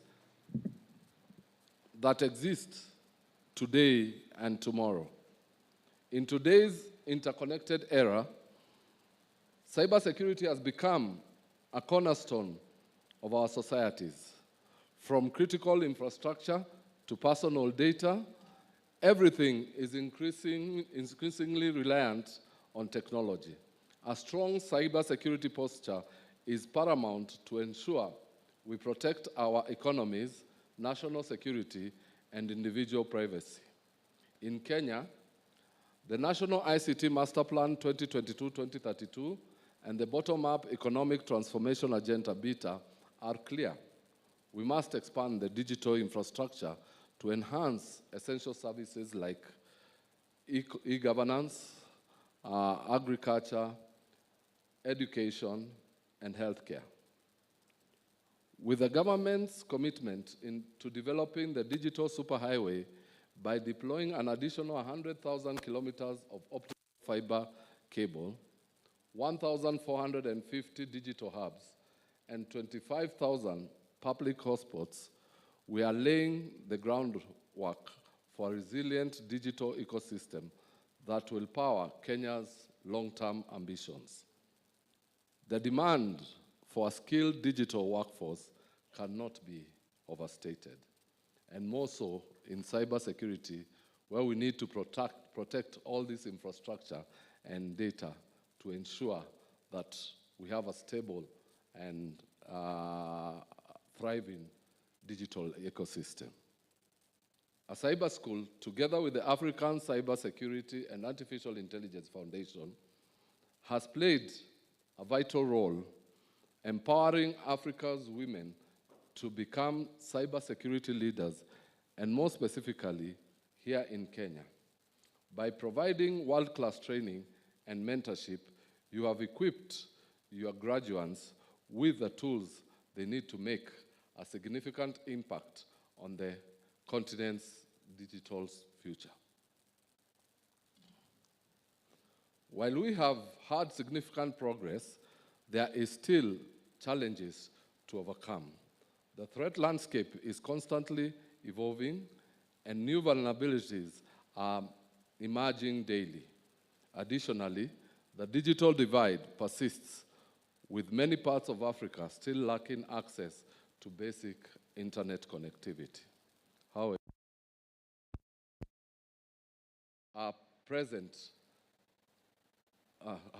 these challenges also present immense opportunities. Africa's growing population and increasing adoption of technology offer a vast potential for innovation and economic growth. By investing in cybersecurity, we can create a secure and inclusive digital environment that benefits all. Finally, cybersecurity is not just technical expertise. It is also about ethical leadership and commitment to protecting our communities. I urge you all to use your knowledge and skills. Thank you, and God bless.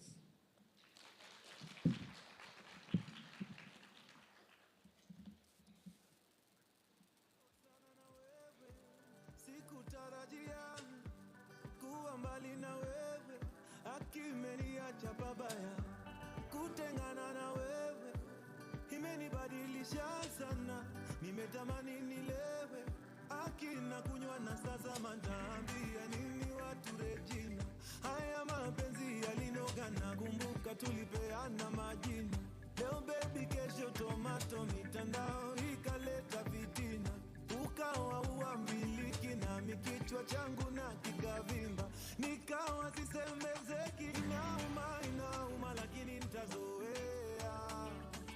Inauma, inauma lakini nitazoea.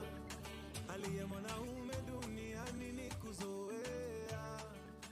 Hali ya binadamu duniani ni kuzoea. Unashindwa.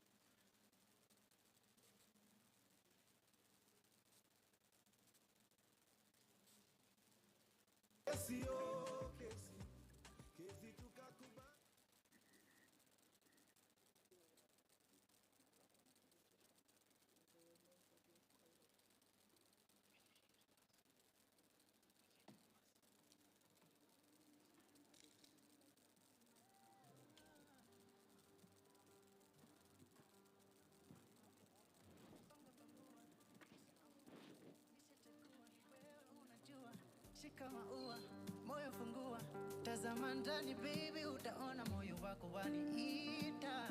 Kubali wito naitika, sauti yako naisikia.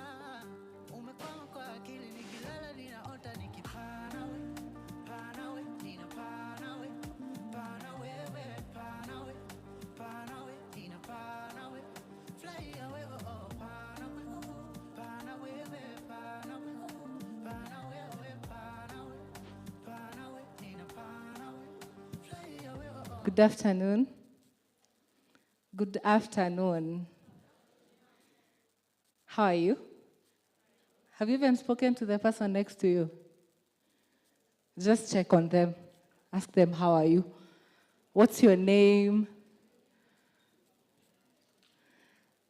What do you do? This is like the best place to network. So, yes, okay. My name is Nancy Mureti, and I am a security engineer and programs lead for SheHacks Kenya. And I'm really happy. Thank you so much for making time to be here today. So I'll invite one of our guests. We are getting to the certification award. So Colonel Munyoki, kindly, would you do us the honors? Yes, you can just give him a round of applause as he comes. Yes, you might, if you clap really hard, we might decide to give you a certificate. Karibu. Yes.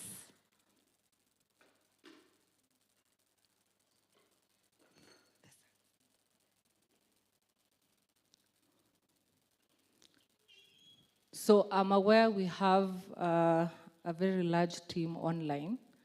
So even if your name is called out and you're online, maybe you can just raise your hand on Zoom to just acknowledge you and appreciate you for wherever you're watching this from around Africa.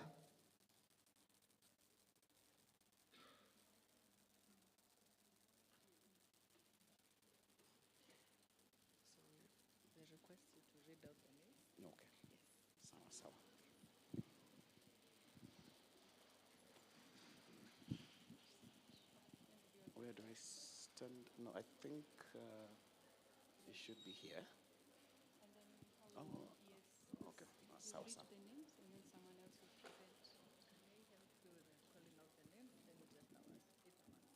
But Mr. Kata is here. Amira Anwar Mohammed. Kama ukiniona nafurahi, Johnny Jaka bless, Johnny Jaka bless. Na ukiniona najidai, Johnny Jaka bless, Johnny Jaka bless. We here today, uko tulipotoka, tulishaka dondoka, asa hivi tupoke. We here today. Al-Qadir Hassan.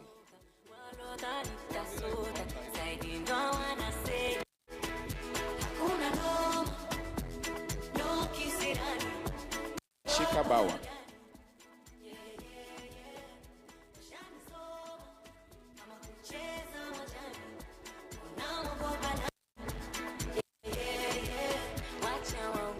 Shikabawa.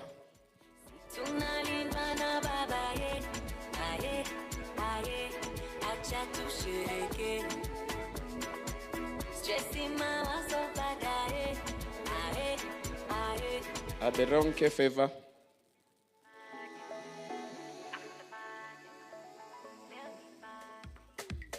Aderonke Favor.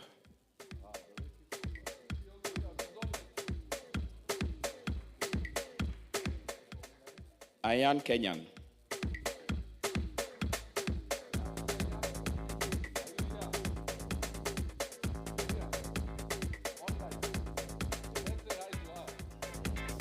Abineza Claudia.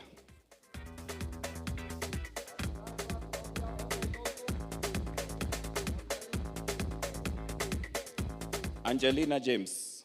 Angelina James.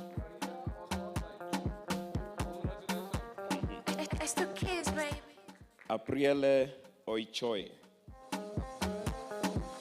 Ni leo, acha tu niwaweke wazi. Belize Omuhire. Na mishangao kuswa ya mapenzi nataka kuyaeleza. Bridget Chepkurui. Na leo tena waiteni paparazi. Kalen Jamutai. Siataki mapenzi, nataka jipongeza.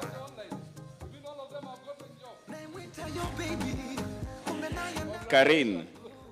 Una kipenzi, ni mshenza kupendi, ama kweli mtihani. Christine Kirimi. Siwezi, oh, siwezi. Cynthia Rotich.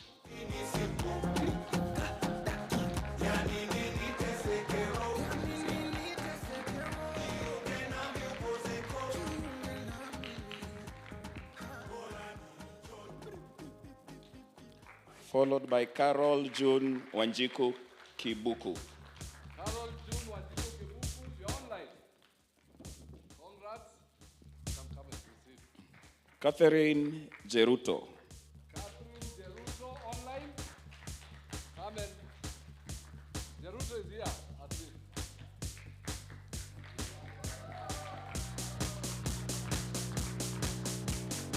Catherine Wairimu Ngugi. Catherine Wairimu Ngugi. Online, let's say hi to her. Gikuru Kahebwa. Gikuru Kahebwa. Online or here? Online, congrats. Confidence Tavli.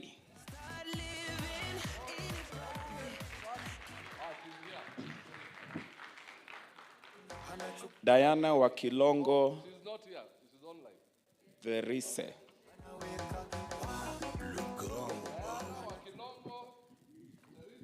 She's here or online? Online, congrats. Daisy Nyanganyi Ondwari.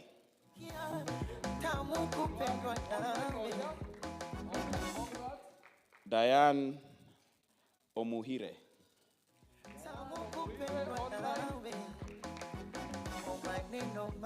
Dr. Thembekile Maya Yise. Online. Let's say hi. Dr. Mrs. Oladeji Florence Alaba. Dr. Mrs. Oladeji Florence Alaba. Congrats. Dr. Jennifer Batamuliza. Dr. Jennifer Batamuliza. Online. Dr. Paula Masua.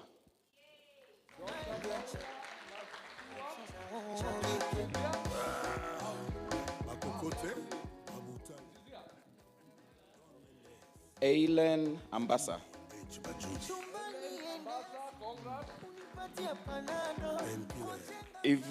Evelyn Olo.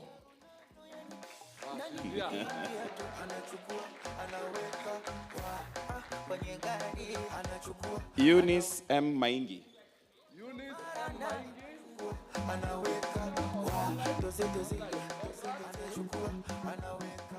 Evelyn Kasina. That one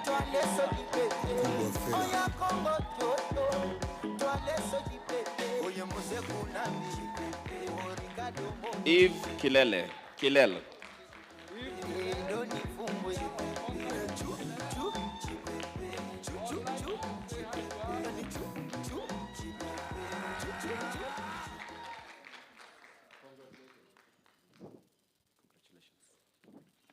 Fiona Njeri.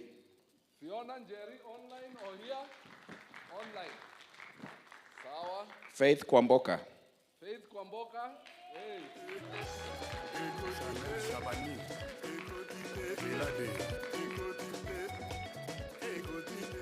Faith Adhiambo Odhiambo.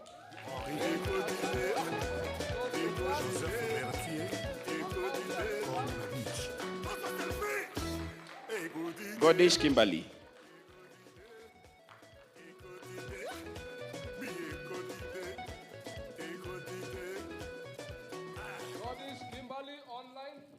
hi to her. Congrats. Gloria Mayoyo. Gloria Mayoyo, are you here? She's online. Let's say hi to her. Grace Getao. Grace Getao.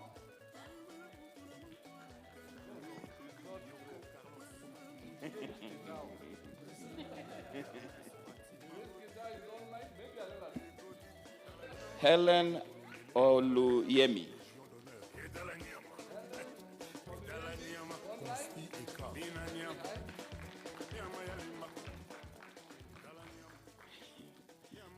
Zingine ni tongue twister. Hingridi Kamisa.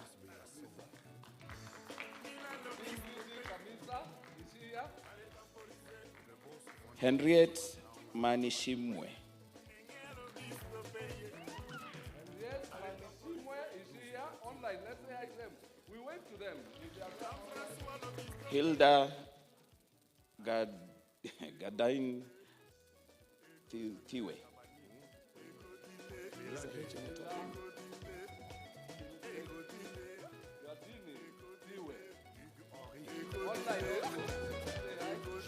Halima Suleiman.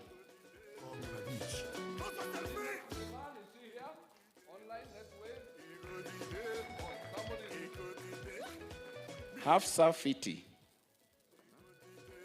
Hafsa Fiti, is she here? We clap for them even if they are not here. It's an achievement.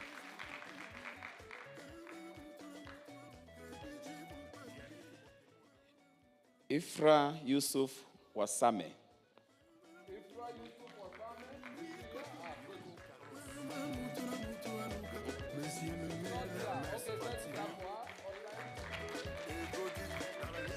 Ishimwe Musonera Adeline.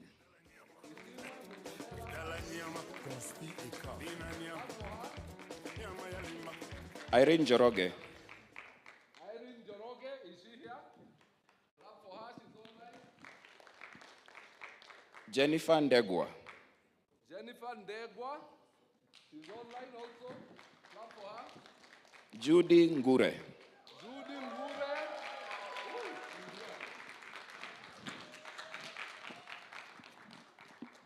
Joseph Nzano. Joseph Nzano. Now that one, is it a lady? I don't know. Jacqueline Mbudia. Jacqueline Mbudia.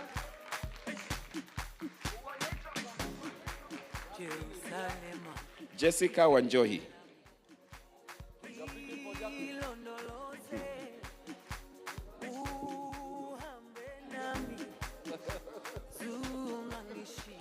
Jessica Wanjohi. Jacqueline Dondo Madara.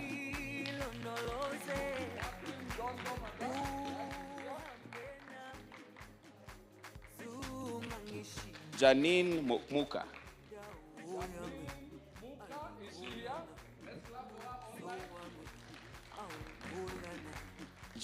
Jacqueline Kulang Oreste.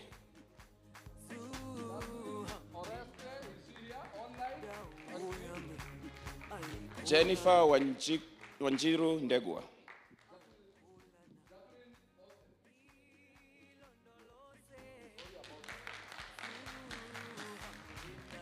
Jennifer Wanjiru Ndegwa, is she here?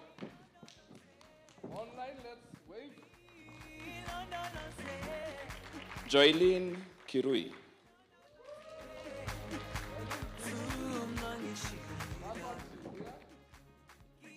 Lilian Kariuki. Lilian Kariuki.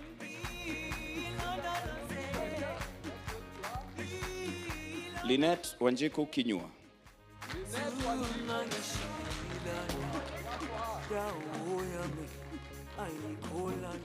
Mulki Abukar Mohamud.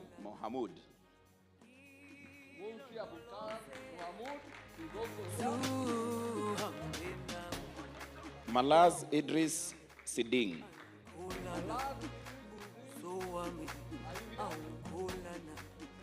Congratulations. Melville Hamuwuli. Neville Kamuli. Is she here? Congratulations. Maureen Gates. Maureen Gates. Is she here? Congratulations.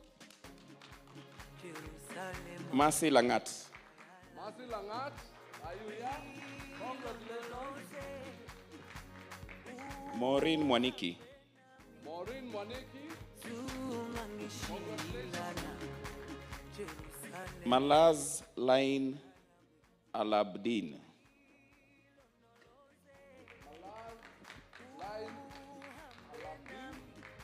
Congratulations. They're online. Let's wait to them.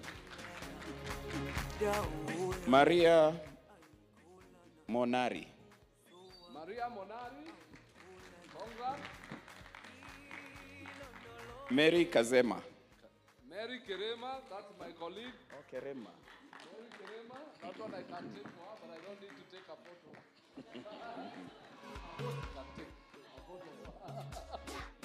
Mercy Natiki.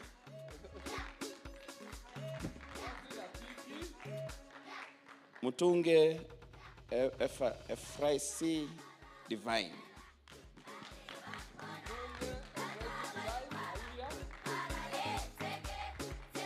Naban Mika Poisop. Naban Mika Poisop. Congratulations. Nancy Muridhi. Nancy Muridhi, she's here.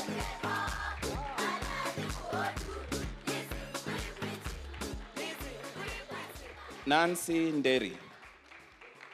Nancy Nderi, are you here? Congrats, karibu.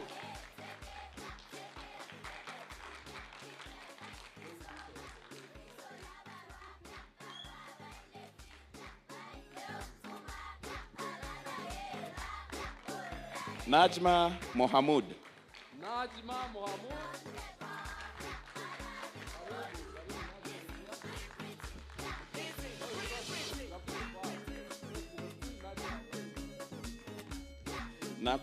Nakudula Lofe. Nakudula Lofe. Congrats.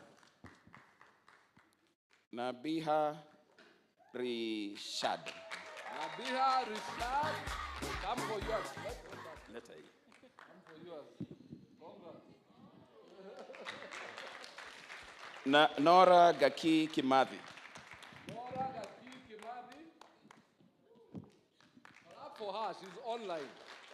Niyonga Kiza Denise. Niyonga Kiza Denise. Online. Clap for her. Ochola Virginia Adhiambo. Ochola Virginia Adhiambo, clap for her.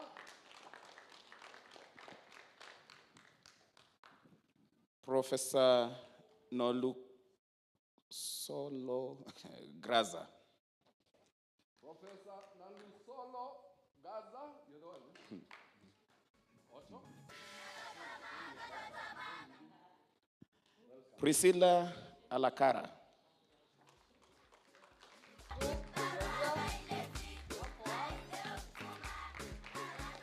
Rose Macharia.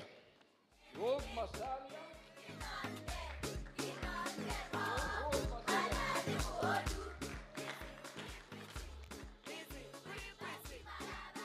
Rosine Miyawimana. Rosine Miyawimana. She's also here. Rosine is here? No. Rose Museru. Rose Museru.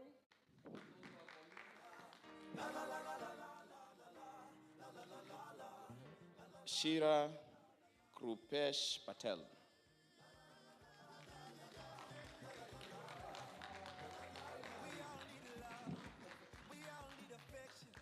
Jabin Akimana. Jacqueline Jabin Akimana. Jasha Rix.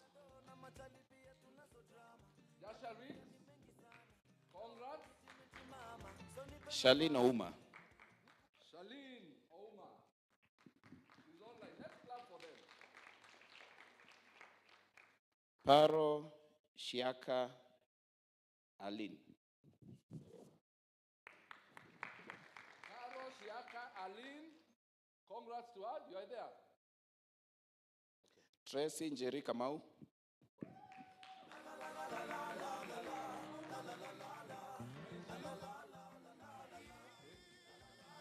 Pumuhire Redempta.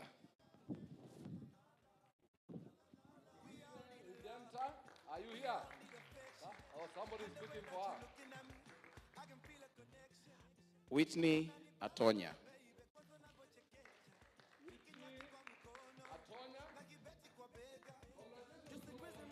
all of them. Clap for yourself. That's a great achievement. Asante sana. Asante.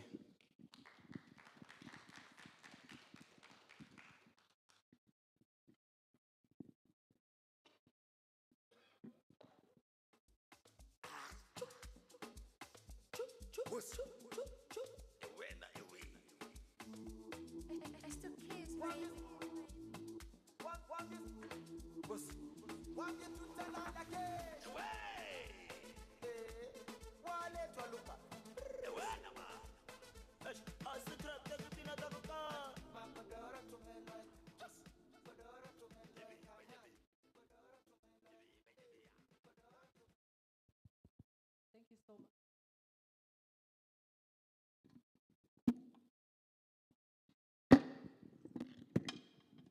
Thank you so much.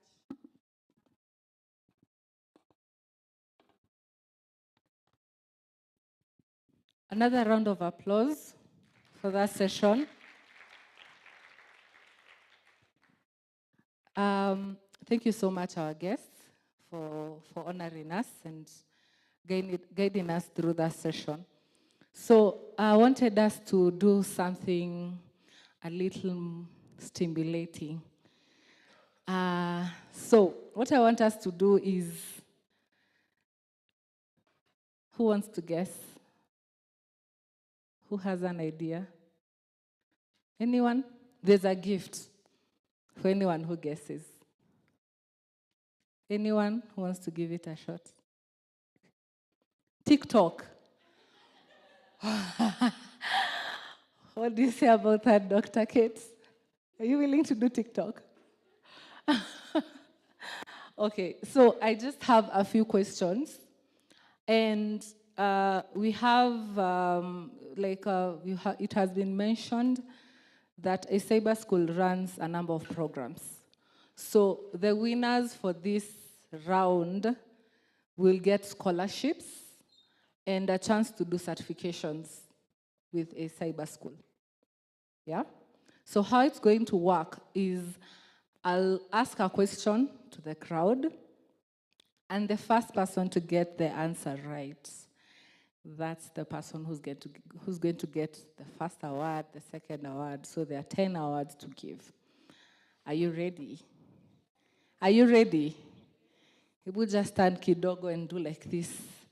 So that's, just stand for like a minute. Just stand. Just stand.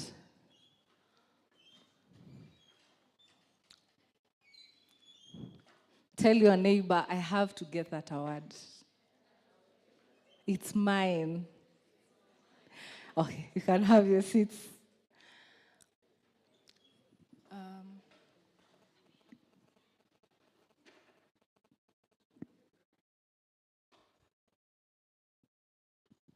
So it's a blend of easy and hard questions. Let's see. So the very first question, I'll only repeat a question twice. What is the primary goal for denial of service attacks? Going one.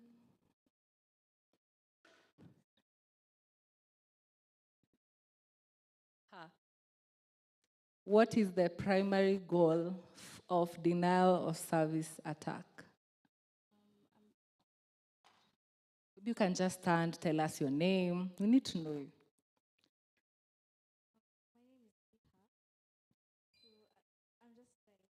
Please do try. Yes? To render services unavailable. Who has a different answer? Anyone? Thank you for that. Who has a different answer? Who feels that's not the correct answer? Mimi ndio Mwakenya. Who has a different answer? Okay. You can tell us your name. Hi, my name is Catherine Deruto, and note that her answer is wrong. Maybe I can just put it a different way.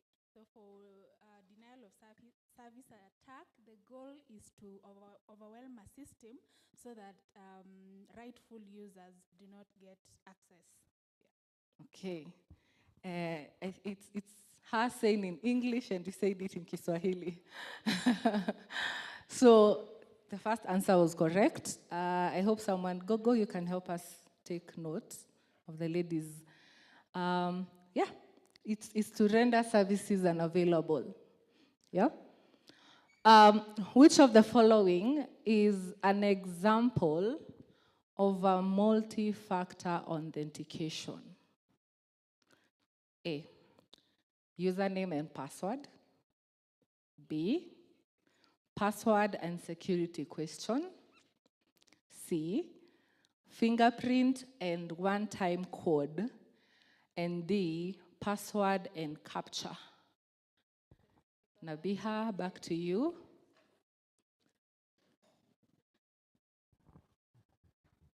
And you have to tell us your name. My name is Mary. My name is Mary Immaculate, and the answer is fingerprint and one-time passcode.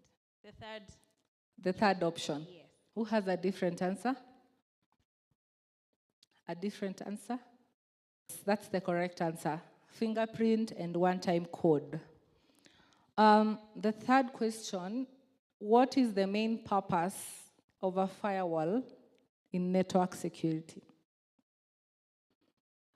Wow, so many hands. You've given Judy. She has a master's.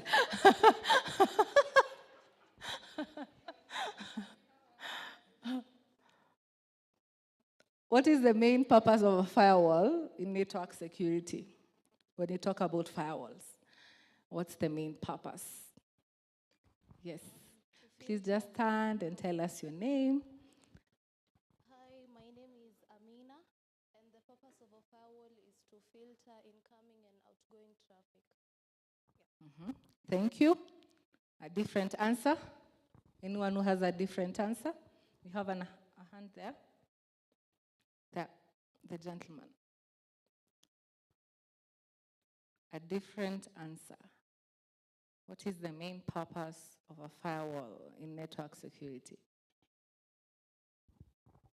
Hi, my name is Gerald, and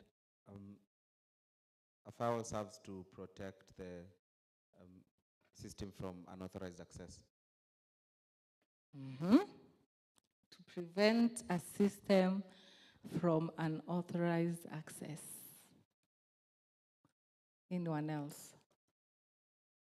Yes, give it a shot. And you'll stand and tell us your name.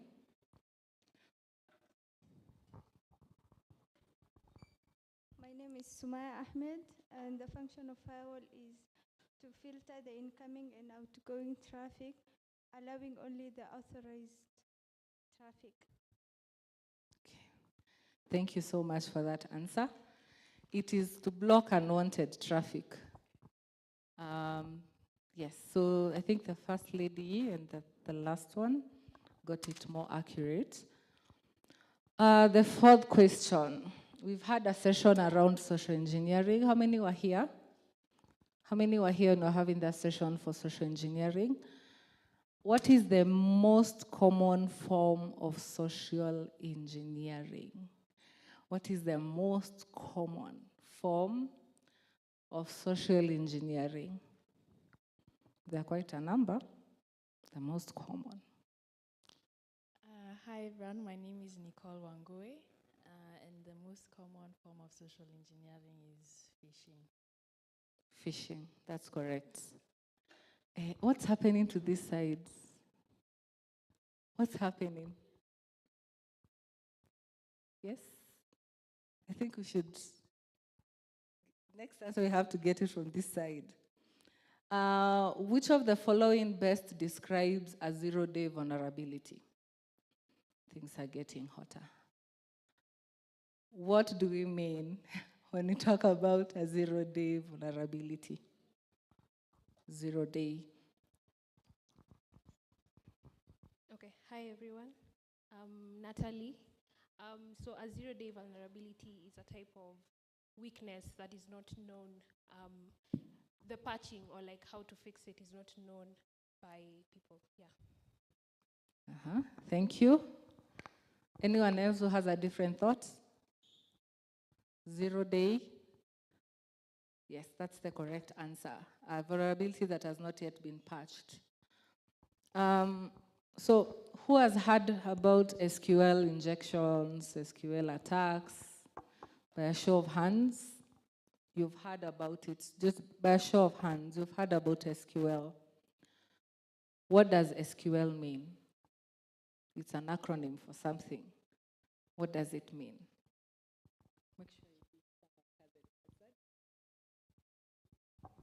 Hi, my name is Leila. It's injecting a malicious code into a database of a system or any online websites or any of that, yeah. I think I asked the question the wrong way. What does SQL stand for? Structured query language. Okay. Anyone who has a different answer? Maybe you have a different definition of SQL. Which one of the, okay, what is the main reason for encryption in security? What is encryption? What is, no, you have the mic. What is the main reason for encryption? And I asked another question. What is encryption? Yes, just answer any that you know between the two. Okay, my name is Nyambura. I think the main purpose of encryption is to safeguard data so that third parties are not able to access sensitive or personal information. Yeah.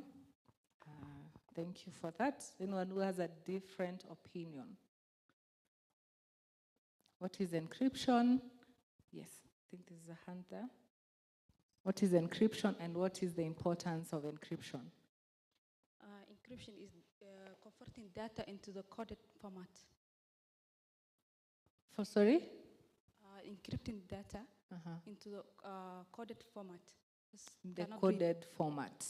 Okay. So why would I encrypt data?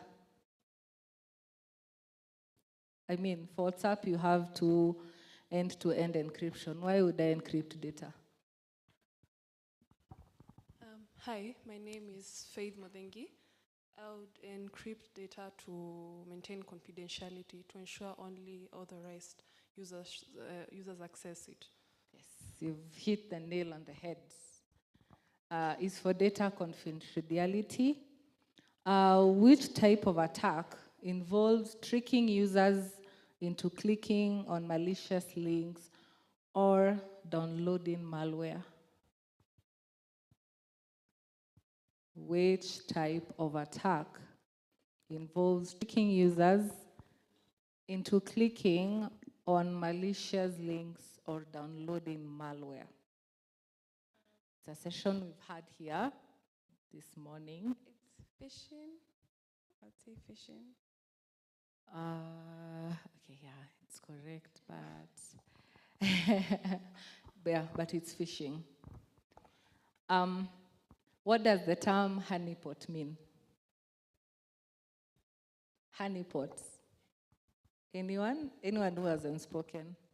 Yes.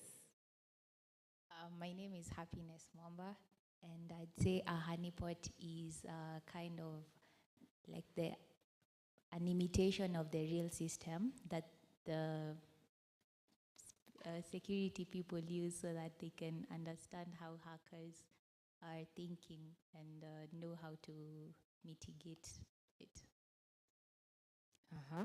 Good trial. Anyone else who has a different thought? Anyone? Anyone? No, telling someone who hasn't spoken. Yes, at the back, then yes. Good afternoon, everyone. My name is Nancy Nderi. So these are sensor pods whereby you create decoy accounts for you to be able to identify threat actors or groups that could be interested in your organization, and that is the only way you can be able to prepare yourself for any future attacks. Did you see how accurate that answer is? You've spoken right from ChatGPT. But it's correct. It's a trap that you design to just trap hackers. I think, yes? Okay. Yes, I think we have come to the end of that session, Q&A. Yes, so round of applause for everyone who's won something, a scholarship, a certification.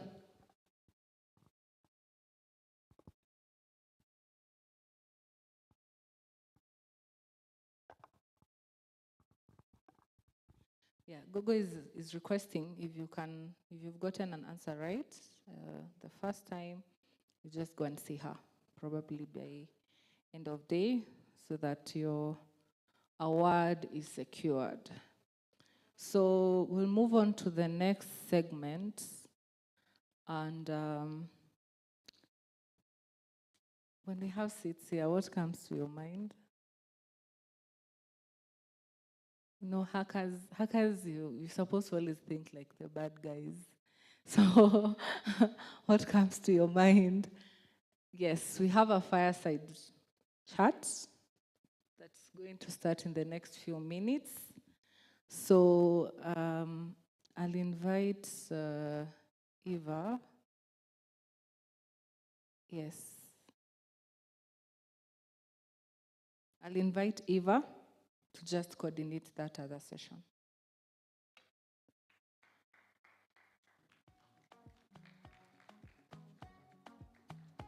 Or we request her to come up here with music and dancing. We can also do that. Say I never call you since, but I hope that you are well. I hope your market sell. Every day I pray for you. Make you Baba, God bless you. I never forget you. I won't forget you. See my shoulder, make you rest upon me. You know I got you. Now me be your friend indeed. So we have only two things, and then we'll be done. So first, I would like to call Nikki to call all the awardees in the house to get some gifts. A round of applause for Nikki. And she will introduce herself briefly and tell us why she's gracing us with her presence today. And then you can call all the awardees in the house. Hi, everyone. As you heard, my name is Nikki, and I'm the CEO at Moringa School. And as some of you probably know, Moringa is really dedicated to making sure that we have the right skill set to create the tech industry here in Kenya. And we do that for people who are entry level, people who are working professionals looking to change careers or upskill, and we also do corporate training. Software development, data science, and of course, cybersecurity. And our vision is a world in which anyone can create their own future. And this is clearly a group of people, both here in the room and online, who are creating your own future. You're showing up, you're learning, and you're constantly upskilling yourselves to make sure that you're up to date with all the things that are needed in order to be the leaders, the tech leaders in the industry. And I'm so proud to see so many women in this industry. It's something that's very close to our hearts at Moringa School, is ensuring that we have a lot of women who are going through the program. And I'm really, really proud to be able to be here today celebrating all of the great women in cybersecurity. So that's just a few words from me, and I am to call people up for.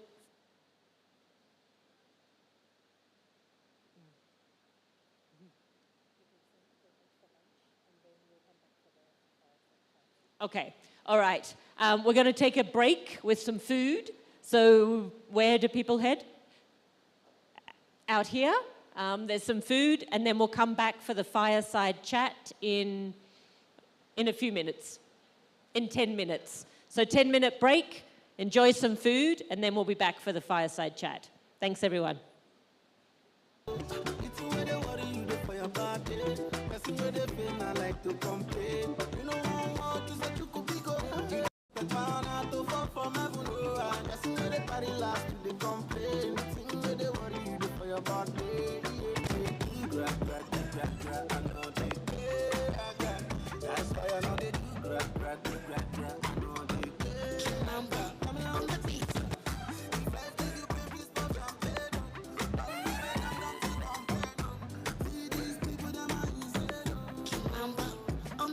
Mapenzi ya moyoni mwangu joto baridi yanapeta kwenye hali kaidi, ndo maana acha mtori nikupe nyama nakuniumizaga wala mie sizimi, wanipende nidekeze maidi, ndo maana chiti kidogo nikupe lana oh my, oh na ukinikosa never feel shy, utamna mizuka ya mapenzi haya oh no yeah oh my today kunichezea kuniacha hiyo kitu mbaya oh no yeah see I got only ask for you and I wanna put my hands on you, yeah, can I do anything bad to you, but I can't do anything bad for you. This is one number oh yeah,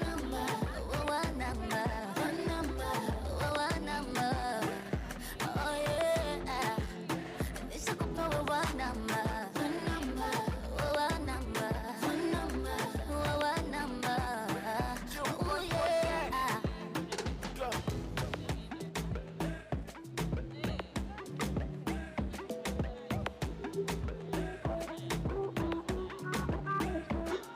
They see me balling, they won't copy. And I see them, but you wanna be your number one father. Original, don't dada. Then they underrate, man, they don't know nothing. The movement you see now, number one papa, hey, original bad man, thriller. Modogo, Morogo, they don't know ya. Baby, I'm Modogo, I don't show, they don't know ya. Give me that up, baby don't stop. I'm a dancer. Give me that up, baby don't stop. E.T.G. Do the daddy right, baby don't stop. Bad man, Selecta. Do the daddy right, baby don't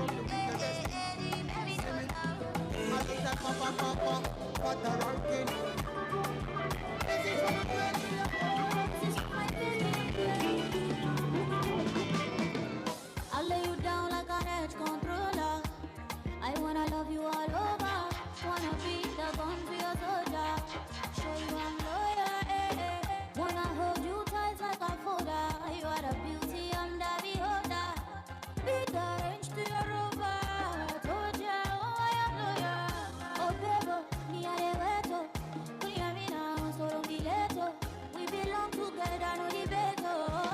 Make we relate, oh baby, why you wherever you go. You don't go ever go solo.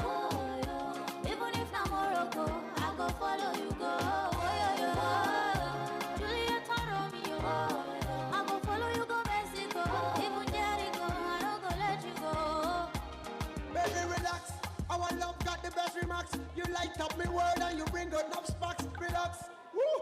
Make them do the mass. Yeah, you are the dread deep down in my lap. Cook you some lobster, salmon and pasta. Love is a medication like a rasta. Take you to Alaska, Jamaica is after. Don't need your shop for your love mother boxer. On the Gucci, yeah. I be your lover and your fire. Say nobody can be like this fire. My baby lover take you higher. Oh baby, where you go. Latino You don't go ever go solo. Nigeria again. Even if not Morocco, I go follow you go.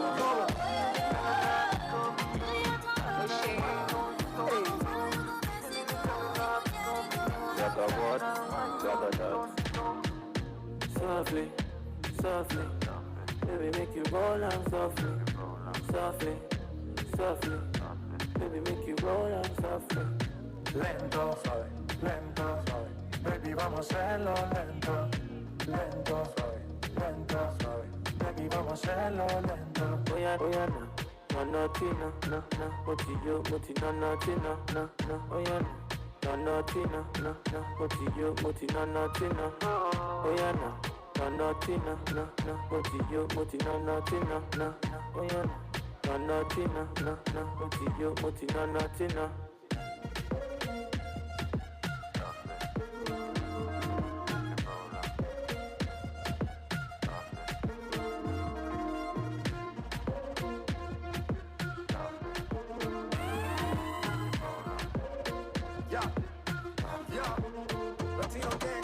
Si la mirada matara sería sicaria. La labia contigo no es necesaria. Me gusta tu mentalidad, sencilla con vanidad. Y se me sube como mi cuenta bancaria. Se ambiente, se camufla como serpiente. Dice que es buena pero miente.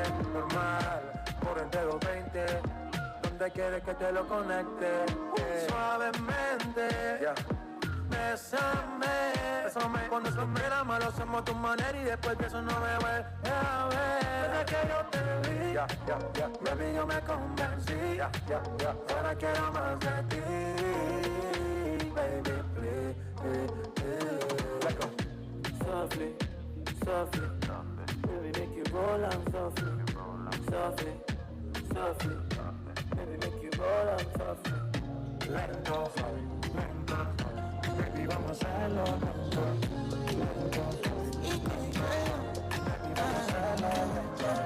Now baby, my Valentine. You know you do make you with temperature days. If you leave me a good time, I swear. You are like the oxygen I need to survive. I'll be honest. Loving it, totally me. I am so obsessed. I want to chop your heart. Never did it, my kind of feel. Make us feel. Yeah, me love one thing. Me make it bad man sing.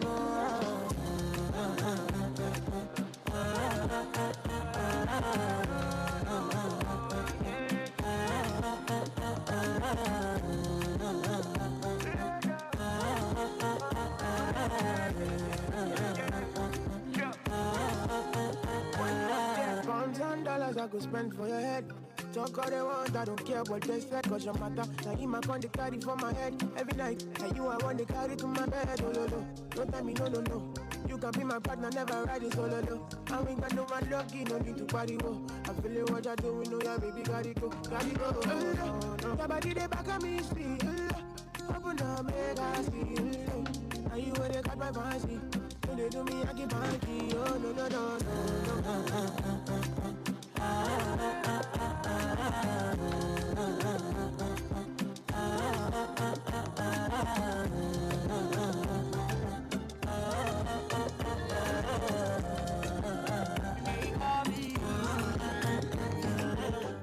I really wanna tell you how my day went. Really want to spend the weekend.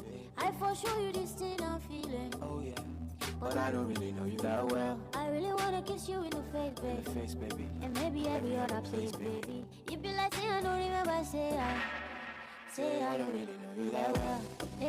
We can go there if I want to, but me, I don't know. Oh no. Why I think I love you when I don't really know you that well. We can go there if I want to, but me, I don't know. Oh no. Why I think I love you when I don't really know you that well. I'm too polite to insult your intelligence. Why do I believe that we have met? Maybe not in this life. Time's frozen for a second, so I'm thinking tonight we break the ice, or better still, we can set aside. Temporarily, my temperature is telling me that you got me so hot. Stuck, girl, there is no remedy. But you don't know me well enough to reply, and I don't really know you that well. It's funny, you have something in your teeth, but would you try to stop me if I want to take it out? Cause you don't know me properly. Girl, I think you love me, but you turn this bad boy into a busybody. I see you're too busy for me, or maybe I'm just busy for me. Will you call me when you're ready for me? It's crazy, baby, how I don't care at all. That I don't really know you that well. I really wanna tell you how my day went. How my day went. Really want to spend the weekend. I for sure you this thing I'm feeling. Oh yeah. but I don't really know you that well. I really wanna kiss you in the face, baby. And maybe every other place, baby. You be like, say I don't remember, say I don't really know you that well. Hey, hey. We can go there if I want to, but me, I don't know why I think I love you when I don't really know you that well. Hey, hey. We can go there if I want to, but me, I don't know why I think I love you when I don't. If you want make a ginger, give me tea, kokoro. My coach, I be your love. Anywhere I go, I come up with my bum, love. So they do like ball. If you want make a ginger, give me kokoro. Yeah, baby. My coach, I be your love. Come make a show you my banana. No, they do like ball. Oh,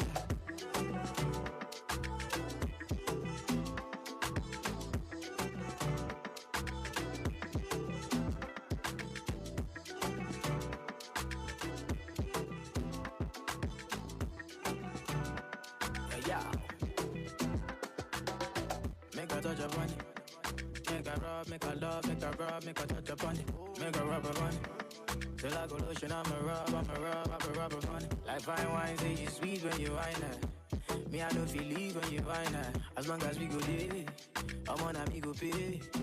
Yeah, we go day nice. If we enter the place, I go day nice. I go fiki, I go rewind. Say now me go be the DJ, I'ma feel nice. You say my party no they start to the daylight. Before you run go they shall you make you think twice. If not smoke, you want smoke, say we day tight. I'm on my love go, say we live nice. Yeah. If you want make a ginger, give me tea, kokoro. My coach, I be your love. Anywhere I go, I come up with my bum, love. So they do like ball. If you want make a ginger, give me kokoro. My coach, I be your love. Come make a show you my banana. Oh, they do like ball. I wanna talk about the things. I wanna talk about the things where they feel. I know they say what I know me. So if I tell you, say I like it, be yeah. You got me confused, I'm in the mood. Say my shaka, what you want me, I can do. You got me confused, I'm in the mood. Say my shaka, what you want me, I can do. Tell me a job, position me, I'm not going to chase out. I be there, guys, where you do with me, I'm on. I live for your eyes, so I'll be your love. Tell me a job, position me, I'm not going to chase out.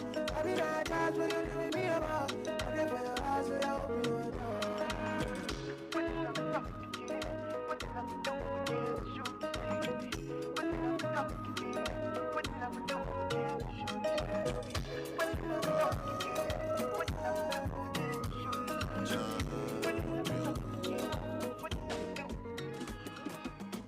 People with the shadow, those people they are now. People with the shadow, those people they man they feel somehow. Call it my hazard. Say I be one cash out. Say make up put it 10,000. Put it 10,000. Everybody come cash out. Thank Jehovah. Put up for my hazard. Begin to find another. Waka, no rest you. Waiting man go do. Money go there for madam people got bonnet. Waiting man go do. Your pikin self, you guys go school. Waiting man go do. When money come, he go, yeah. Waiting man go do. Waiting man go do. Waiting man go do. Waiting man go do. Waiting man go do. Waiting man go do. Waiting man go do. Waiting man go do. 2 seconds, everything done bust, oh. The kind of love I get for you, now I'm mad, am I too cost, oh. He asked me waiting I love for life, I said waiting no go touch us, oh. Every day, nigga see my mama smile, that make me the bump us, so ooh yeah. Color pico, color pico, one be take a color pico, color pico, one be take a color pico, color pico, Jamie take a color pico, color pico, ooh yeah. Tell me say she like to dance a tonto, I don't like make you conto. Baby girl, you the mommy, you don't know. Baby girl, you the mommy, you don't know. Oh, yo, she said she give me get to love and tell me say I really don't know. I get girl, she the mommy, you don't know. I get girl, she the mommy, you don't know. Oh, for your matter, mo fo. For your matter, mo fo, mo fo. For your matter, mo fo, mo for your matter, mo fo, mo fo. My Adama, give me special love, mama give me your lolly. 50 bottles for my baby, me lolly. 50 syrup for my baby, me lolly. Ooh yeah. Say my baby, give me total love until the night, me lolly. 50 syrup for my baby, me your lolly. 50 bottles for my baby, me your lolly. Oh yeah, one take a color, biko, color, biko, one B take a color, biko, color, biko, one B take a color, biko, color. Go, one beat, take a color, go, color, go. Killer tunes, fuck it up.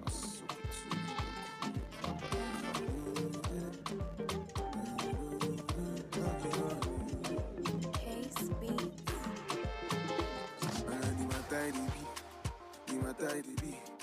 I come here to come and dance.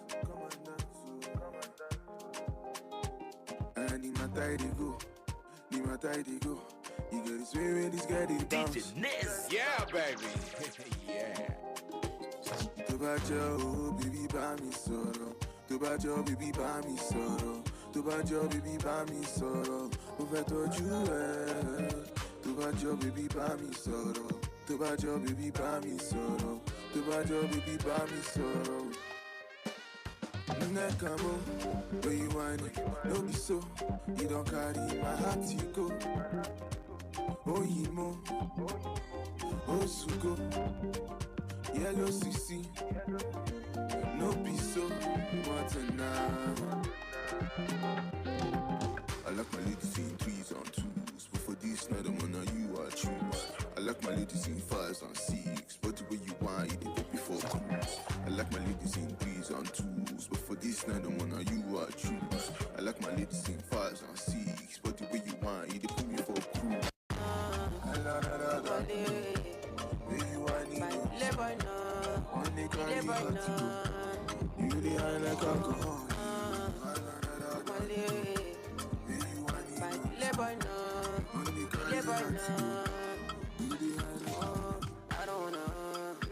I don't wanna live my life for you. All over the news, all over the news. Only God and I know the kind of thing I do, the kind of thing we do. Man, I thank God I got the lead. Say God no one got the lead. Only one I ain't comforting me. When these people they come body me. Man, I thank God I got the lead. Say God no one got the lead. Only one I ain't comforting me. When these people they come body me. It's why I try sometimes. A little Henny and ice. The coffee tickle my mind. Take a live this life.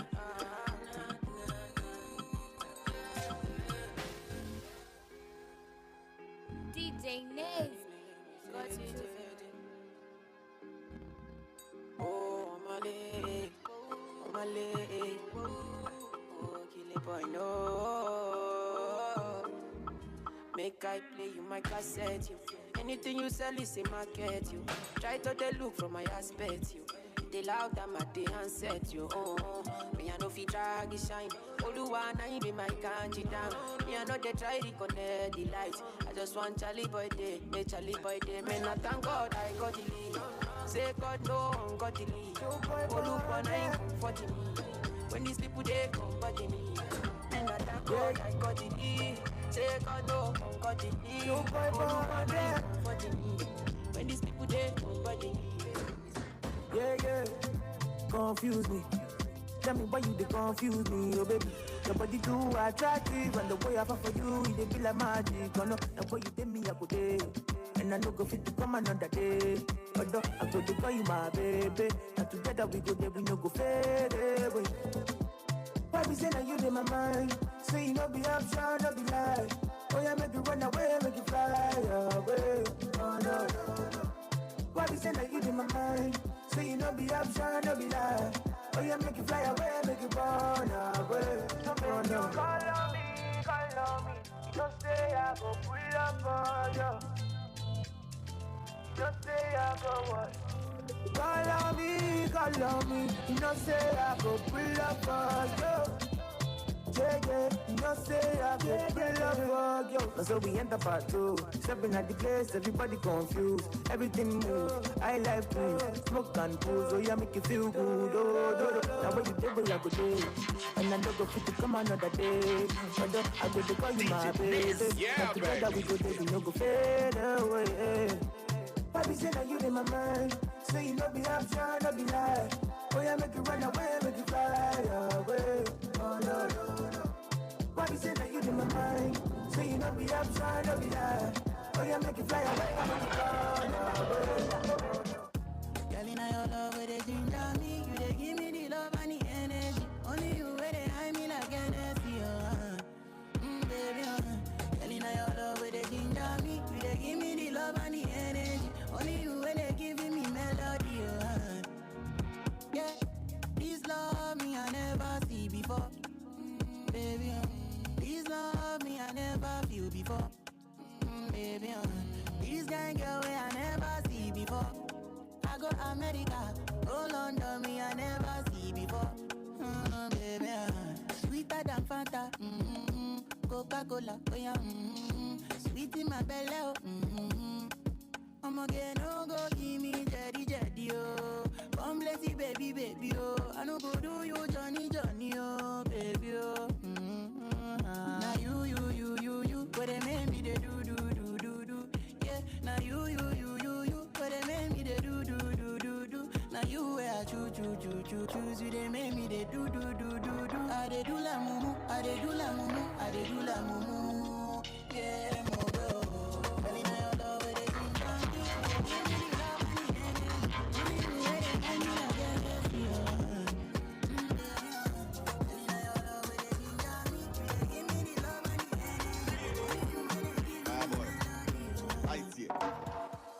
There's somebody like me. When I step in on the place, then they maya. They call me Yogaranya. They call me Yogaranya. There's somebody like me. When I step in on the place, then they maya. They call me Yogaranya. They call me Yogaranya. Oja daddy wallet down Killuminati. Afusai pool boy in at the party. Who the cocoa jomalo so jati. Bring your bread, money butter to my fussy. Baby girl is double, uku. Loli bam bam, baby shuku. Oja D murder them, dubu. Shama woman near baby look. I get the money, I get the cash. You get the bobby, you get the lash. You like to kuro all the time. I like to fiki faka so it's alright. I get the money, I get the cash. You get the bobby, you get the lash. You like to kuro all the time. I like to fiki faka so it's alright. There's somebody like me. When I step in on the place, them they maya. They call me Yogaranya. They call me Yogaranya. There's somebody like me. When I step in on the place, them they maya. They call me Yogaranya. They call me Yogaranya.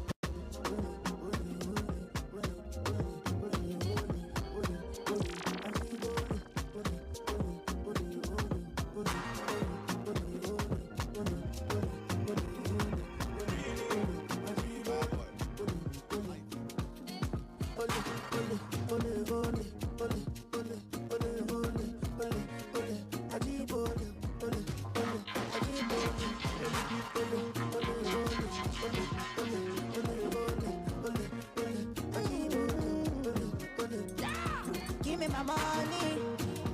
Wait till you owe me. Yeah, Don't go baby. funny, you don't know me.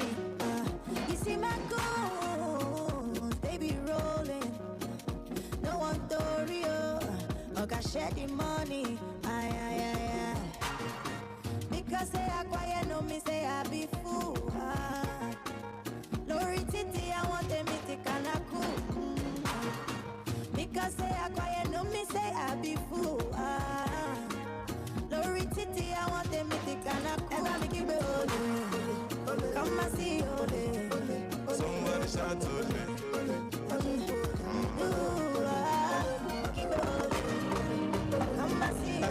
Somebody's in love. Why is that? Yes, I'm in love. Nah. I did my own, all of a sudden my body they do me. I love you. See seriously intimidating, my body calibrating. I need you. Even when you're wrong or right, I cannot be satisfied. I just wanna hold you tight and feel alright. Girl, I no regret. Even though every day we dey fight, girl, I still adore you. I still adore you. I appreciate. Since I set my eyes on you, yeah, you knock me out. You freak me out and you knock me out. Whenever, however, anyhow way you like to give me, we gon' stay together forever. Our love is wide and free, anytime, whenever, however, anyhow way you like to give me, we gon' stay together forever. Stay together, fight together. Don't let me realize it. God got you specially for me, baby, baby. And even you know I said, my love for you is so real, girl, not even maybe. Oh yeah, you are the captain of my ship. Baby, when you a shower me, I love to peep. All the promises, yes, me I keep. The ring on your finger, my love is not cheap. Oh yeah, yeah, you give me joy every day. Yeah, yeah, you make me happy every day. The other wrong into me, don't me promise to the right.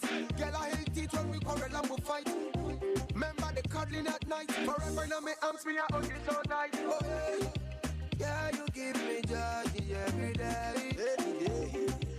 Yeah, you make me happy every day. Girl, I no regret. Even though every day we dey fight, girl, I still adore you. I still adore you. I appreciate. Since I set my eyes on you, yeah, you knock me out. You freak me out and you knock me out. Whenever, however, anyhow way you like me, give me, we gon' stay together forever. Our love is wide and free, anytime, whenever, however, anyhow way you like me, give me, we gon' stay together forever. Stay together, fight together. I got the pretty lady with no like no stress. She got her own, but she needs some love. She got her own, but she needs some love. And she tell me, say, now only me, they make her love. Tell me, say, now only me, they cool her stress. She tell me, say, now only me, she warm. She tell me, say, now me, they make her calm. She tell me, say, that me, they keep her warm. Wine on my body, baby, wine that. She tell me, say, my love, make her wine that.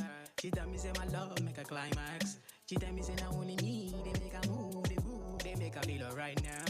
Girl, your body calling me right now. Girl, so many things in my mind now. Make you suck, make her fuck, baby, right now. I've been waiting for tonight, where the energy feels right. When my touch make you feel right. Since tonight we come alive, live. Make you drink up while we reminisce. Say a prayer for our enemies. Say my love, now your remedy. Baby girl, you mean a lot to me. I got the pretty lady with no like no stress. She got her own, but she needs some love. She got her own, but she needs some love. Like she tell me, say, now only me, they make her love. Tell me, say, now only me, they cool her stress. She tell me, say, now only me, she warm. She tell me, say, now me, they make her calm. She tell me, say, that me, they keep her warm. She tell me, say, now only me, they make her feel alright. Yeah, she tell me, say, now only me, they make her feel alright. After the big me and my baby, yeah, we cuddle every night. She they ride it like a bike, riding 1,000 miles. Steady while she riding, and she gentle when she ride. These guys wine, they make my one bite. These one.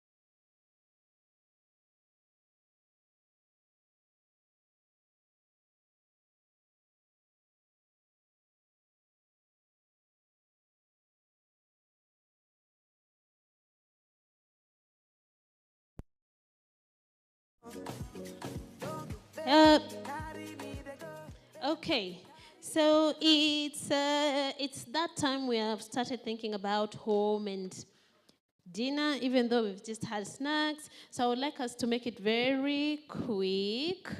We're gonna have a very brief panel discussion. It's not really a panel discussion. We said we don't want any panel discussions in this forum. We want to have a fireside chat. And really, I know you have a lot of questions for our distinguished guest who spoke about different things today.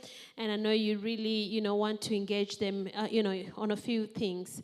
So for this session, we're going to have a fireside chat. And we have a running topic that we're going to discuss about. And if you have any question about the topic or any other thing you wanted to ask our distinguished guests, this will be the opportunity to do that. They have stayed here the whole day so that they can get to answer your questions and engage you. I mean, there's no amount I would have paid to be able to have our secretary and our PS and our director of e-citizen here. I mean, give them a round of applause. I bet you there's no function they go to that they stay this long, so they love me. Give them another round of applause. So, Nikki, secretary, PS, come on.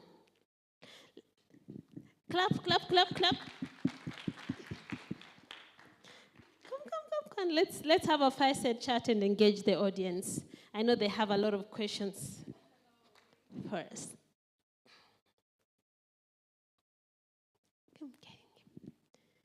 Clap for them, please. Clap for them. This is your session, guys, so clap for them. Yes. A PS is always a PS. There's no ex-PS. I haven't had one, Doc. Donald Trump. Is he ex-president? Is he still president? I think he's like part-time president, no? Yeah. And I'm missing someone. He's outside here. My eyes are failing me now.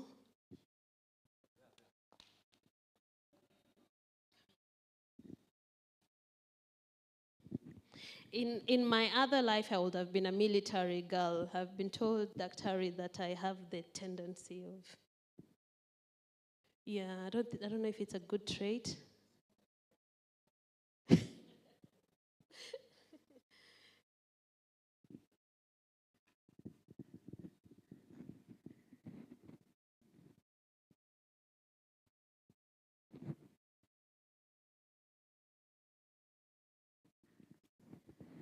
Okay, so this is going to be fun because there's no structure to this. Nikki, you missed your session. I did. I apologize. And you apologized 20 times, so we're gonna say it's okay. Do we forgive her, Doc? It's okay? Completely? Good. So then, I just want us to have a conversation because between us, Nikki will represent the private sector when it comes to academia. In cybersecurity, you represent our Ministry of Communication, and Kano Munyoki will represent our interior. And Dr. Gitau here will represent what? Gen Zs.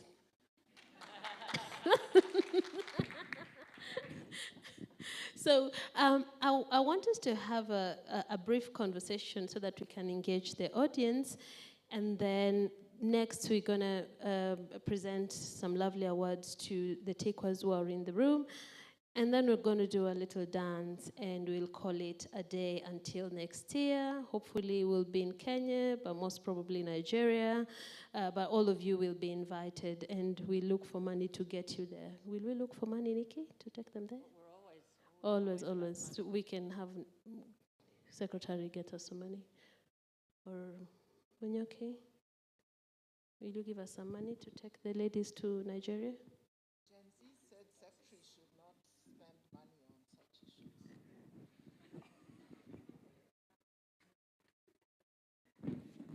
So Gen Zs, you spoiled it. You said no money for trips?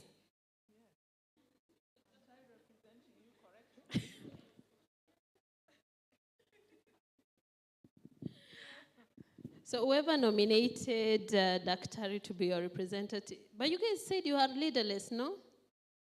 I'm not a leader, I'm just a Gen Z. Gen Zero. Gen Zero.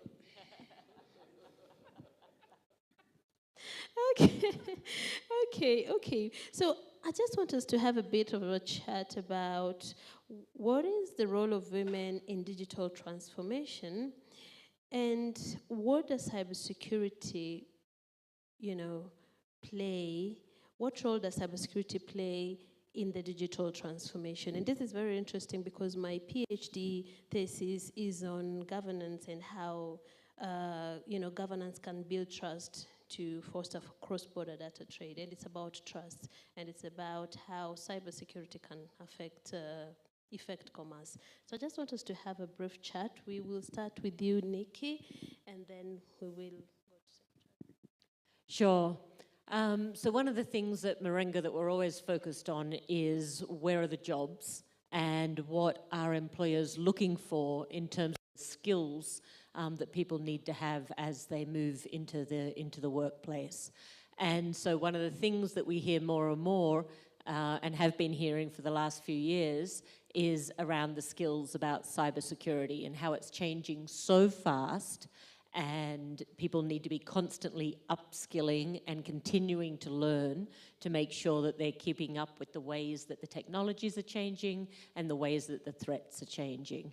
And so my advice about cybersecurity and the role that it plays is, always be learning, sort of ABL, always be learning, because it's going to change and change and change. And employers are telling us that people are not keeping up fast enough with that. And so they're continuing to look for people who are really focused on that continuous learning journey.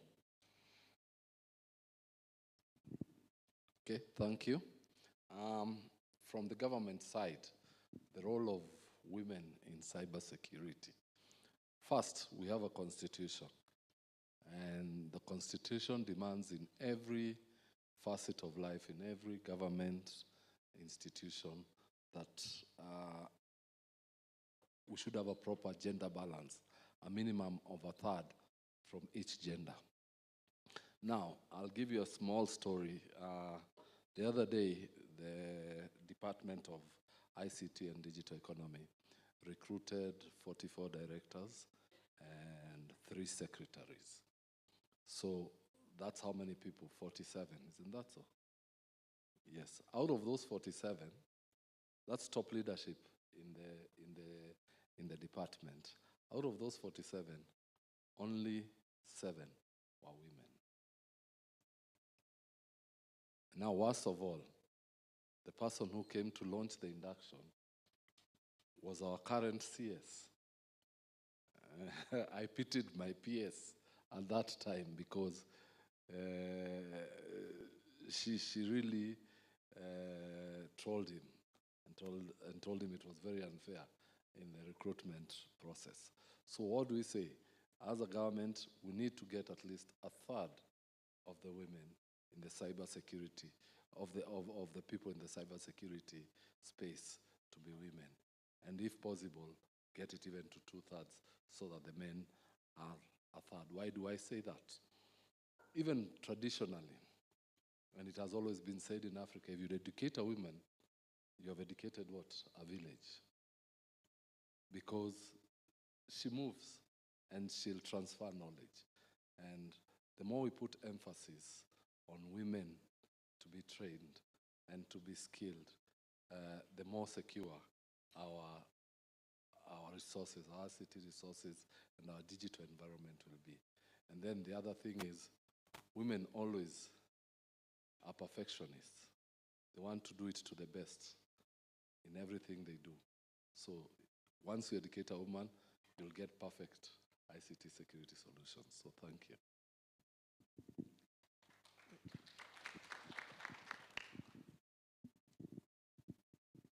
So thank you for that question, and good afternoon, everyone.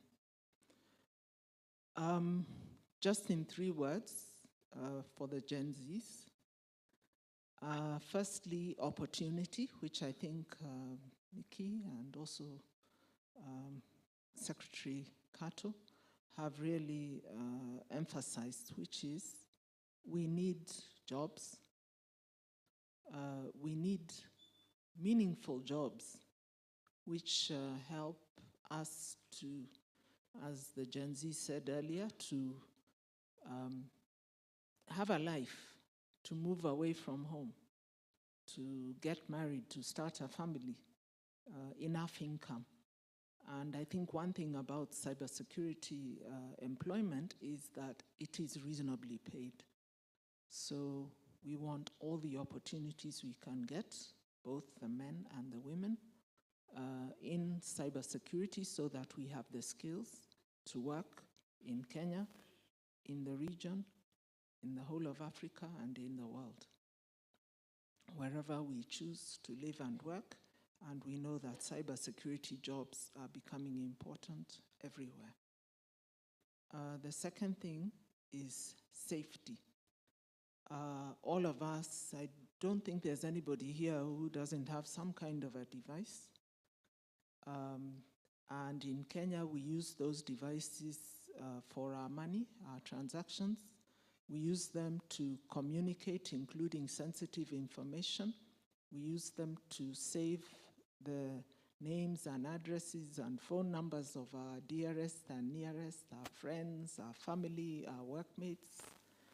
And we use them constantly in our homes. Those who have children, your children have access to your device. So if it is not safe, that device can do so much harm. You can lose money. Your young brothers and sisters or your children can get access to very bad, traumatizing information. You can lose your information. The people on your address list who are your nearest and dearest can be so embarrassed as they receive strange messages where you're asking for help and money. All these things can happen in an instant. So we need cybersecurity, both men and women, to be in cybersecurity so that people have a safe and comfortable experience online. The last word is productivity. We know that now we're competing with the world, and that means standards are high, expectations are very high, and we cannot achieve that if a lot of time, money is wasted by unnecessary successful cyber attacks. So to help us to really use these expensive devices to the fullest in order to be productive and to work hard and to use them all the time, we will need good cybersecurity. And even to attract people from around the world to invest in Kenya and to travel to Kenya, which is what we want to do. We want them to bring their resources and their presence here. That will not be possible if our digital goods and services are suspect through cyber insecurity. So, opportunity, productivity, and safety. Ops. Thank you.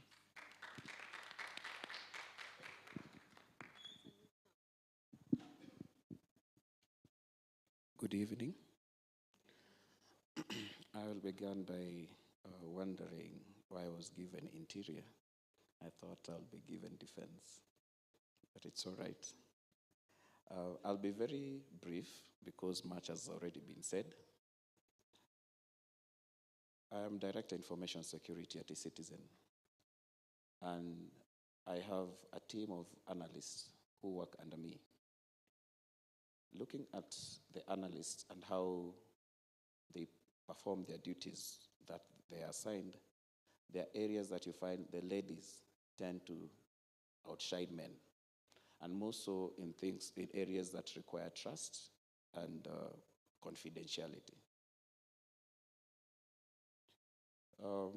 Looking generally at what Mr. Carter talked about representation, in the cybersecurity field, women are still underrepresented. Even where I work, looking at, I have around 24 analysts. Of them, 6 are female.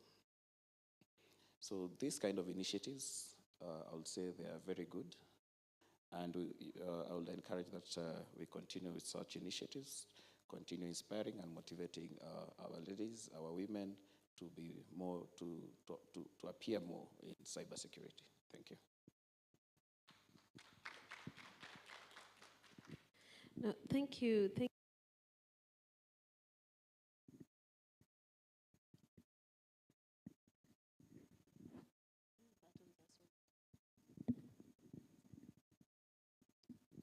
Thank you. You see, another round of applause for Secretary Kato. So you also fix things.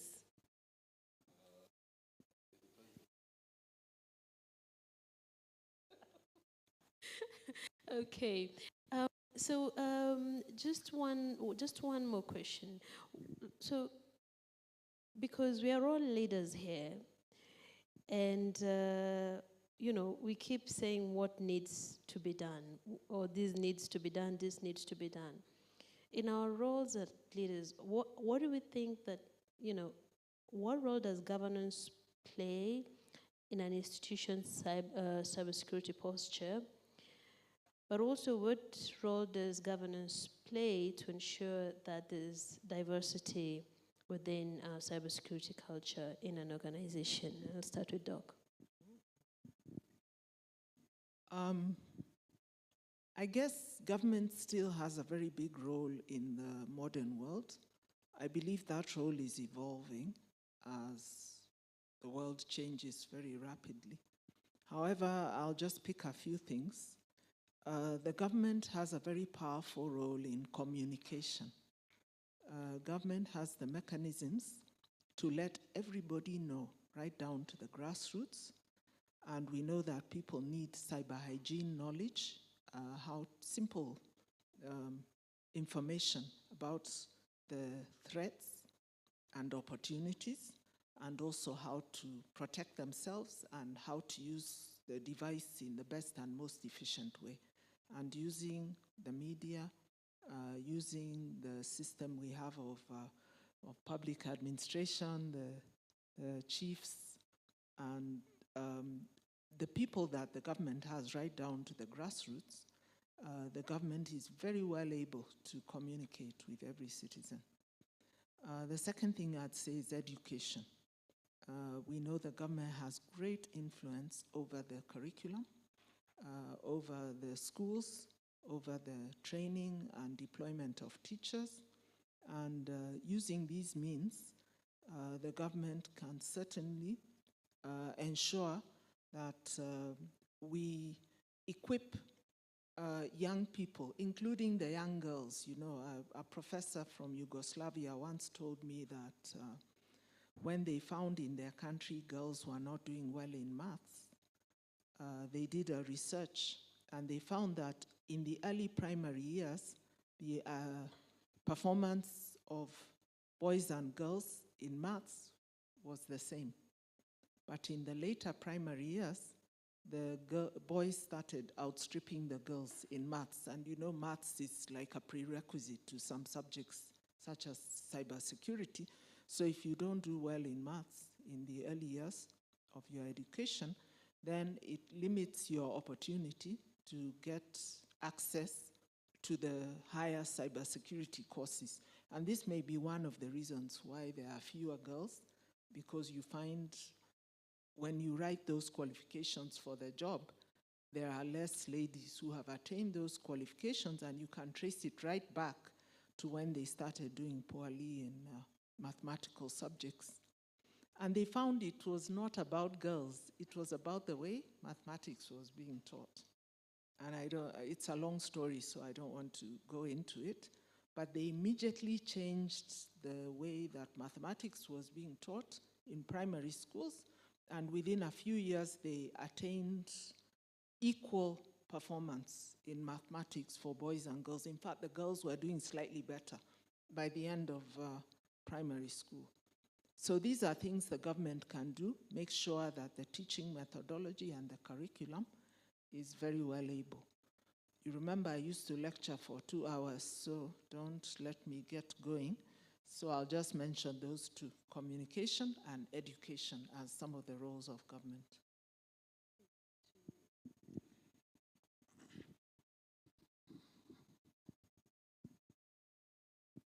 When we talk cybersecurity, you can approach cybersecurity in 3 facets.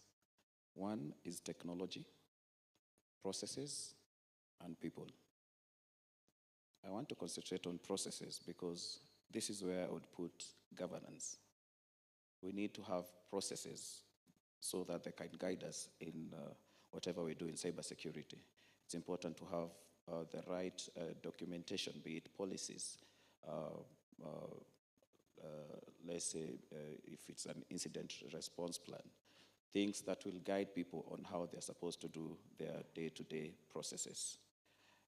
Otherwise, that is what I'll talk about on that. Thank you. Okay, so processes, okay.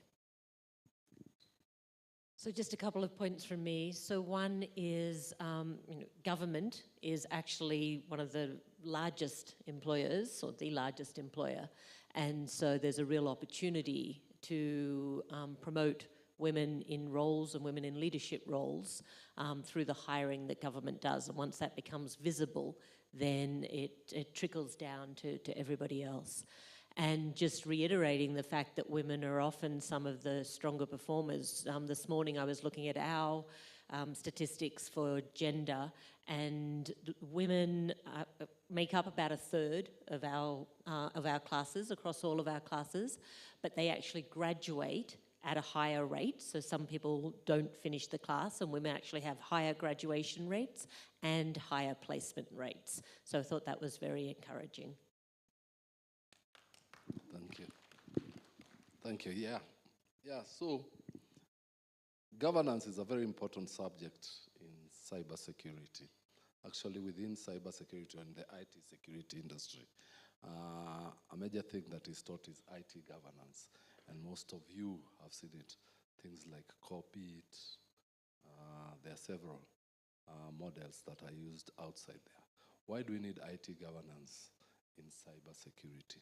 Reason being, you have to bring, Munyoke has highlighted, process, people, and technology. But I'll look it from side. We have three divisions in cybersecurity. You have the systems audit, you have risk management, and you have the security management side. The glue that puts those things together and is able to enforce proper processes and things like segregation of duty is IT governance. And it's quite key in cybersecurity. If you miss it, then you have everybody operating in silos, and incident response becomes a very big issue.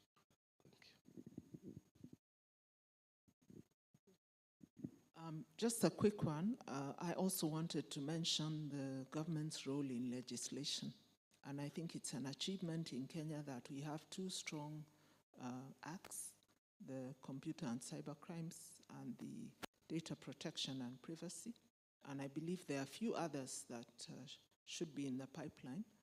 And government's role in creating legislation so that you have teeth to bite when people misbehave in the cyber realm is also very important.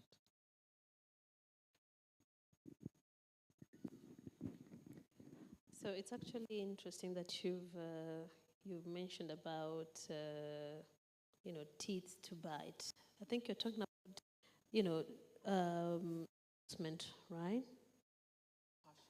Partially enforcement. I think there's just so much we can talk about, and we can go on and on. I think we need another forum to do that, because there's just a lot to discuss. But I would like to hear from our audience. Do you have any questions so far from what we're discussing, or any question you'd like to ask the panelists? Hands up.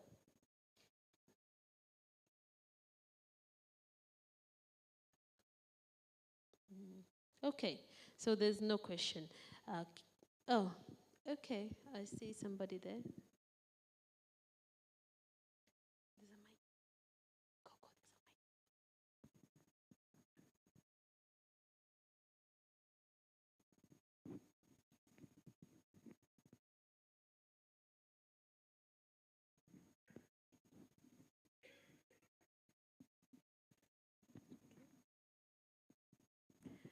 a mic. DJ, did you go home? Why is there no music? Thank you. Okay, now you can stop it.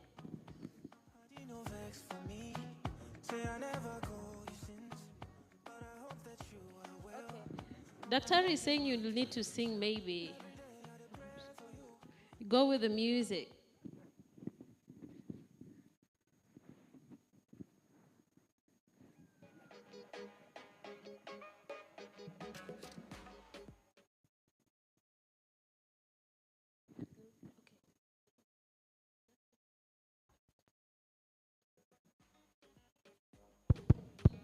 I think now it's good. So I think my question is one divided into two, or one A and B. And this is largely centered around women in tech and cybersecurity in regards to our culture, especially, for the girls who come from cultures that are, how can I say it?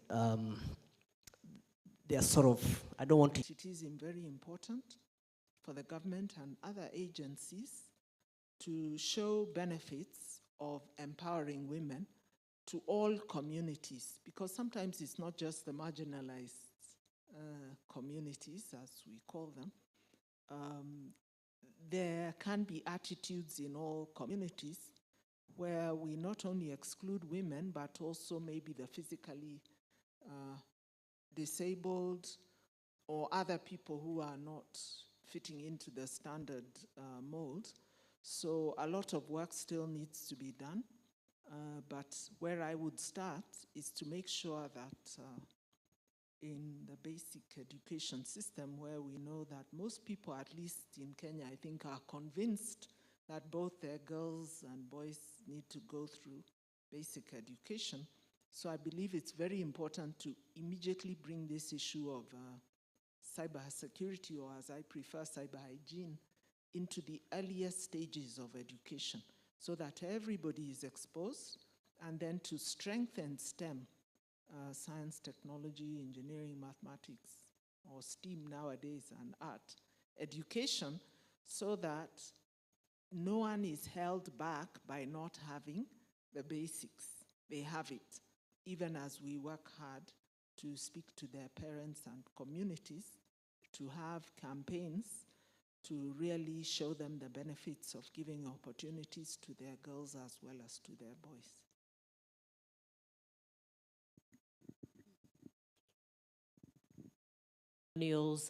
That's when people say, oh. That is being driven by a lady. You'll always find, even at the bus stage, people are saying, I want the one driven by a lady, because they do things better than men, and we must agree that's a thing which happens. So what we need is changing the culture and having mentors or leaders like Kate, and doing advocacy outside there, and awareness. I believe we'll get more than, and the ladies can easily take over the cybersecurity industry in the world and in Kenya also. In the world and in Kenya also. Thank you. There was no other question. Oh, okay.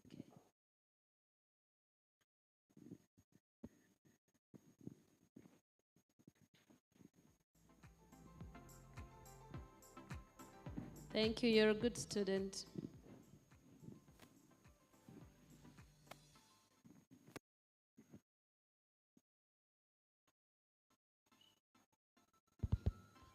Hello, thank you.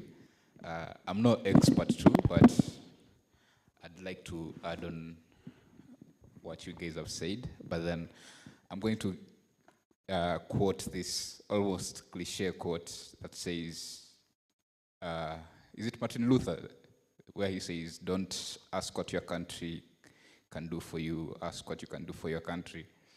By that, I mean, let's not wait for initiatives by government, by governments, by organizations to probably integrate this message in our education system, but you can also take a personal initiative. Do you ever go to the grassroots and spread this message? How many times do you tell your success generation? We'll have more women where young girls can look up to, yes, I can become like Eva, I can become like Kate, I can become like someone else because they have done it. But right now, there are very few women at that level.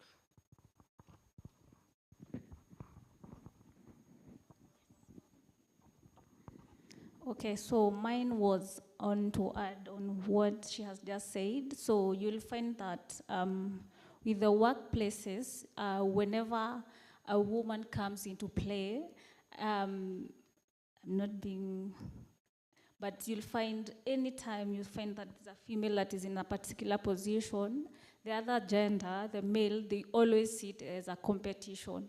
So I tend to feel that, yes, we are pushing this. However, even in our workplaces and how we interact with them, if we can just have an open discussion in them and tell them it's not about competing with you guys, but we are bringing our best, we are bringing the way it was quoted, that on trust and confidentiality, and then you come in and help so that at the end of the day we achieve the objectives. That's what in the workplaces you'll find that maybe you're doing a project peacefully, and then at the end of the day, maybe someone would think, no, she wants to outshine me, you know, she wants to make me feel that I don't know. So I would say in pushing this agenda of involving more women in cybersecurity, we should at least also maybe think around on how to empower maybe the males on how to deal with the empowered cybersecurity professionals and show them it's a matter of collaboration and achieving objectives at the end of the day.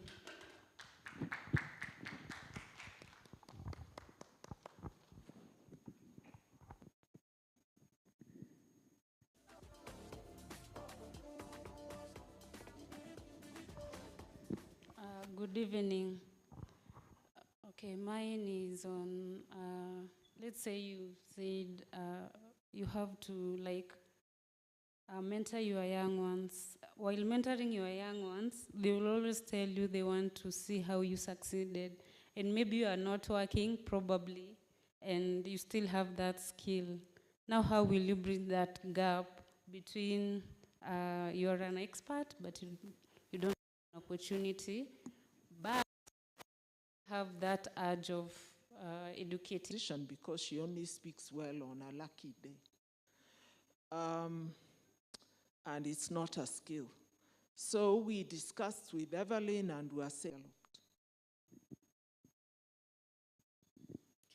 So before I give Nikki, I'll just say one word to that, Daktari, and Nikki will agree. Probably Secretary and Colonel will not understand what this is.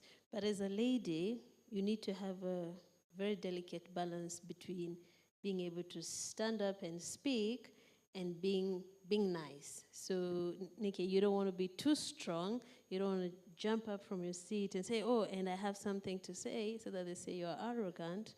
But you also don't want to say, I have something to say. I don't know. I think the lady will say it's a very kind of a delicate balance. And I think that's one of the reasons, because you kind of tend to balance. And I think it has made women to be more manly than more feminine in the workplace. I don't know if that works for them or against them, but in my experience, I think it might have some negatives as well. It requires a very delicate balance. Okay, so Evelyn, you've mentioned a good thing. I think we need to also advocate for workplaces to be women-friendly, because there is a reality that, for example, families have young children. It is a reality that it is women who have babies and they need time to take care of the child. And I remember one of my friends in private sector was complaining, and I said, but don't think that she had a child. Just say she had a customer, because that child she had is your potential customer for the future. So your company will not survive unless she produces customers for you.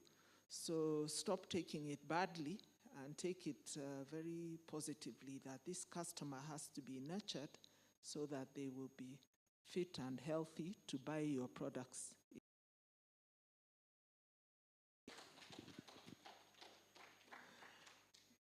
Not say women friendly, but family friendly, to bring their kids. I wanted to meet them because they were part of the family. And in that, cocoon people into those who are a bit of a problem because they have family issues, and others who are good workers because, like me, they're childless cat ladies. Places are very complex places with a lot of, and it's not just in the tech areas that women can come in bigger numbers at entry level, and then there's less and less as you move up. It's in a lot of different areas as well. In very different organizations. Sometimes it's working conditions, maybe you need to work late, for people to leave. And so each organization really needs to look at that. And the very important points that was made was that often workplaces that are most friendly to women are workplaces where males are championing women.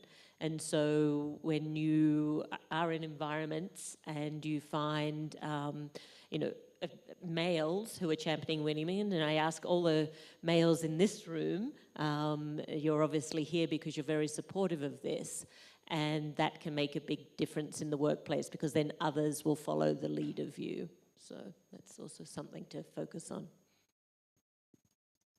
Yeah, thank you. I think much has been said, but I want to take a different angle, mainly in the cybersecurity industry. I've been in this industry since 1998, doing IT security. And one thing I always tell, and those of you who have worked with me, I know I have some here, the first thing I tell anybody in cybersecurity or IT security is, it's the most boring field. It's the most thankless field, because when everything is working, nobody sees you. But when everything is not working, everybody is punching you. And you should be able to have, I call it the shock absorbers, to absorb those things. Otherwise, you're not meant for this industry, because when it's working, everybody even does not see, does not even recognize. That's why you see even budgets for cybersecurity become a challenge to defend. But these days, we already have a way of showing return on investment on budgets. We also do advocacy in cybersecurity. So, first thing, when you decide to go to cybersecurity, know that you come into the most boring profession, both men and women. I know there is the urge now, because everybody is saying now we have over 4 million jobs, very good paying jobs that need cybersecurity, so everybody is going for a cybersecurity course. But remember, you might be alone in that room, and nobody will ever see you, and will ever pat your back. Just know that that's how cybersecurity is. It's not that they hate you. It's not like when you put an electronic document, the IT people have made the office paperless or unified communication system. They say, oh, now we can all talk via the internet and all that. You don't get that.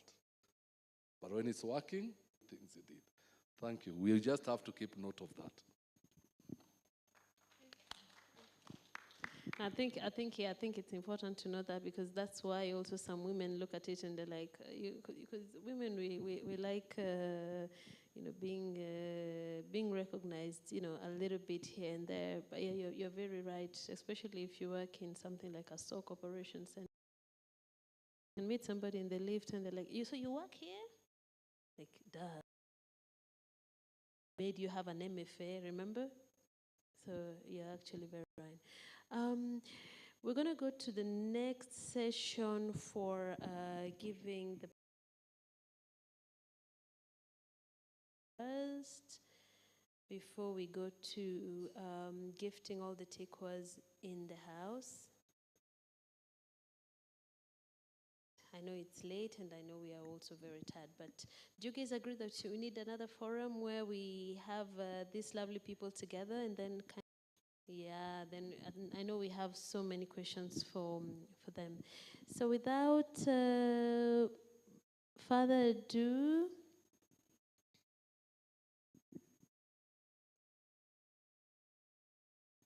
you want to know the day is long. Our dear MC has removed the shoes. Can I remove mine?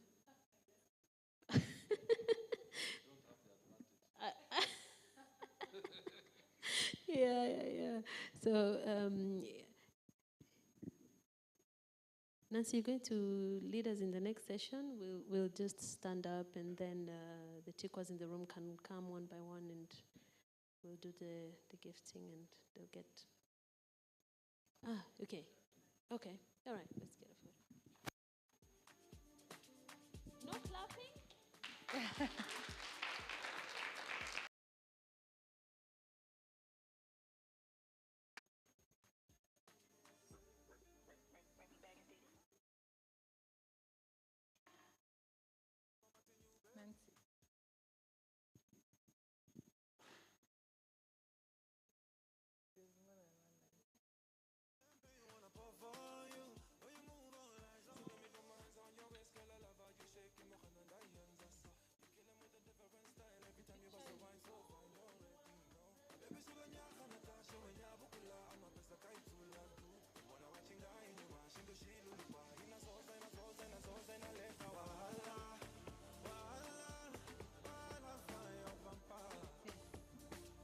The photo is good.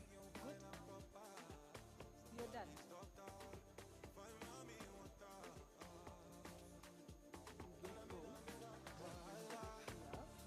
don't know where we'll place them.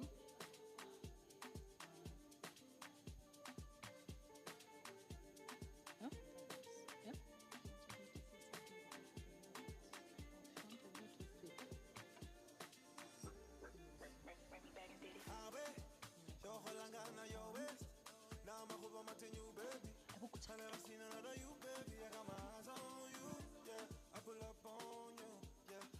Or the DJ can give us a song. We challenge them. Yes. DJ, something for them to dance to.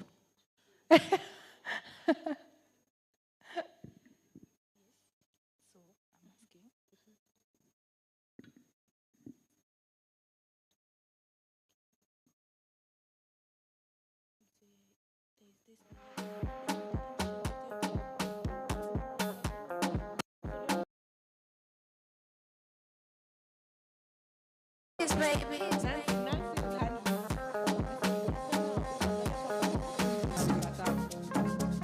Warushe kwa mitandao siataki mambo mingi duni. Clap for them. You can also stand. Also stand. Stand. Enjoy the song.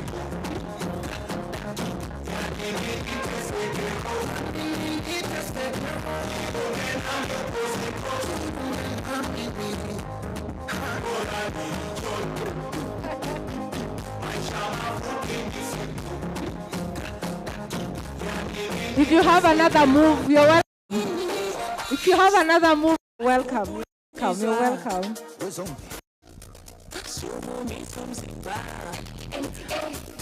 Gen Z's in the house. Gen Z's in the house. Oh, dear. sava, como savana, aye sava, aye savana, como sava, como sava, como sava, como sava, aye sava, aye sava, aye sava, aye sava, aye sava, como sava.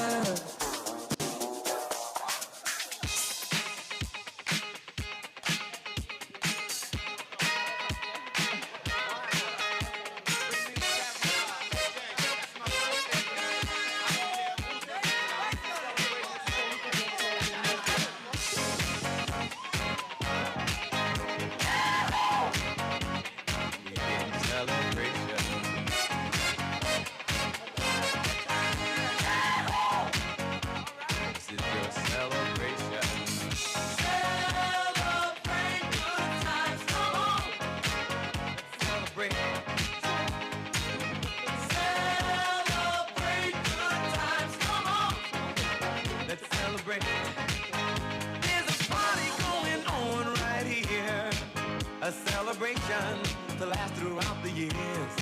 So bring your good times and your laughter too. We gon' celebrate your party with you. Come on now.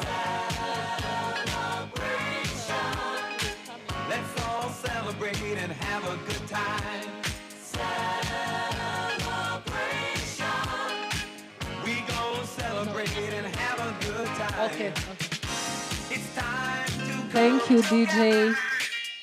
Thank you. So I want to make a quick request for all the T1CWWAs. If you received an award, please just come to the front. We have one last package for you.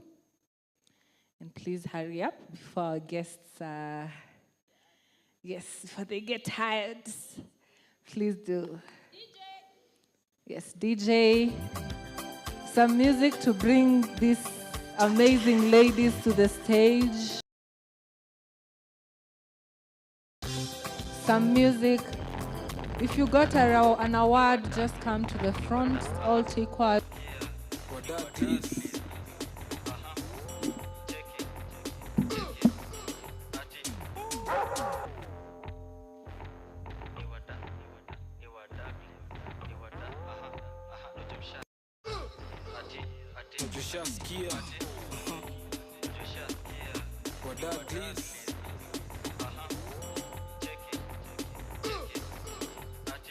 There has to be a dancer here.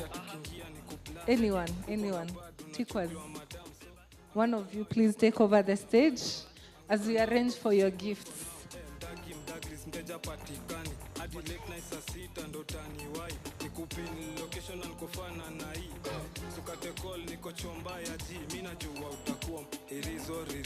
Acha nikushow kwanza form ya Didon. Nishashika mpua na twende chini kwa chini akiwa hadi na mini. Sasa tunasikiza Shin City tuna feel free.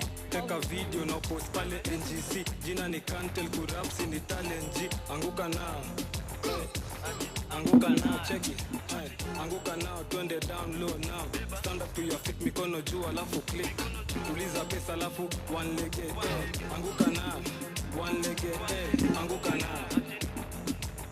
Anguka nayo, anguka nayo, anguka nayo, ati anguka nayo kama uko na new catch, anguka nayo kona pati na magwash, anguka nayo round 2 kwa hii bash, anguka nayo ati anguka nayo ati anguka nayo, anguka nayo, anguka nayo ati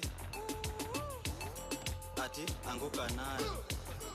Ati anguka nayo na katika msupa we banjuka cheza chini ukikwendezo madhuta anguka nayo baby girl ushaitika mdagi matisho za wadagi step ama darling tambu serikali juni serikali tamka asali simnajua ni nani mshati ki don medunga up down ni chi kutekiwa poa daily mi ti haha sikia beba anguka nao anguka nayo anguka nayo anguka nayo anguka nayo ati anguka nayo mtupa me feel relaxed anguka nayo kama uko na new catch anguka nayo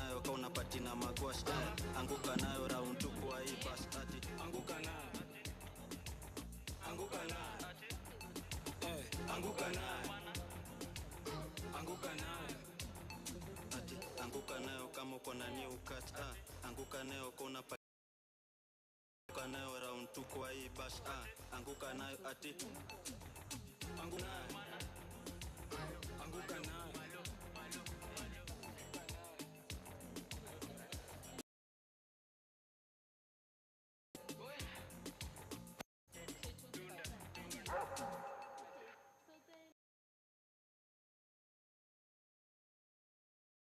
gift all of us. So you will stand. You will stand. Where will they stand so that they can gift us? You will stand as we take, as we leave. So they'll start from that end. So you guys will come this end so that we can come this. Yeah. No conflict of interest. Yeah, so we'll come that way. So we will greet you, and you gift us. Somebody to come to pick for.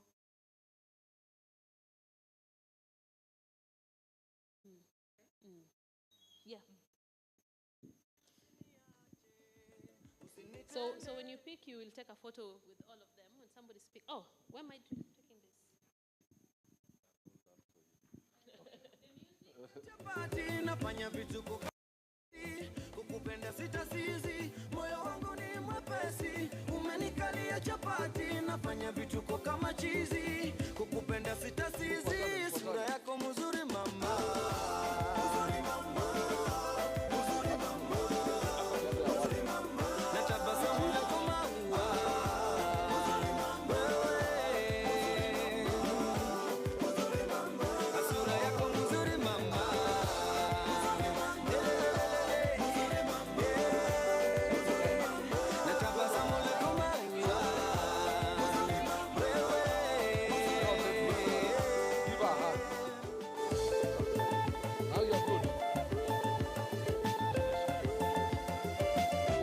itabidi nikulinde nikutunze mama usikose lolote pete nayo nikuvishe nikuoe mama usiende popote jumoyo wangu ushakubali umenikalia chapati